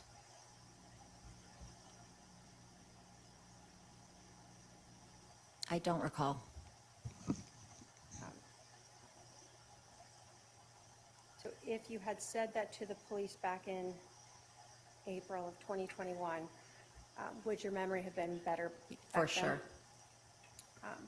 Do you contest that you told the police back then that she was trying to make sure that Charles didn't know where she was? I'm sorry, could you say that again? Would you, if you had told the police back in April of 2021 that Lori told you she didn't want Charles to know where she was, would you have been truthful back then? For telling sure, him that? yes. Okay. Do you know how long she stayed in Hawaii? I don't. Did you ever become aware of her going to Idaho as well? No. Not until December of 2019. Do you know how long she stayed, how long she didn't let Charles know where she was? I don't recall. Lori is a At some mess. point, did you learn she was back in Arizona? Yes. And did she reach out to you to invite you to any groups? Yes. Do you recall approximately when the first time it was that you met with her in some group format in 2019? I believe it was spring 2019, maybe February. And do you recall, were there other people at that meeting? Yes. Do you recall who was there? Yes. Who was it? Zulema, Melanie Gibb, Nicole Ooh. Earl, and Serena Sharp. Ooh, Zulema is her sister-in-law. Who organized that? Alex's Who ex-wife. invited you? Let me ask that. Did Lori invite you, or did one of these other women invite you? I don't recall. Impeachment! Do you recall whose house it was at? It was at Zulema's. And did you know at that time if Lori and Charles were still separated? Impeachment. Could you say that again? Did you know at this meeting if Lori and Charles were still separated, living in different homes? Yes, I believe so. Did you know who was caring for JJ at that time? Yes, I believe she was at Alex's. JJ? Oh, sorry, JJ. I believe JJ was in Texas. Still with Charles? Mm-hmm. And that's a yes? Yes. Okay. And then you said Tylee was still staying with her uncle Alex? Yes. Did you know where Lori was living at that time? With Alex.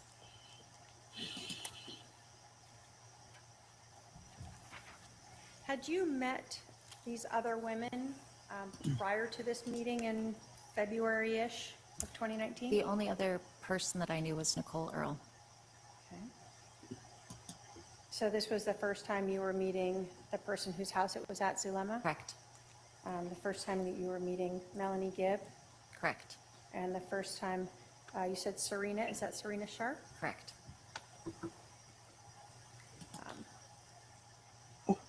Was there anything that Lori said at this meeting in February-ish of 2019 that she said about Charles that stood out to you?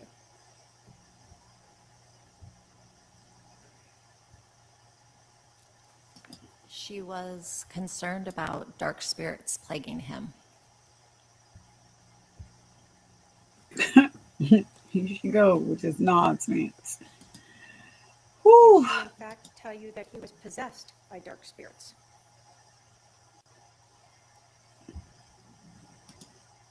I don't recall. Did you recall talking to the police, again, back in April of 2021, and advising them that this is the first time you're hearing that Charles is possessed. If I said it then yes.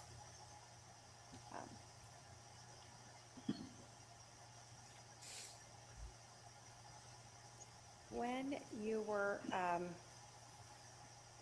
meeting on this weekend, what do you remember about this group meeting? Was it a night, a weekend? How was that? It was an evening.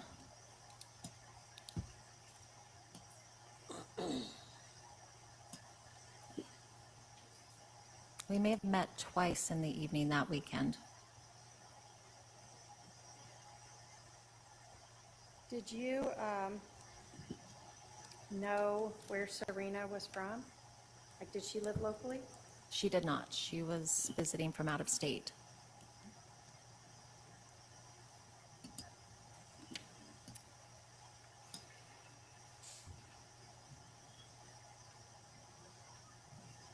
When you were meeting at these in February of 2019,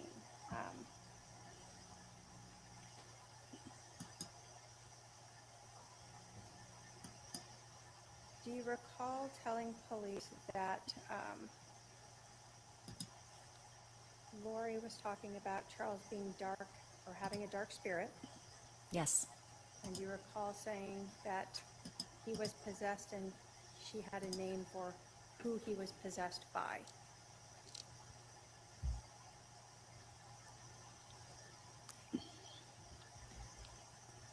Sorry, can you say that one more time? Sure.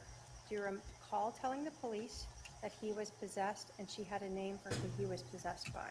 I don't recall, but believe that I said it. Would listening to your recording help refresh your recollection as to that? Yes. Your Honor, if we can have or listen to Exhibit 200. Go ahead.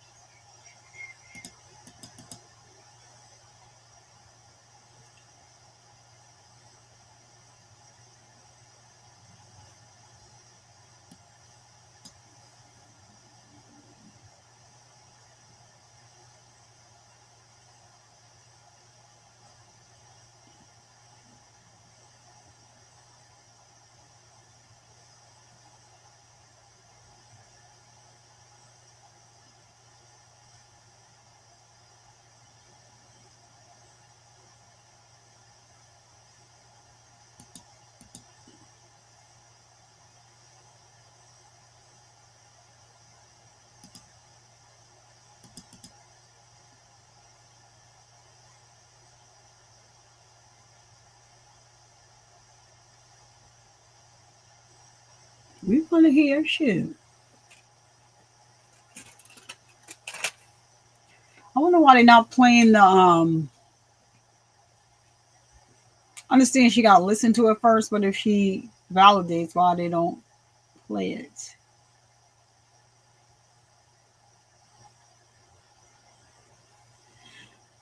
Maybe just judge like, listen, nobody got time for that.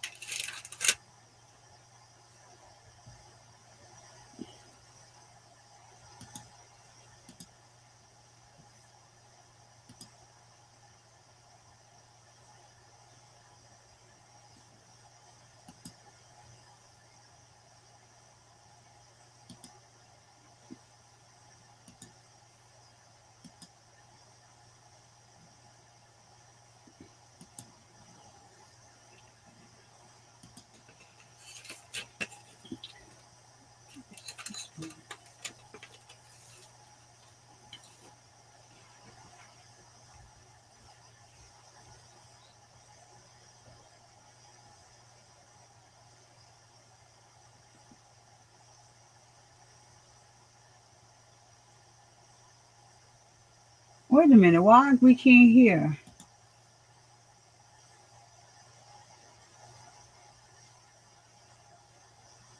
Did the judge turn the sound off? Hold on. Yeah, I know. You can't hear me either.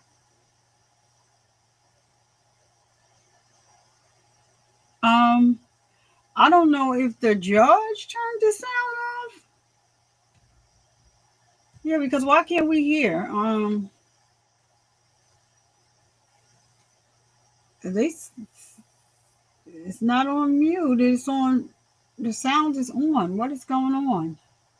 Hold on. Let me go to another video and see if I can. If there's something that does the judge not turn the sound on?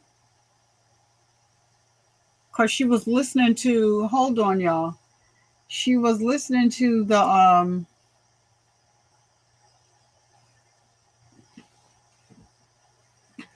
She was listening to the video, and then they started questioning her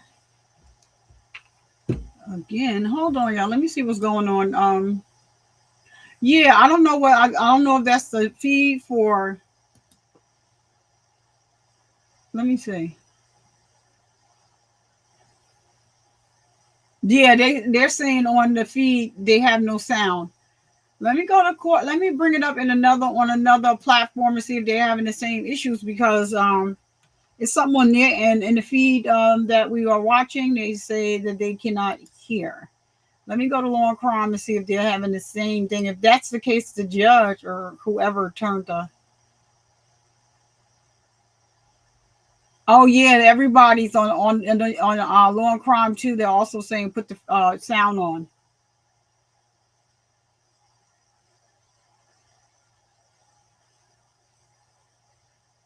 Yeah, it's not me.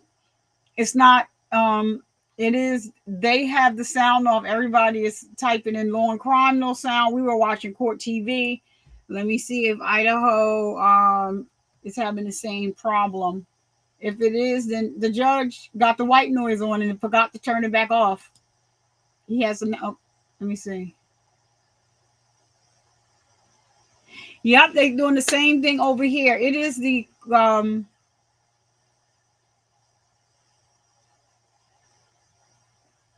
Nate, are you looking in your chat? You need to tell him that the judge, there is no sound. Like, so yeah, all the platforms are having an issue with the sound. Somebody said fix the sound already.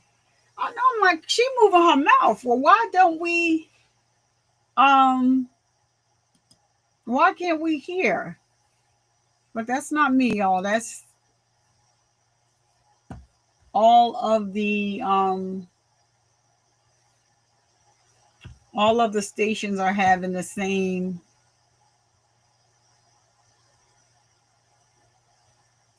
Somebody said, at least we didn't miss Nancy Joe. I know that's right. She came in here and turned it out. Shout out to Nancy Joe.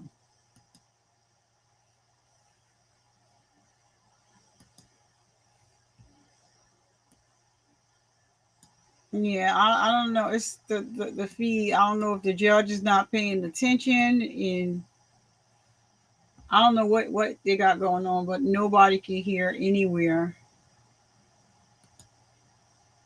Come on, Judge. We want to hear what the heck she's saying. I'm gonna just bring it over here just in case they put the sound back on, but it's not. It's not me.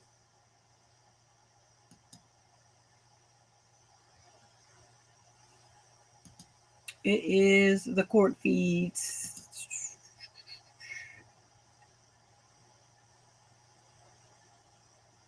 Somebody said they just, I guess they are, Nate is from Idaho, East Idaho 9. And I guess they're trying to tell Nate, because he pays attention to the chat, that we can't hear. Nate, get it together. Blow the bullhorn or something. Tell the judge to turn the sound on. So that's not me, y'all. That is the feeds. And they are going in like, Nate. The sound.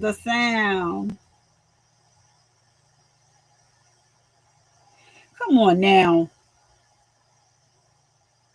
This is important testimony, especially when Lori gets up there and cross-examines her. I definitely want to hear that. So I hope they realize that there is no sound.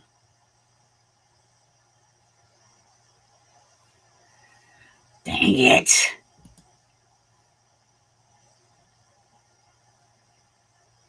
Oh, dang it, man. I will wait.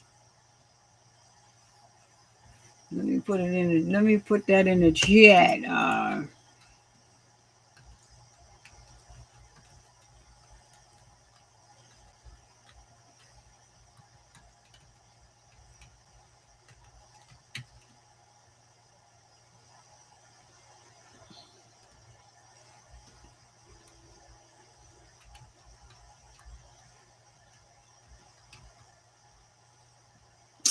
This is crazy.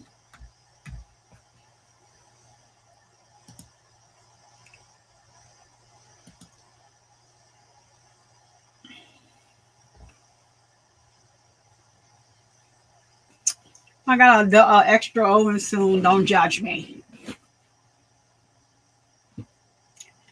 I was typing too fast to let y'all know it ain't me. It's not me. It is none of the court feeds are turned on. This judge don't normally make these type of, it may not even be the judge. It may be I don't know, because if all of them are not, like, that's kind of crazy, right? That none of the court feeds are working on any channel, any stations. If somebody happens to go to another station and the sound pops on, let me know. But as of right now, I went to all of them and none of them have sound. Mm-hmm.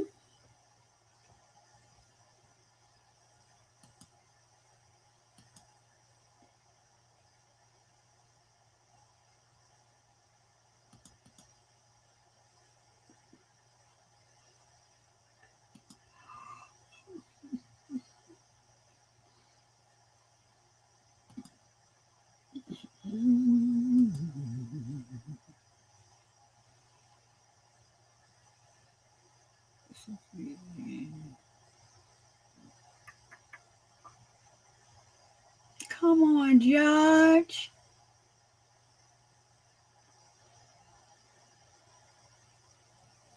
Because is Lori up there now? Man.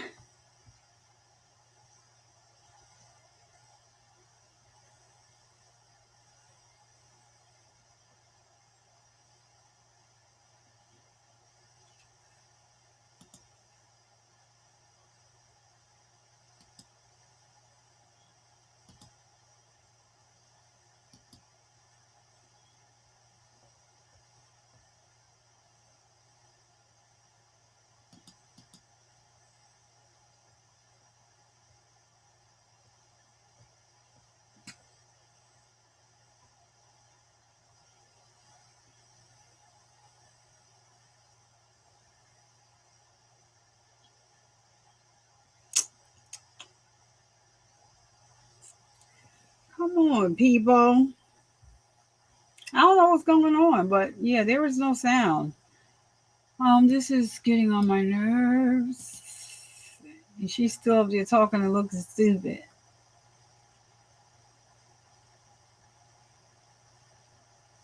It ain't her fault, it's no sound, but hopefully they will. Nate is normally paying attention to the chat, so I don't know what he's doing.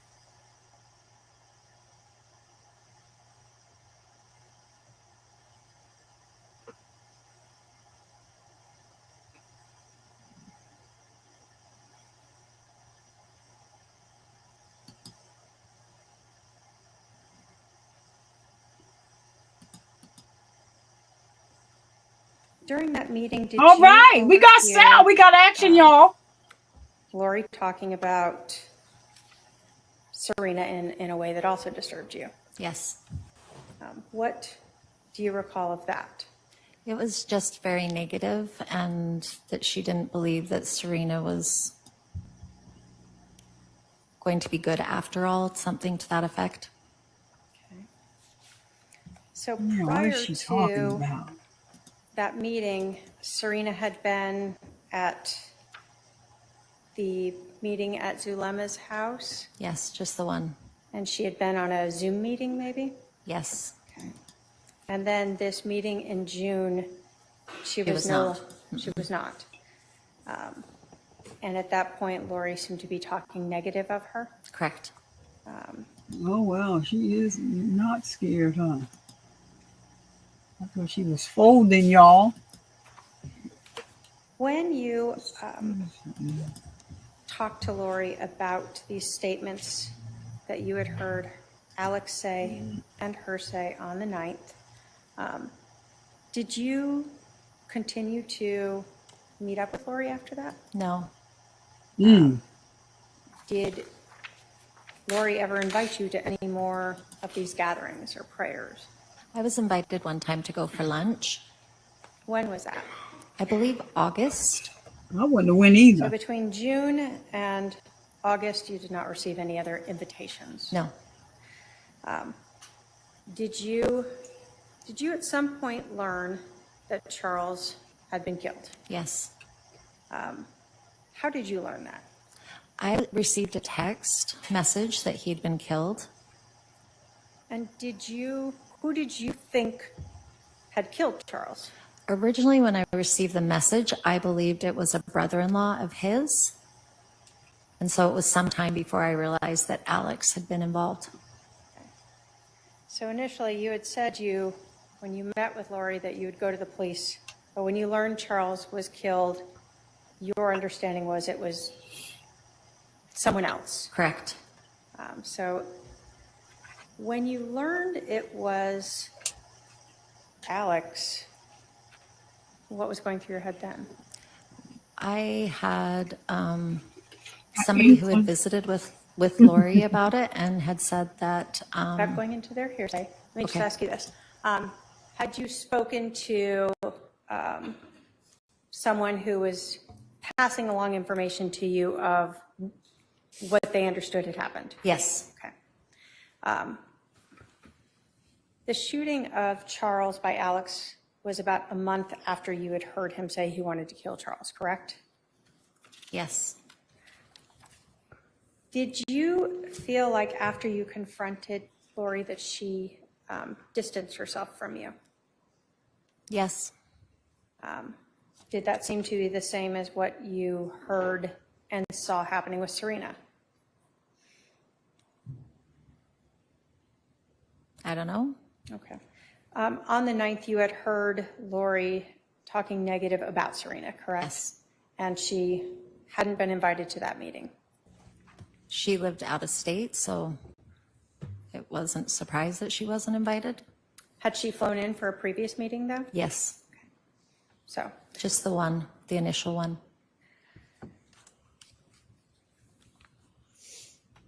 In terms of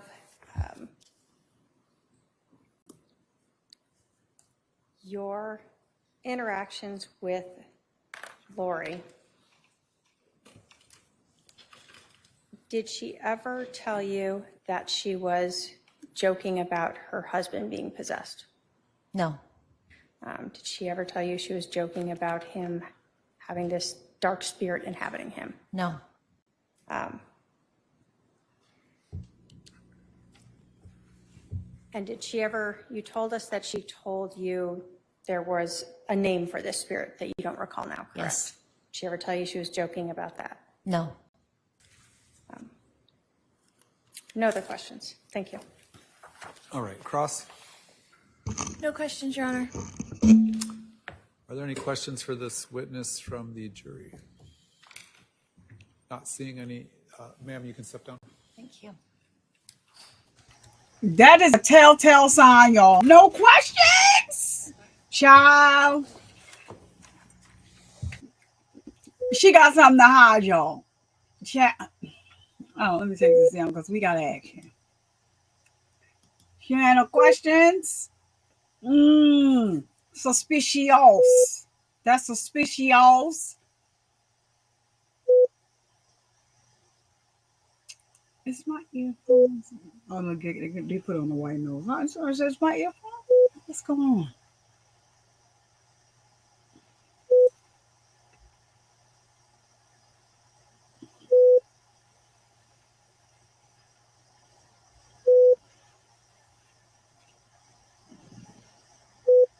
Hurry up, Judge. That beeping sound is getting on my daggone nerve.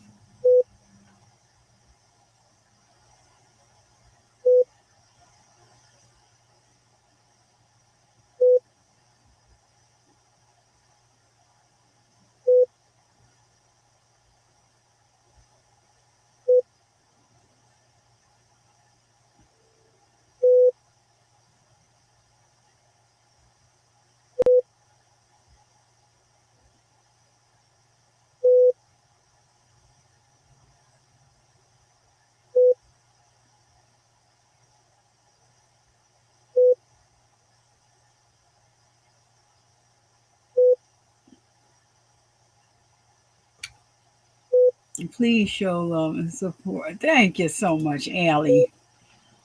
Thank you so much. I wish there was some.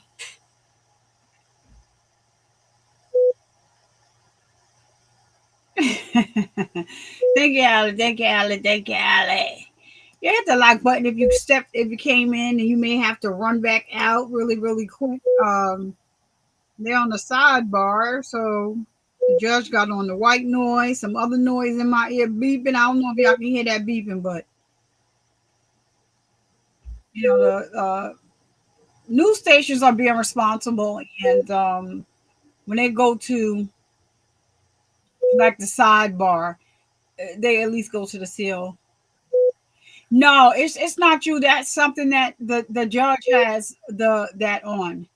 So they're on the sidebar, and I don't know. He puts on this beeping noise, or it's. Let me see if I could. I can't even mute it because I don't want to miss when they come back. Like they just went to a sidebar and didn't say anything. Let me see something. Maybe I'll go on ahead and mute it, and then try to look at it that way. Yeah, it's this weird beeping noise. It's aggravating. So yeah, let me see if I can do that. I'm gonna pause it. Yeah, so that's a noise that the judge puts on in addition to, that's his white noise. Today he's using a beep, and it is quite nerve-wracking. So you're hearing correctly, Allie. Okay, he's back. So let's Information about this case outside the courtroom. now let me see. Are we done for the day? I gotta go back just a little tad because. Oh, come on, Judge. I just want to hear if he's saying for the day or. Let me see if I can fit. Hold on. Let me take it off here because it's aggravating. Let me check it over here to see if he says they're recessed for the day or they're coming back. I'll doubt it because they just came back with this witness. Okay.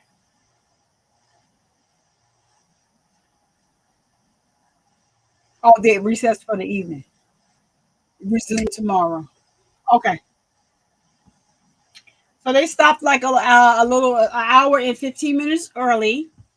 And so he just said that they're going to go ahead and recess for the day. Thank you for that, Don Q and Universal T with Maria. If you're still in here for second in that.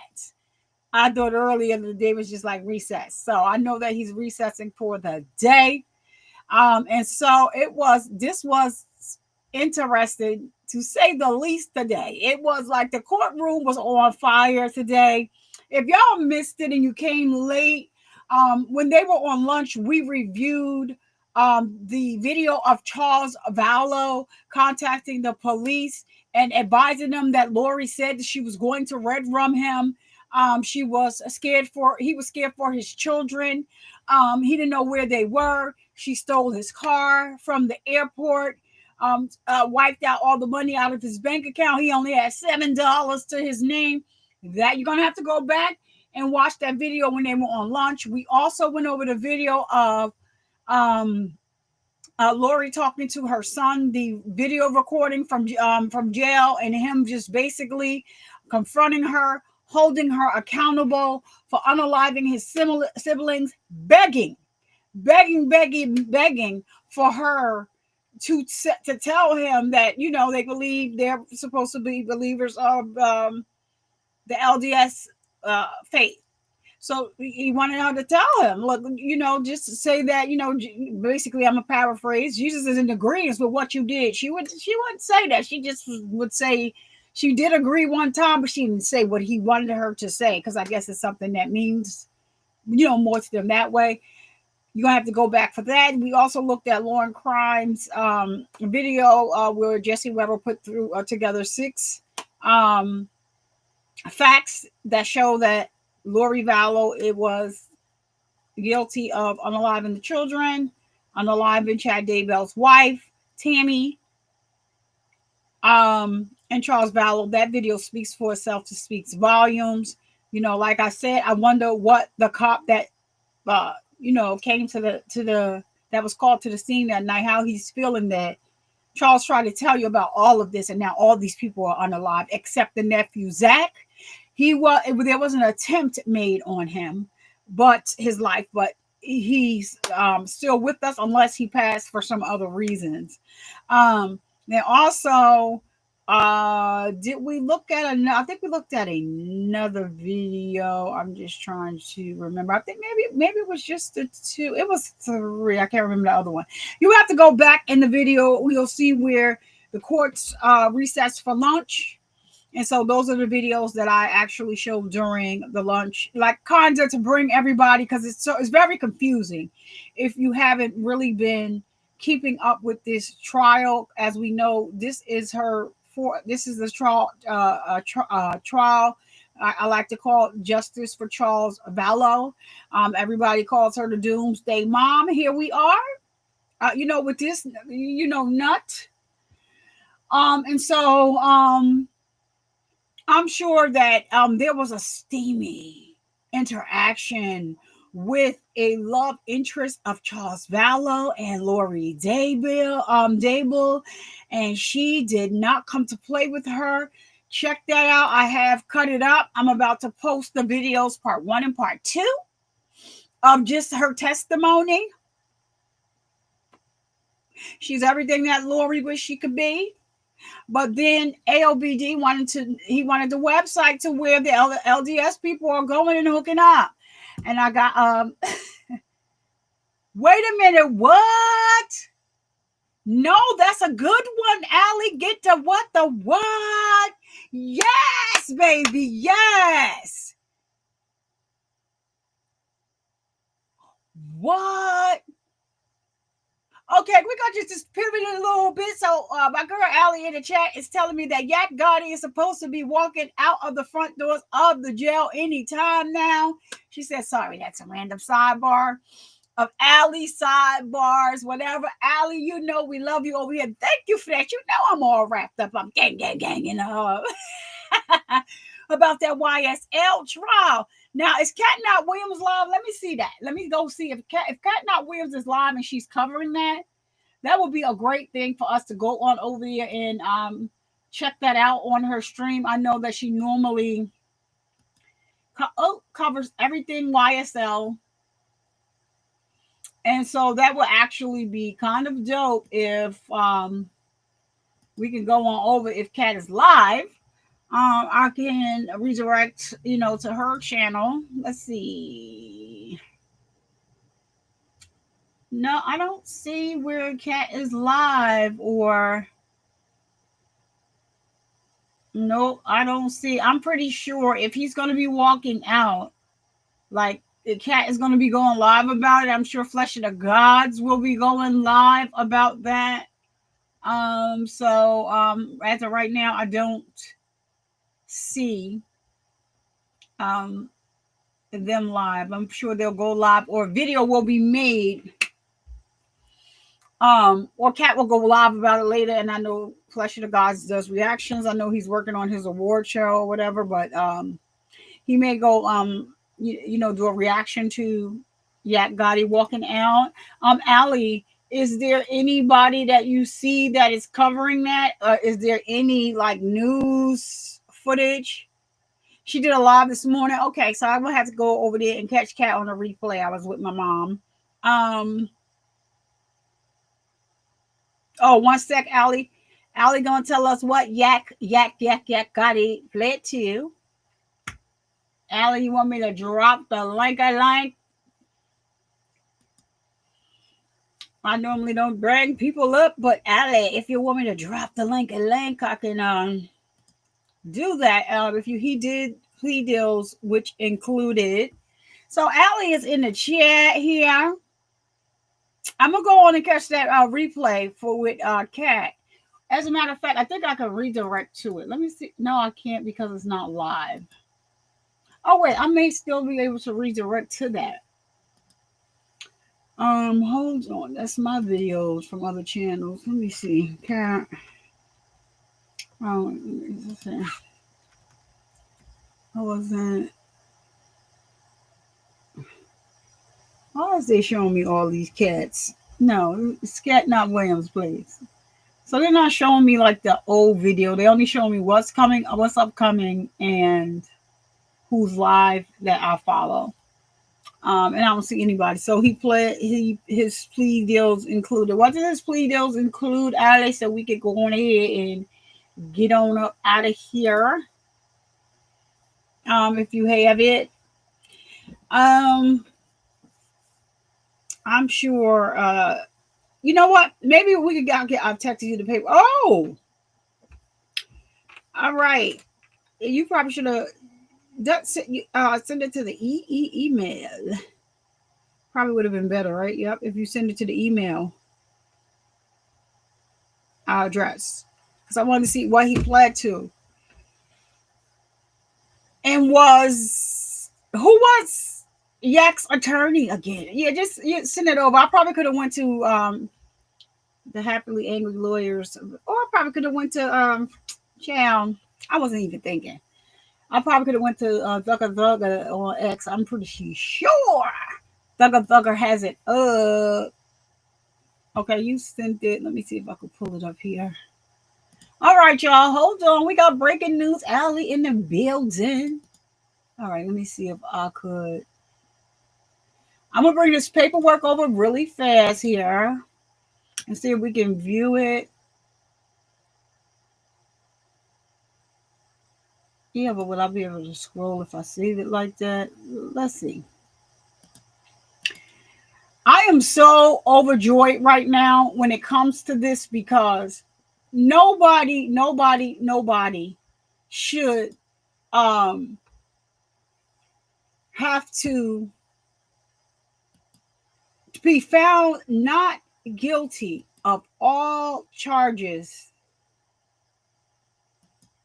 and be sitting in jail as long as Yak Gotti has been. Oh, so I forgot his attorneys were Bruce Harvey and I love her. She's like I forget. It's gonna come to me, y'all. As soon as I see the paperwork, I forgot her name. She's like I think of her as a little superhero. I don't know why I get that vibe when I see her. I guess it was just from watching the trial and watching her in action. It's not Miss Williams because that's what's her name? No, is it Miss Williams? Miss Nicole Westmoreland. Yes. When I think of Nicole Westmoreland, I think of this. I don't know why I get this music in my head, y'all. I get this like a super action, like a superhero vibe from her, like because she's just like okay, and and you want us to believe okay, okay. And so you are saying, and I mean, the questions that she asks are so effective and she don't be playing. And I don't know why they even would play with her ever. I'm like, y'all might not want to play with her. Okay. Because she's not coming to play. So I'm going to pull it up over there because if I can't, Diamante is about to be free. We got all this going on all over here, all over X. I'm loving it, loving it, loving it. I could just share the screen if I pull it up from Duggar. Because I saved this somewhere, child. Listen, this Mac be doing a Breaking Young Thug is going home. He got that. Okay, here it is. I could just share the screen. It's easy to do it this way. Here we go, y'all. Let's see. Now, shout out to Duggar Daily on X and shout out to Allie. Also for bringing this to me, and I will go and watch Cats Live. Oh, so we're gonna just do this one. Okay, here we are. Let's bring this over here. Now, listen. Now, I learned how to zoom in a little bit.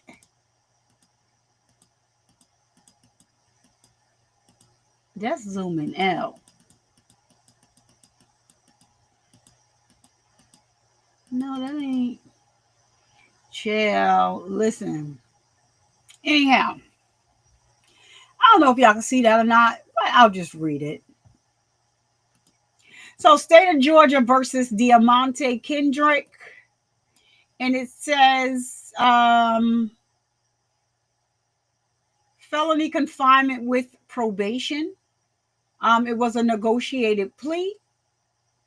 His charges was aggravated battery, aggravated assault, riot, and penal institution. Now, he was really being held for being assaulted while he was incarcerated and defending himself.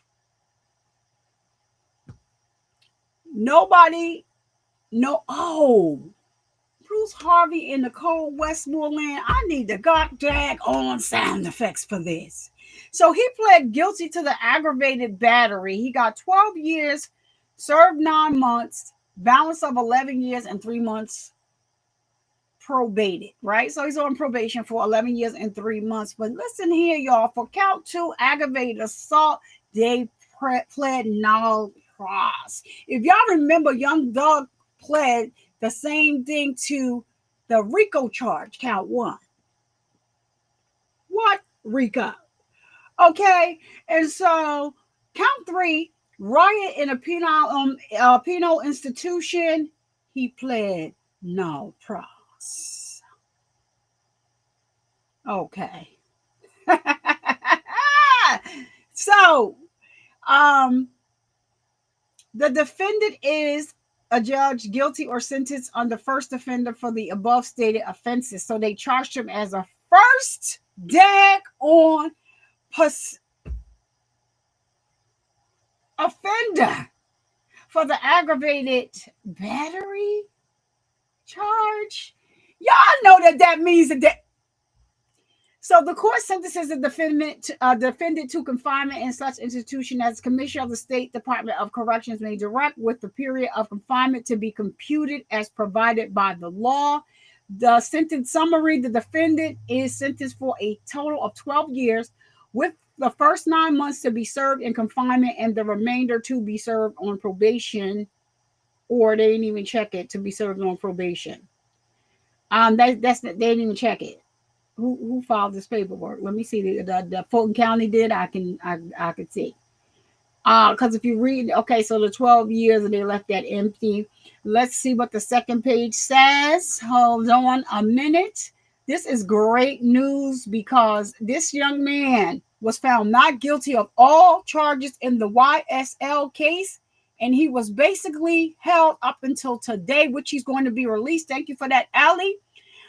He's going to be released today, but he was incarcerated basically for, like I said, somebody assaulted him. He has defended himself. They try to take his life. He was sitting in trial with staples in his head, y'all. So yeah, when you say when people do commit a crime, they should do the time, right?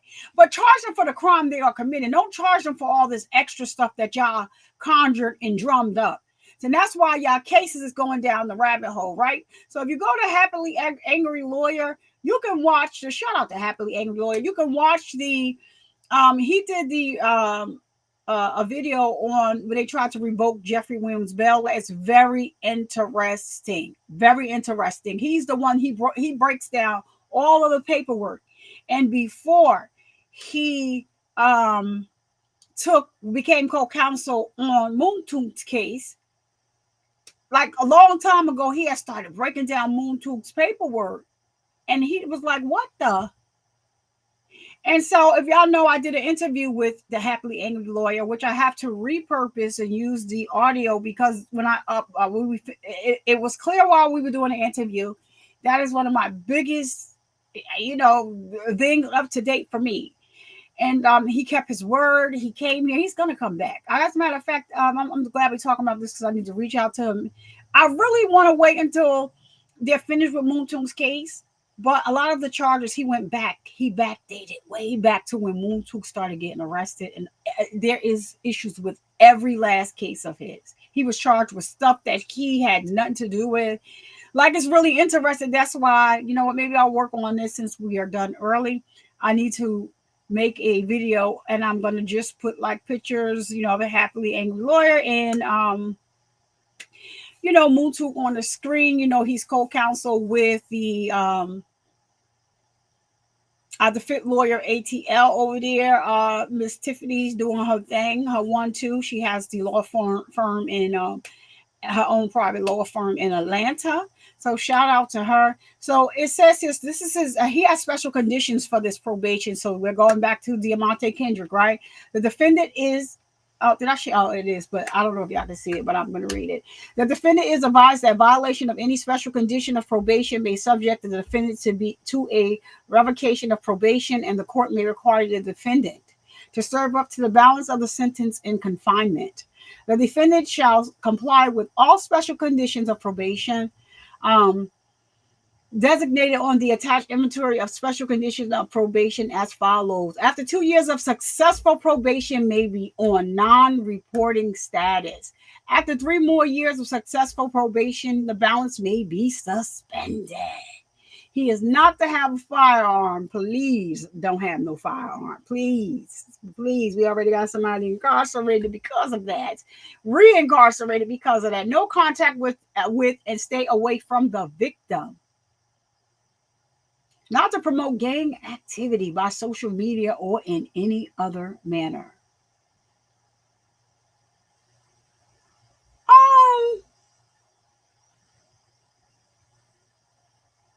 Okay.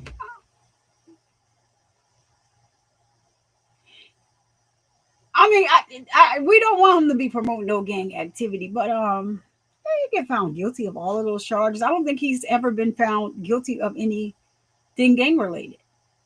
I'm just saying, you know, I'm just a virtual juror with all of you, but I'm just saying, right?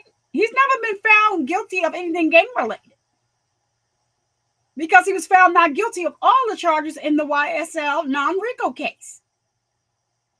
Come on, somebody. So the defendant consenting hereto, it is the judgment of the court that no judgment of guilt be imposed at this time. First offender or conditional discharge. Let me start over. Oh, if designated by the court, the defendant consenting hereto, it is the judgment of the court that no judgment of guilt be imposed at this time, but that further proceedings are deferred, and the defendant is hereby sentenced to confinement at such institution as the Commissioner of the State Department of Corrections or the court may direct, with the period of confinement to be computed as provided by law. Upon the court's determination, the defendant is or was not eligible for sentencing under the First Offender Act.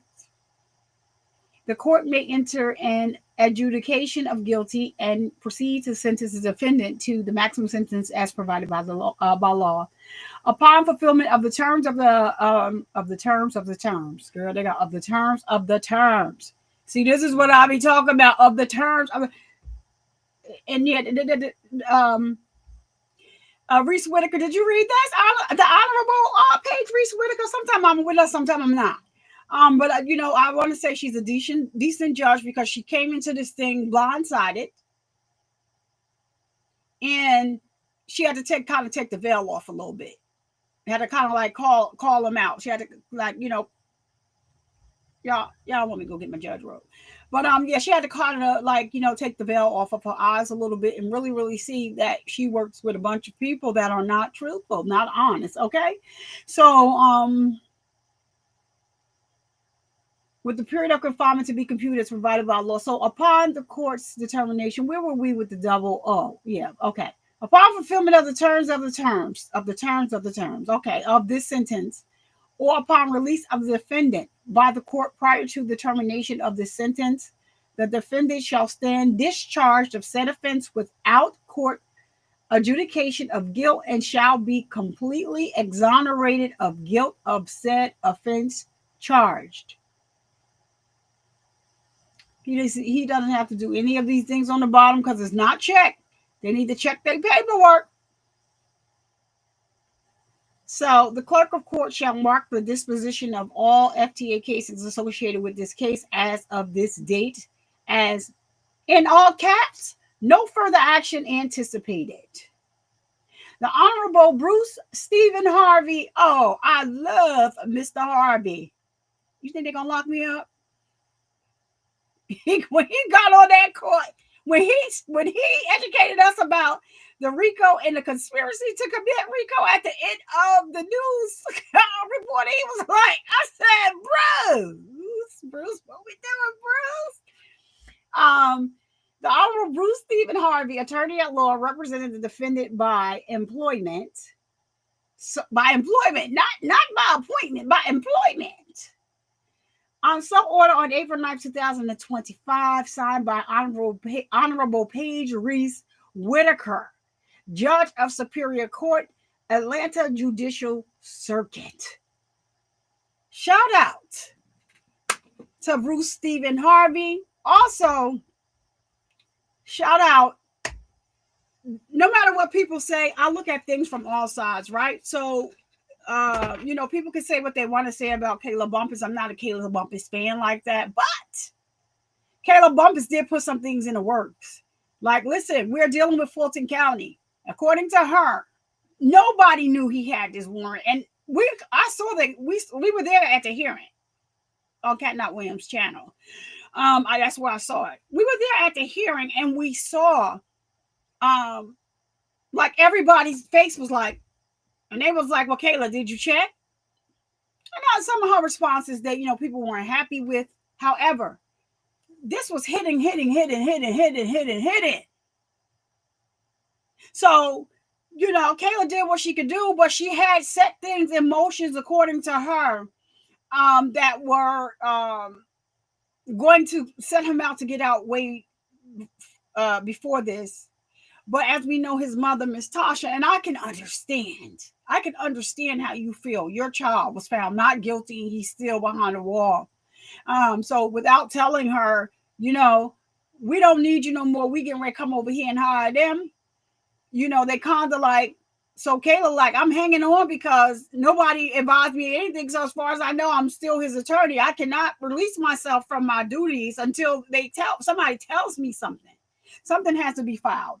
So shout out to Kayla Bumpus for continuing to go on and knowing that it was heard through the grapevine that he hired another attorney and she didn't know, but so she kept going with what she was doing. So shout out to her for that. Like I said, a lot of people I don't care about what's going on in her personal life. I don't care about any of that. The thing in a nutshell is I try to look at things, from all sides of the coin. And I just don't think, that's his mother. And so she has a right to feel the way she feels. But shout out to Doug Daly for always keeping us on our toes and providing us with these updates, as soon as they come out. And shout out to Cat Not Williams for always going live for YSL. Because, baby, she's slime over there. That's Queen Slime over there. So that's what we do over there. And I'm just a hybrid gang over here.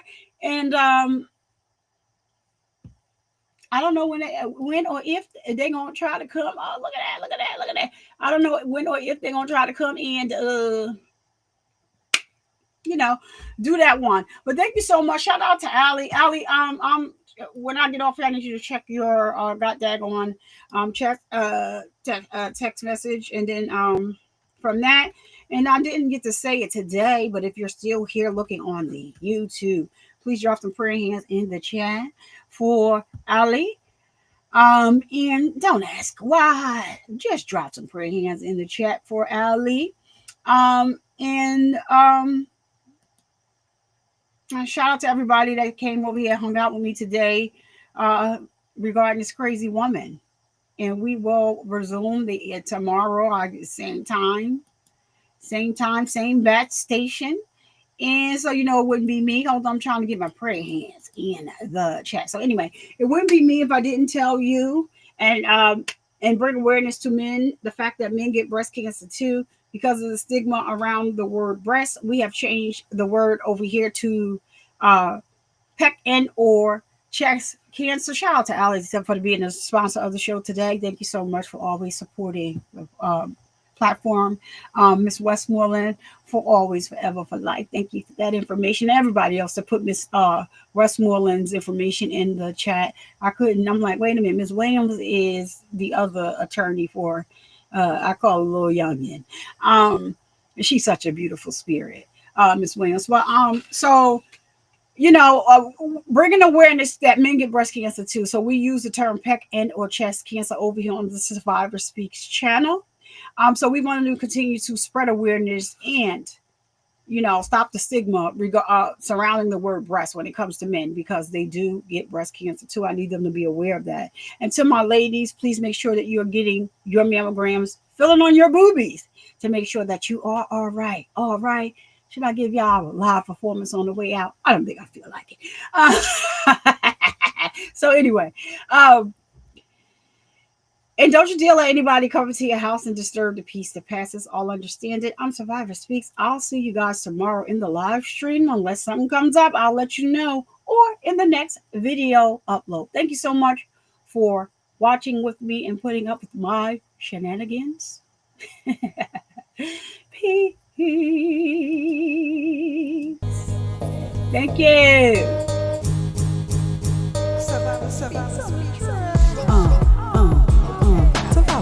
is the name at the end of the day. People love me or hate me, I don't care either way. Last kiss I busted through like a leaf in the night. A kiss his ass was knocked out before the end of the fight. A champion coming through, knocking everything out. This is hard if you see, I do nothing for clout. Just like kiss, I'll let nothing take me out. So be respectful when you step foot inside of my house. It'll be good to have your ass escorted on out. So hop up out the bushes, wipe your feet, take a seat, and get comfortable and chill with your girl. Survivor speaks, yeah. Hey, hey, hey. Who, what? I'm Survivor, speak. What time is it? What time is it? What time is it? It's time for you to hit that like and subscribe button and turn on that notification bell so you get a notification each and every time that I go live.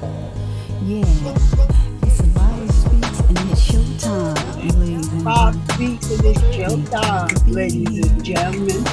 Thank you for being here.